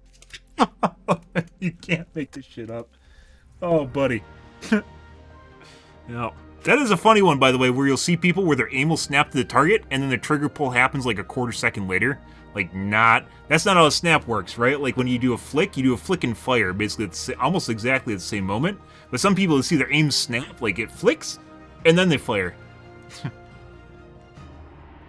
But you can actually see the person's reaction time after their aim is on. It's actually pretty ridiculous. Because, yeah. He shot that card a lot. Good for him. And Torbjorn got more damage and limbs than him. Good for him.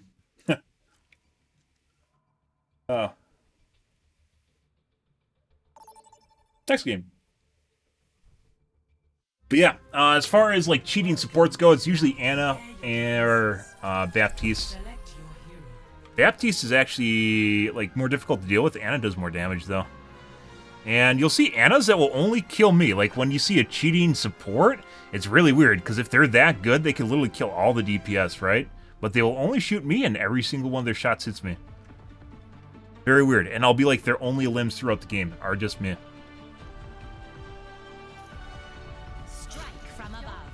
I don't remember what that guy's name was either, so we can avoid him. Not last game, but the Baptiste. I wasn't listening. Ridiculous. You had like fucking, what? You had like 15,000 damage, 20,000 damage at the end of the round. I don't even bother. Like I mentioned before, don't even mention. If you think someone's cheating, just report them. Don't even mention it in game. The only time you'll ever see me do this is because I actually want to see what their response is to it and how much bullshit they'll spew. It's more fun in Dead by Daylight because they'll cook up some really stupid story But there's a lot of people in this game that legitimately think people don't cheat, and you can type 2 keywords into Google and find working cheats for this game. Public, open cheats. And by the way, you should not cheat, but it is depressing. I tweeted on, there's a guy, like a streamer that covers other streamers, that tweeted about how Valorant's #1 player changes every day, and it cycles between 14-year-olds. And I made a comment on there that no one should take video games seriously. No one should take video games seriously until the industry, online tournaments seriously, until the industry starts tackling cheating. Because it's absurd. It is absolutely absurd. And that's the ripe old age where you got a bunch of people that have no idea how to actually play a game properly, like strategy-wise, and are just like a neuron connected to a finger. So they have really good reaction time, but they don't always make the right choices. And they do some really stupid shit, but are also willing to try things, you know, because they're at that young age. They're willing to try out new things, like cheating, because they don't really understand what actually makes them happy in life yet. And it's not pretending they're good. Missed.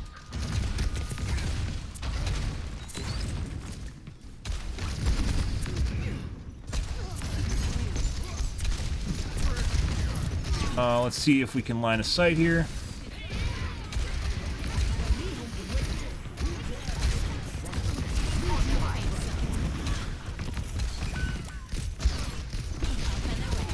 No, it killed Anna.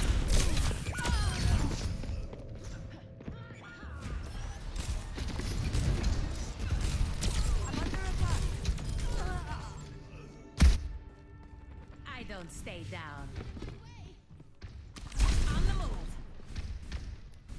But yeah, anyways, I found a Vice article. I don't think we covered a Vice article from last year. So 2021. So it's not last year, it's 2 years ago. About how, like, one of the biggest cheat manufacturers in China got taken down by the Chinese government. They had 600,000 active subscribers in PUBG Mobile. That's PUBG Mobile. They had 600,000 subscribers in PUBG Mobile. And it wasn't that they got banned, they got basically DMCA'd by real-life police. They didn't even fix their cheats. It's not like their anti-cheat worked, they eventually just caught them in real life, because it was illegal.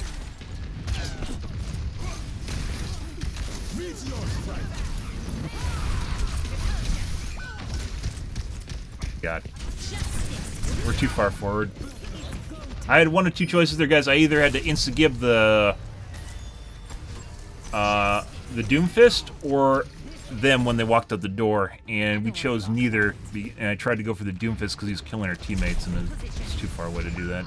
So I just wasted my ult, which is why you shouldn't even use your ult on Pharah if you don't have a guaranteed kill.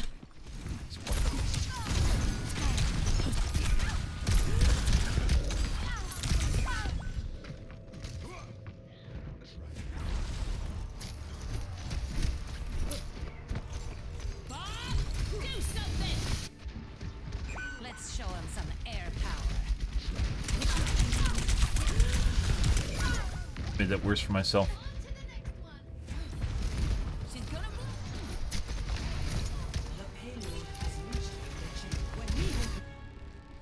Shake it off. Also, the fucking, like, cheeky fucking, like, trash talk in chat while pretending you care about people. I find that really fucking annoying. It's partially why they do it. The people that do this stuff usually are cheating. How'd that second shot not hit you? I don't know. For aimbot grenade.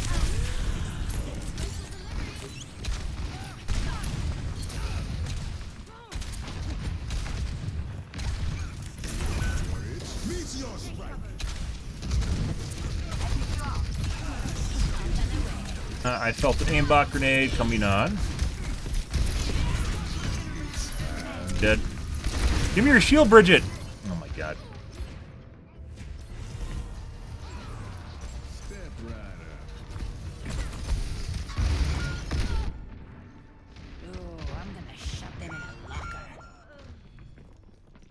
Okay, I'm gonna have to jump out. No. He's a nowhere. Don't know if the DPS is cheating because we didn't really die in anyone in particular except the McCree, and most of them were alts or I was in the wrong position, so doesn't matter. Next game.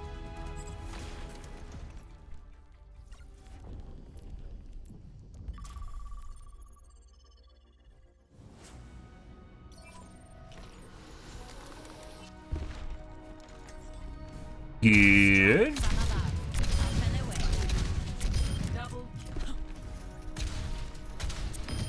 But anyways, you'll see them trying to make like cheeky small talk in chat. I really don't fucking understand it. It's always people when they're doing really good and like better than they think they should be doing, they'll start doing stuff like that. You know, like if you you think you're gonna win the lottery or something like that, and you get kind of like, oh my god, guys, this is so much fun. You see how much fun we're having, like something like that. And it's the only time you see people do stuff like that. It's basically when they don't need to try, and they know the other team is trying, they'll start making like happy small, like happy trash small talk, if you can even think about it that way. It's very weird. It's usually when you know there's something up to. Like they did that with the Baptiste game. The guy started saying good round and stuff like that after he toggled on, and started doing absurdly well. Because obviously they can't say they're cheating, and they don't want to BM because then it's pretty obvious, right? So then they start doing like this weird ass fucking like happy conversation stuff that you never normally see in Overwatch. So, yeah. Stuff. 5, 4, 3, 2, 1. Round 1. Capture the objective. Work as a team, everyone. Doo-ba-doop-doop-doo. I see an enemy. Yes. Get him. No.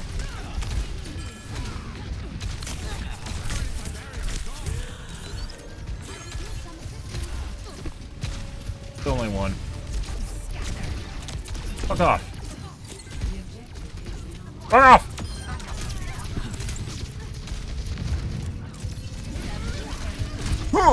Nope.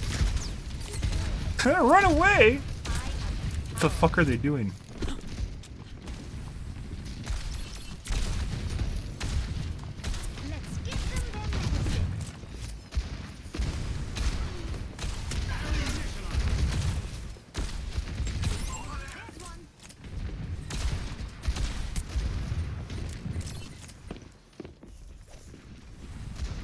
Yeah.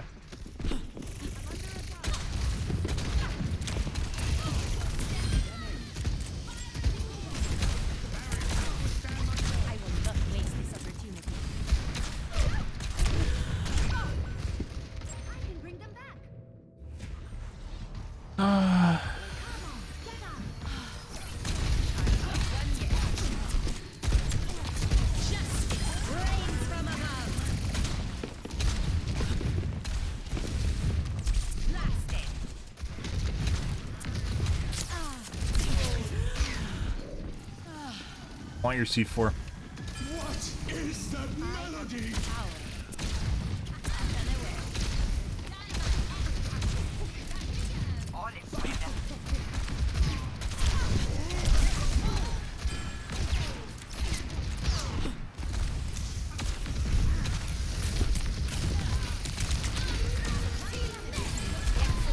Oh, the shield blocked it. No way.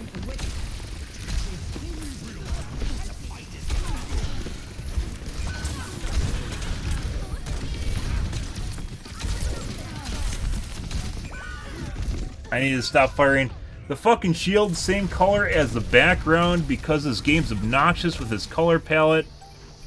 Hey guys, what happens if we gave this game an atmospheric overhaul for Overwatch 2? That's a great idea! Yeah, a highly competitive game in which people have problems discerning abilities and other things happening in the match from everything else happening around them. What a great idea! Next gen. That's how you know it's the 2, guys, because it is twice as obnoxious.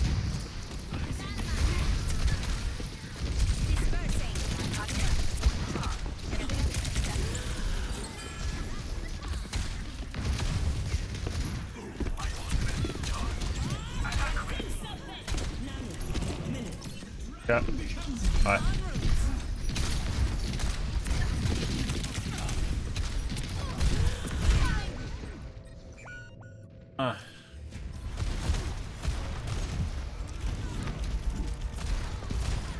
Dang it, Bob! Making another approach. On the move.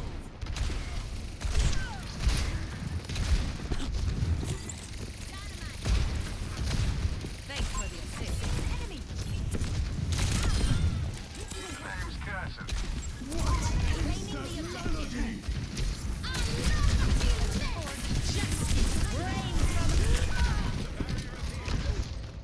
I think we got another one here, which is the Ash. Pretty sure. We'll see. I don't want to talk about it. Taking off.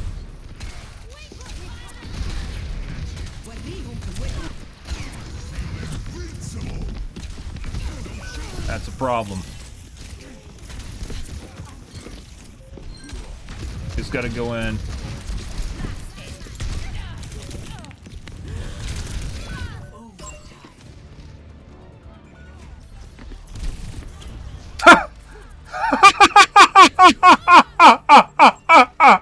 We just saw him try to put a mag into me through 2 walls. Holy shit. Okay. I didn't even think the Tracer was cheating until we just saw that. What? Like, they tried to BM me and then just shot at me through both the walls at the same time. It wasn't the spray.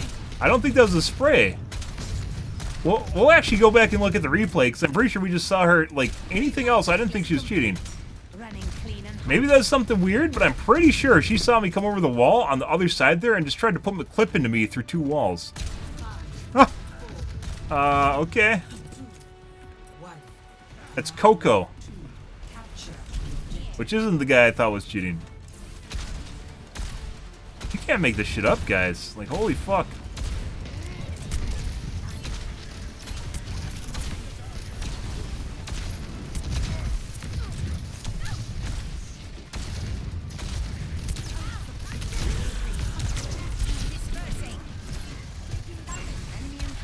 I don't normally, like, I feel like I actually need to go and need to help with the tank. I don't know what our other DPS is doing. Thanks for the assist. Increasing altitude. Pretty sure we just saw him try to clip me into a wall. Through 2 walls. That wasn't like a small thing. Maybe shooting at the sticker is the only thing I can think of.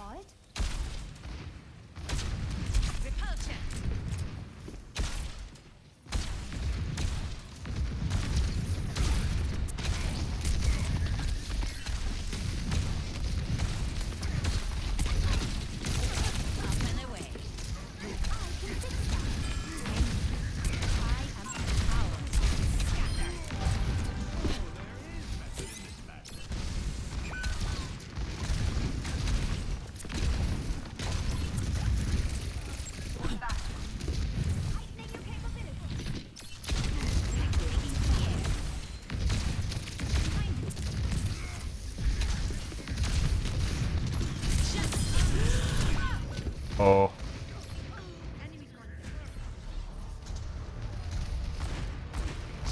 Oh, he's missing a shit. So, I don't know, he was much more accurate on Ash. So, round 1 he was toggled, and round 2 he's not. Hold to me. Thanks for the assist.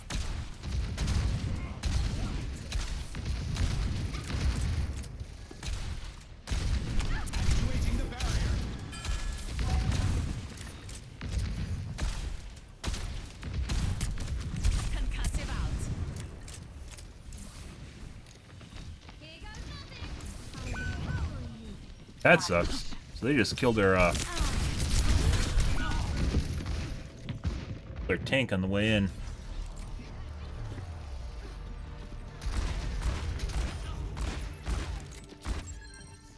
All systems I don't know what happened to the other 2 players. They were supposed to go in with the tank, but they decided they weren't going to go in. Alright.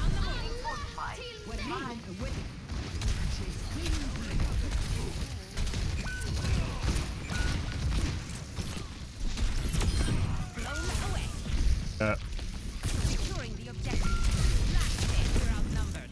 Be advised.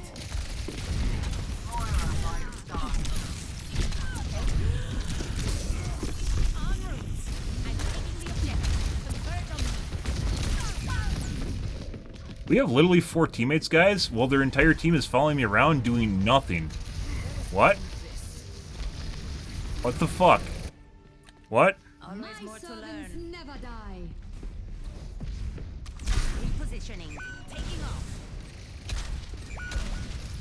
They outnumber us. Keep it tight. Yeah.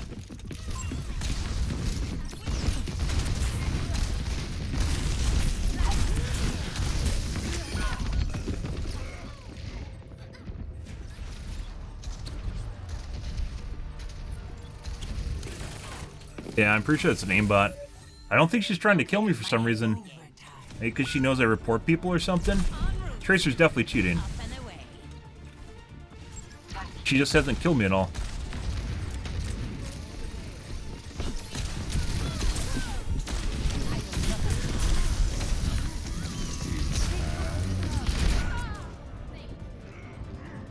Good.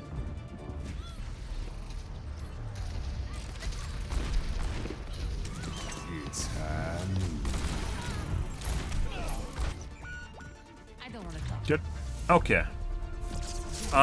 So both of them are cheating. It looks like the McCree wasn't toggled on round 2, but then he toggled later on in the match, and the Tracer is definitely cheating. Let's take a look at this, because this is incredibly obvious. Where she just tried to put a clip into me through 2 walls. Like, we talked about the Baptiste being the most obvious cheater tonight. I think we might have got one better, so... let's take a look at this. I offer this. Here. Okay, they fixed it. Take a look at this. Ready for battle.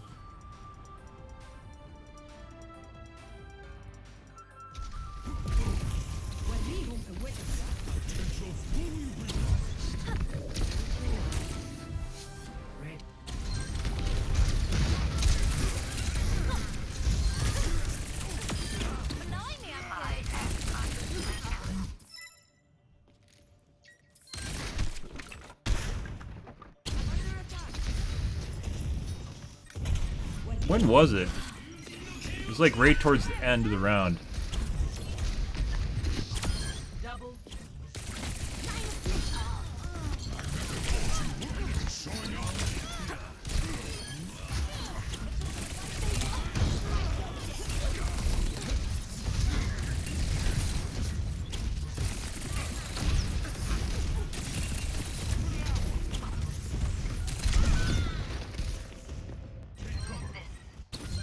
Maybe it wasn't the entire time? Maybe it was at the...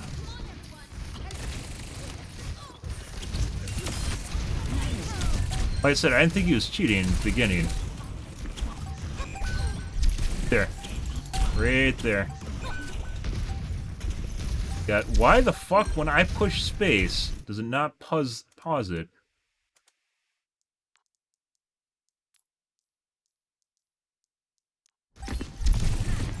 Right there.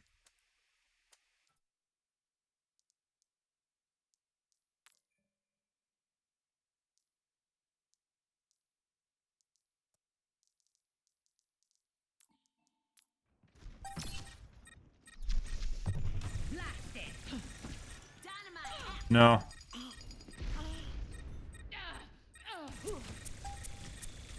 I guess he just barely caught a hint of me when I went through the window?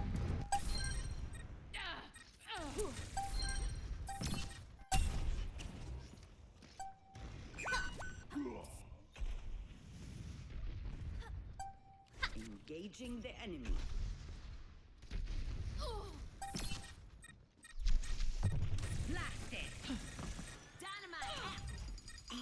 That honestly still looks like he was trying to fucking shoot me through the wall.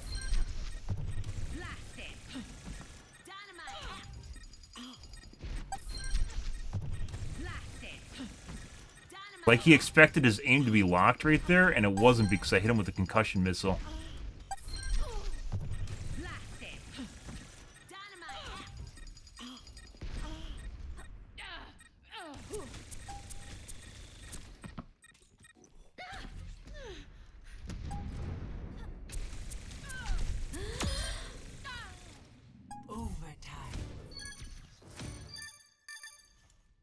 Ready for battle.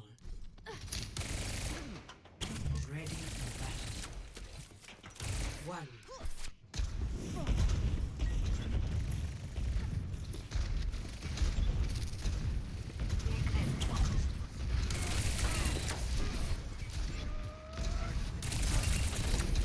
No.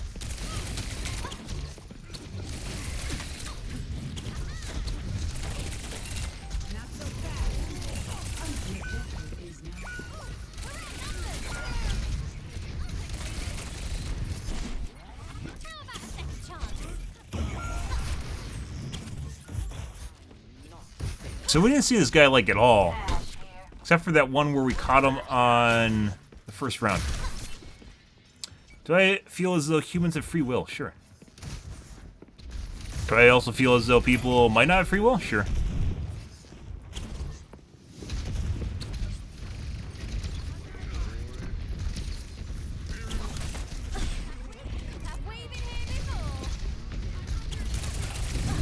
Yeah, I'm pretty sure he's cheating.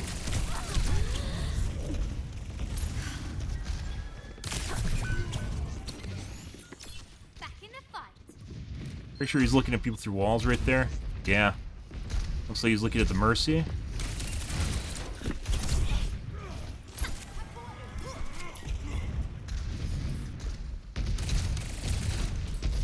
Like, is it possible that we're being controlled by, like, an AI or something? Sure.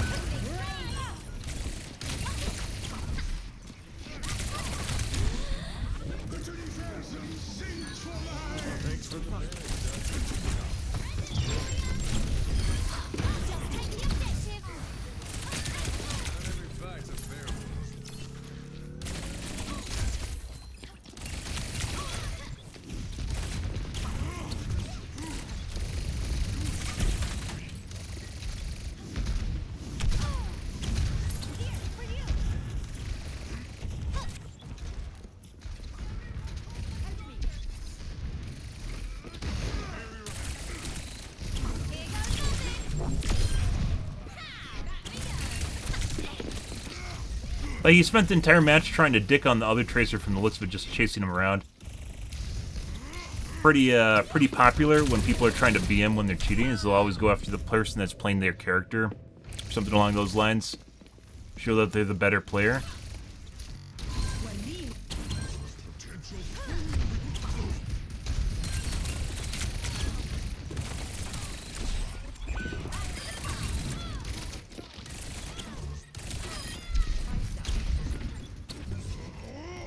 Yeah, he was looking at me through walls just now again, trying to figure out where I was.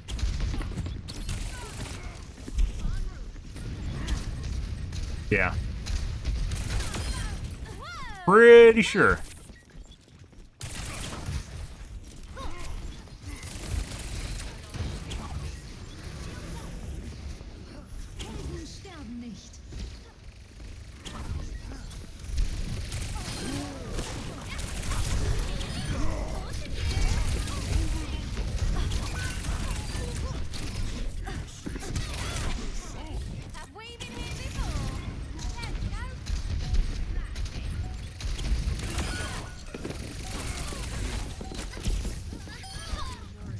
Normally we don't cover playbacks, guys. Demos because it's a waste of time, and I'd rather play the game than look at shit like this. Okay.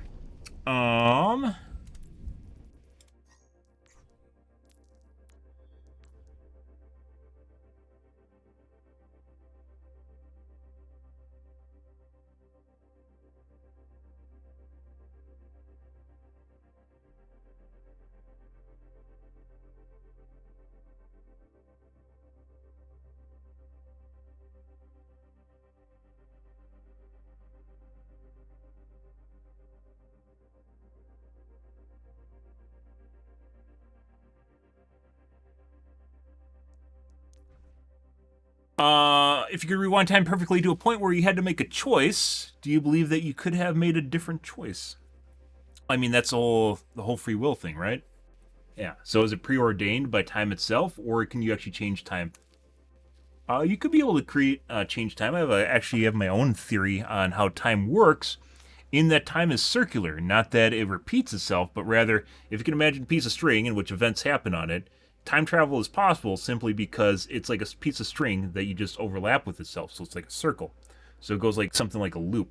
So you can actually go back in time without actually creating a parallel world by repeating the same events, but it's like you're just going back over the piece of string that you already existed. So you can make a different decision, but it doesn't remove the fact you made the other decision in the first place.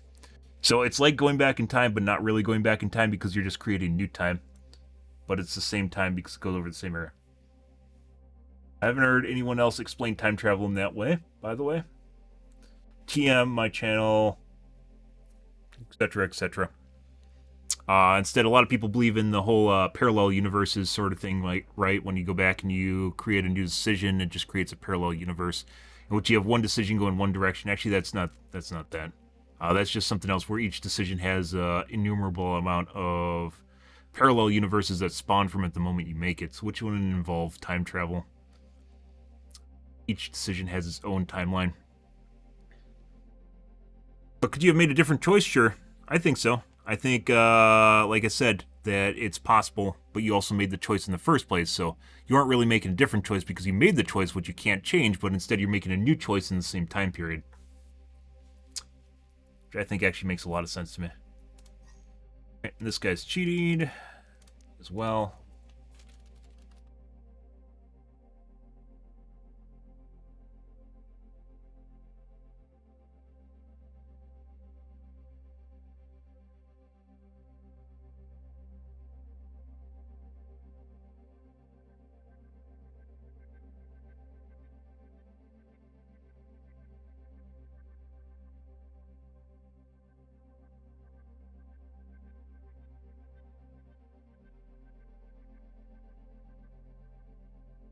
$1.21 gigawatts. How would you make a different choice if all the reasons you make the first choice never changed?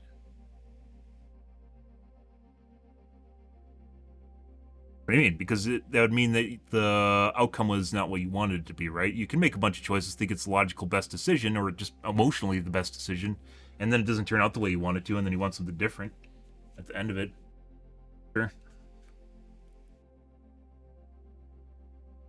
But that being said, like, would I change time, assuming that it would change the outcome? I think we're actually in a pretty good timeline right now, for instance. Like, that includes, like, the popular one is, would you go back and kill Hitler or baby Hitler sort of thing, right? Would you go back and kill baby Hitler? I'd say no, because the world actually matured quite a bit from World War II. I know that's kind of a, you know, oh my god, think of all the horrible things that happened sort of ordeal, but at the same time, I think the world actually needed to grow, and that's, I mean...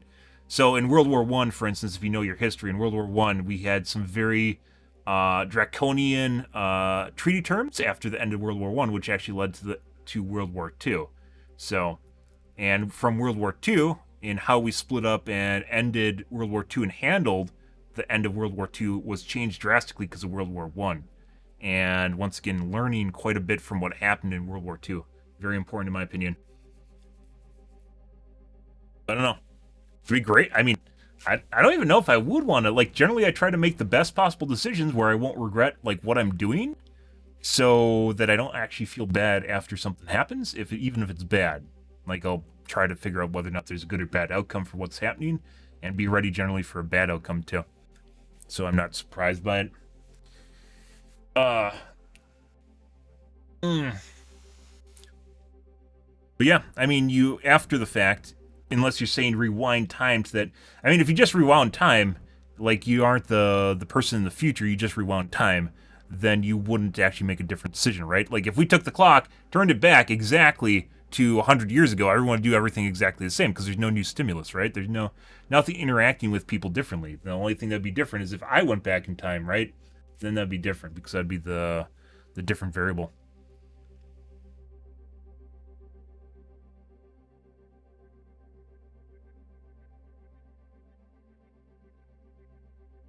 I mean, that's the only way you would make a different decision is if you realize that it's a wrong decision or something changes in your mind. If you just took time and went back 100 years, everything would just happen exactly the same way because nothing's changed. Because everything is interacting with each other in the same way, right? And if you're trying to say that's not free will, I would disagree, because people are still making the decision based on what they encounter, which is going to happen the same way. Maybe it wouldn't? Maybe it wouldn't, because the molecules would be, like, vibrating slightly differently because there's randomness, right? So maybe it wouldn't, because our choices would be the same, but the environmental factors wouldn't be the same, right? And even then, we're a fleshy human meat bag, so even then maybe things would change differently.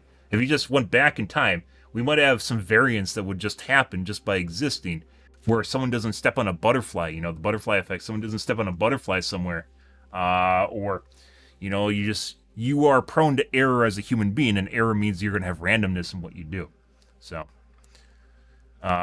maybe unrelated to you actually you'll make the best decision, but it won't happen in the same way, because things are going to be different simply because you're made of meat. You're a bag of meat and bones. Yeah.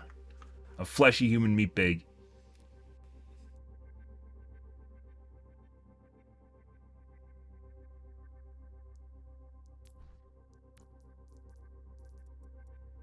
You don't believe in free will? I mean, I just explained why I think there's free will. But I also said at the beginning that yes and no, I do believe in it, and I also don't believe in it at the same time. Because there could be aliens controlling your thoughts, and then, you don't have any free will.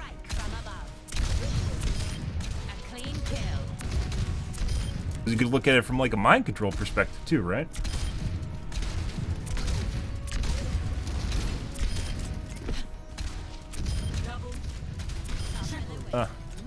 But no, I'd take that back. I don't think things would happen the same way, simply regardless of what decision you as a person would make, which I still think would be the same. I think the environment would change.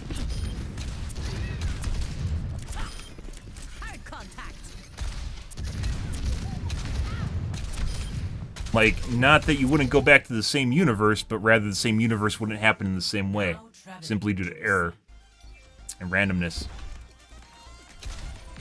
Ah! They have a cheating widow in here? Kinda looks that way. Huh. Good.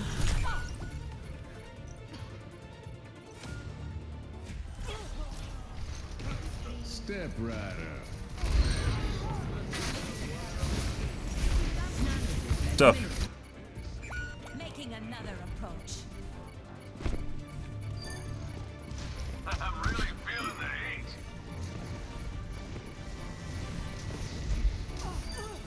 I'm taking the objective.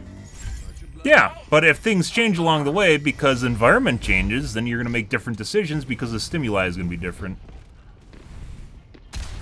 Not necessarily that you're making different decisions.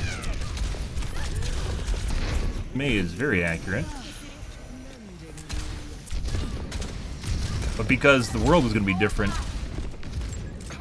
And of course, you'll just make different decisions too, because you are prone to error as a human being. Which generally will be influenced based on your environment as well. Your stimuli, right?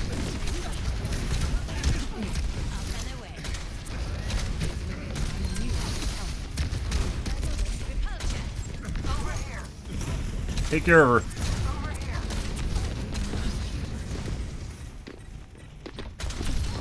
No one came for you, Mercy. They don't care about you. They left you to die with me.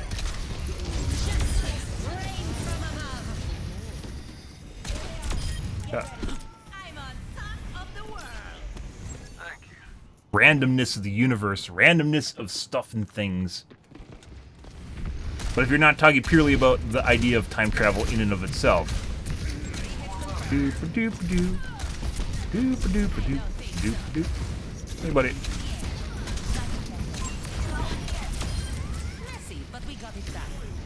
I can hit you if I use the AoE.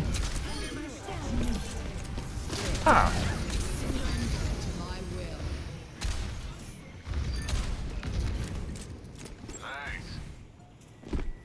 Good.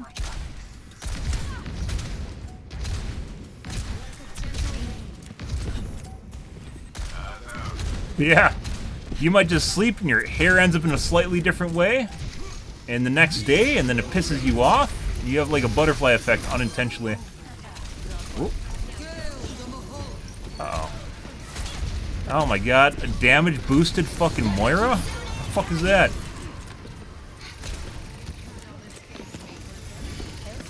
That's an abomination. Still not as bad as their Baptiste earlier tonight with the aimbot.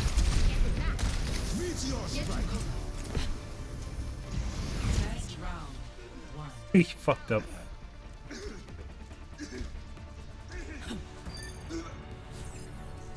But sure, you also might be. I mean, there's a lot of unknowns. I can't wait till. I hope we meet aliens in my lifetime. Is what I want to say. I can't wait till first contact. I don't know if it's going to happen in my life. I hope we meet aliens in my lifetime, though. We all have to put in the work. We seem to. People seem to be very destructive when we don't have an overall goal, and we don't really have an overall goal right now. So.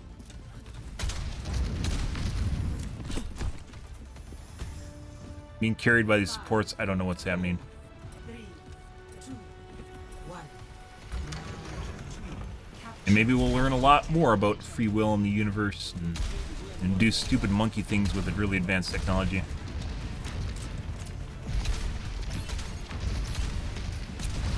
I love turrets.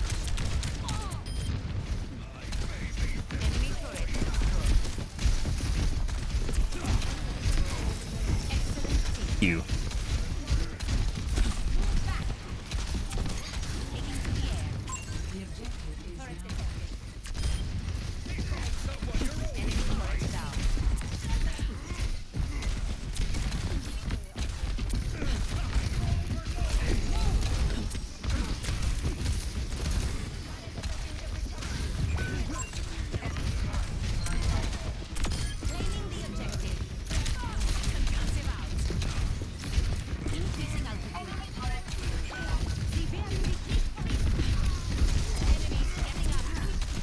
Fucking shit. I'm surprised we haven't died yet. That monkey's gonna jump on me, just wait for it.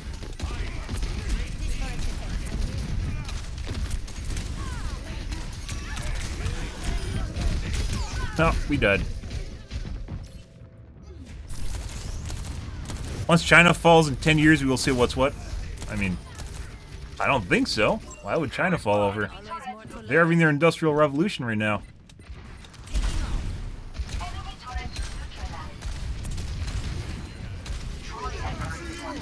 I originally thought, like, you know, China would be the wild card in life.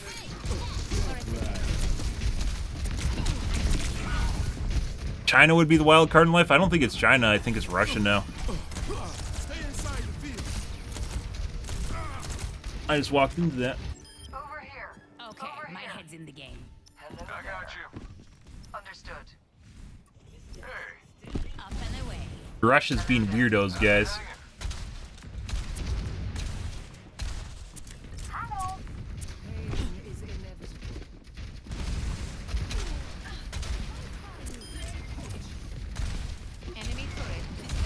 World domination doesn't work very well anymore.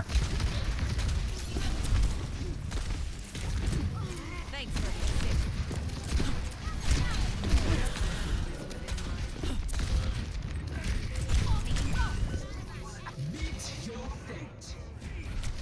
Right when I went to go up, guys.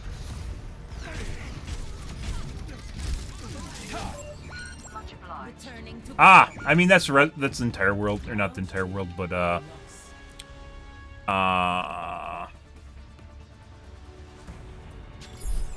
Score 1-1. most of the first world countries are that way. It's not just China, Europe, Japan, parts of Europe, Japan, Italy, for instance. The U.S. is also having problems with that. Elon Musk was not wrong about that.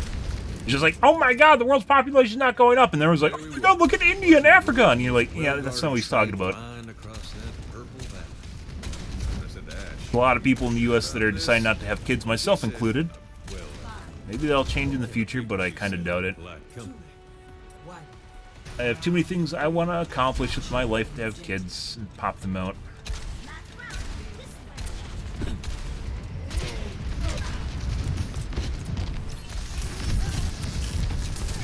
My mouse feels really delayed. Why does it feel so delayed? I don't know.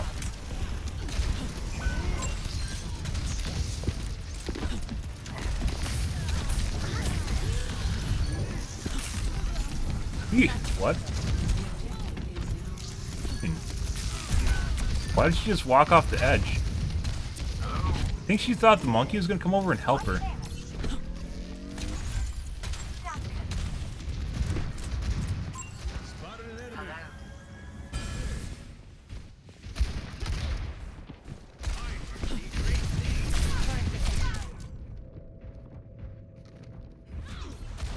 Yeah.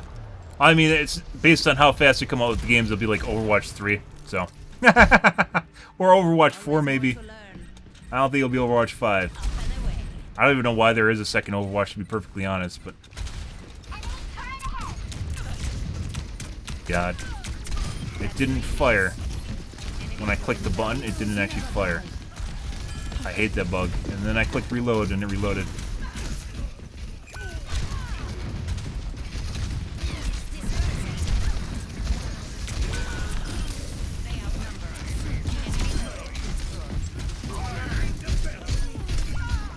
Fucking God. I don't know if I preloaded that or if I had an extra round in. If I preloaded that or I ran out of ammo. I don't know which it was. Yeah, maybe I'll have more than a handful of people watch me then, too. We'll see. What's another 10 years of my life, right? Ugh. Twitch is so fucking random, guys. You have no idea. Matter. Here, Mercy. We'll bait some Mercy.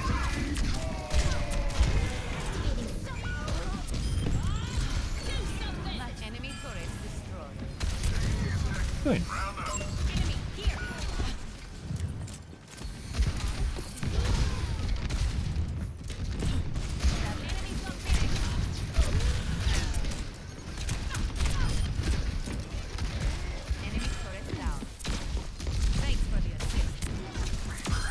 Thank you for coming out here.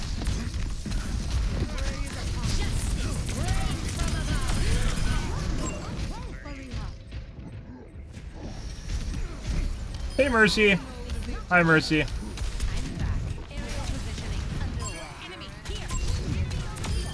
Hey, I finally got to shoot at her without dying. Wow.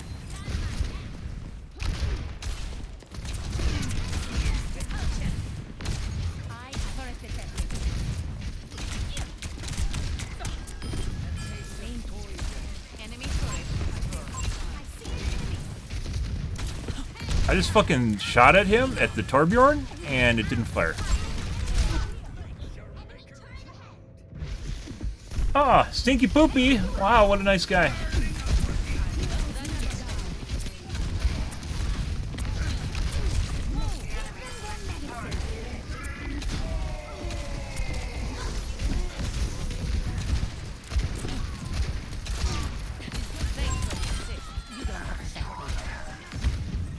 No. No. She second guessed.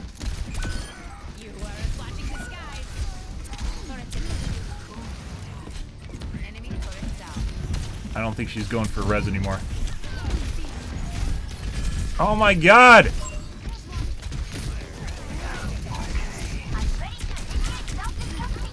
Jesus fucking Christ.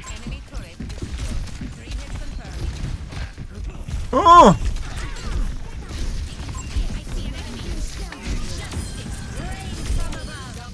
Holy fucking shit, and the Mercy is still alive!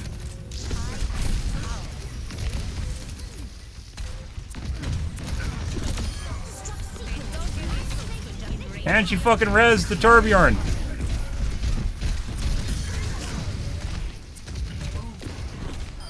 Why am I the only one shooting at the Mercy? Dear God!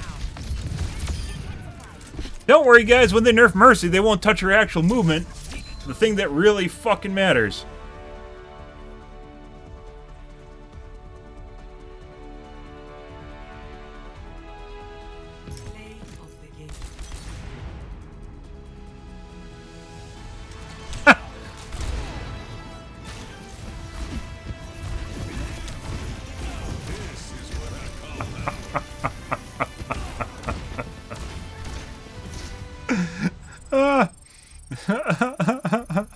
The only one trying to kill the six-dimensional fighter jet known as Mercy. Jesus fucking Christ. Mercy nerf reduced 5 damage. Reduced blaster ammo by 5. Oh, jeez, guys. Yeah, the thing that really, like, they need to change her Guardian Angel like 4 or 5 seconds. That's absurd. And she gets like 2 uses. Like, when she does it, she does like a back and then she goes forward. It's like by hitting your S and W key. And it makes it so much worse because instead of moving in a linear direction, you go in 2 directions. It's like getting 2 Guardian Angels at once. It's fucking horrible. How is that a thing? And, like, you know, obviously trying to get mid-airs as fair as is difficult to begin with, but trying to do that on Mercy, oh my god. She wasn't even in her fucking Super Saiyan mode either. Guys. Okay. I think we're going to end things here tonight, guys. We had some pretty good games. We had some cheat games, too. That'll happen. As it turns out, there's just a lot of cheaters in this game, guys, because it's not very difficult to cheat anymore, so... Yeah, Overwatch used to be difficult to cheat at. It's not anymore. You'd think I'm joking. Type 2 keywords into Google, and you can figure it out for yourself. One involves cheats, and you can figure out what the other keyword is yourself. And you'll probably be able to find it. So, that's a low bar. That is a very low bar. I'm not teaching anyone how to cheat. That is the lowest possible. When you can find cheats that are on forums, public open forums, that are free, that work for a game, your game is shit. Your anti-cheating, your game is garbage, and that's where Overwatch is right now. It is the worst. I didn't think anything could be worse than Dead by Daylight. Dead by Daylight, you at least need to pay for them, as far as I know. In this game, you don't. And there are open solutions where they'll teach you how to fucking play or how to cheat at the game. Like, they'll teach you to make your own cheats, not how to cheat. They'll teach you how to make your own cheats for the game. Yeah, that's where we're at, guys. That's where Overwatch is. So, and the most basic ones are obviously aimbots that just snap the chest. The snap bot. It's not the same thing as a trigger bot. It'll snap to your chest and trigger pull, which are very common. But there's a lot of other stuff there, and then you get the more advanced ones are projectile aimbots, where they literally they'll perfectly lead you at all times, and then it comes down to, like, when you start doing like 80 dances, and their aim goes like that all over the place, you know something's fucked up, because people don't aim that way. They normally aim in the center of where the person's AD dancing, right? Yeah, but I don't know. And yeah, they are all over, and they are not uncommon, which is why you guys see me reporting a lot of people. And I think a lot of big streamers are just afraid of reporting people, regardless of what they think, because obviously people they believe what they want nowadays. They don't believe in what you can easily find in Google. They'll just go by word of mouth. They play telephone with word of mouth on Twitch and on Twitter. And if their big streamer milkers are not talking about it, then they don't also talk about it, because they're like, yeah, it can't exist because XYZ would have known about it, or XYZ doesn't say it exists. You literally type two fucking keywords in Google, and yeah, you'll find forums, you'll find tools, and you'll find paid cheats too. It's not like when things get more locked down, it turns into closed forums where you have to sign up, or Discord, which once again is not browsable by Google. Closed forums where you have to be a member, or you have to pay for it, where you have to get into the back rooms, and you'll find things like, for a while, for instance, the only place you could find cheats for Overwatch was on Taobao, which is a Chinese marketplace, a lot like eBay, where they sell them. Yeah, and you'd have to know exactly what you're looking for. You can't just type in Overwatch and cheats. They use specific words because some cheating is illegal in China, and you can get arrested for it. So they name them different things. But yeah. Crazy shit, guys. Yeah, I don't know, guys, but that's where we're at tonight. I think we're out of here for this evening. If you're new to the stream, you enjoyed the bullshit, you enjoyed the fun, you enjoyed the cheating, make sure the follow button in the top right-hand corner. I use stream every day from evening to late night, GMT-6, so 8 to 9 p.m. Central Standard Time to 1 to 2 a.m., give or take. Depends what's going on in my life, what's happening, etc., etc. All things considered, guys, we had some pretty good games tonight. It's just the way things go. The usual shenanigans, but yeah, I'm out here for this evening. Tomorrow will be more of the OW2s. Performance-wise, I think we did pretty good tonight, so let's take a quick peek here at our accuracy. We were getting shot at here too. This is actually really good. This is where we're trying to kill a six-dimensional fighter jet Mercy. Look at that. That's pretty good. That was our last game. Accuracy-wise, that's pretty good. For me, that's pretty good. Even as a cheater match with the 2 cheaters in it, 14.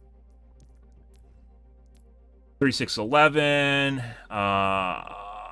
That was with the cheating widow in it. Right after, this is where we had the cheating Baptiste in it that had like 15,000 damage. And then he had the most damage in his team. He had the most limbs on his team by a wide margin.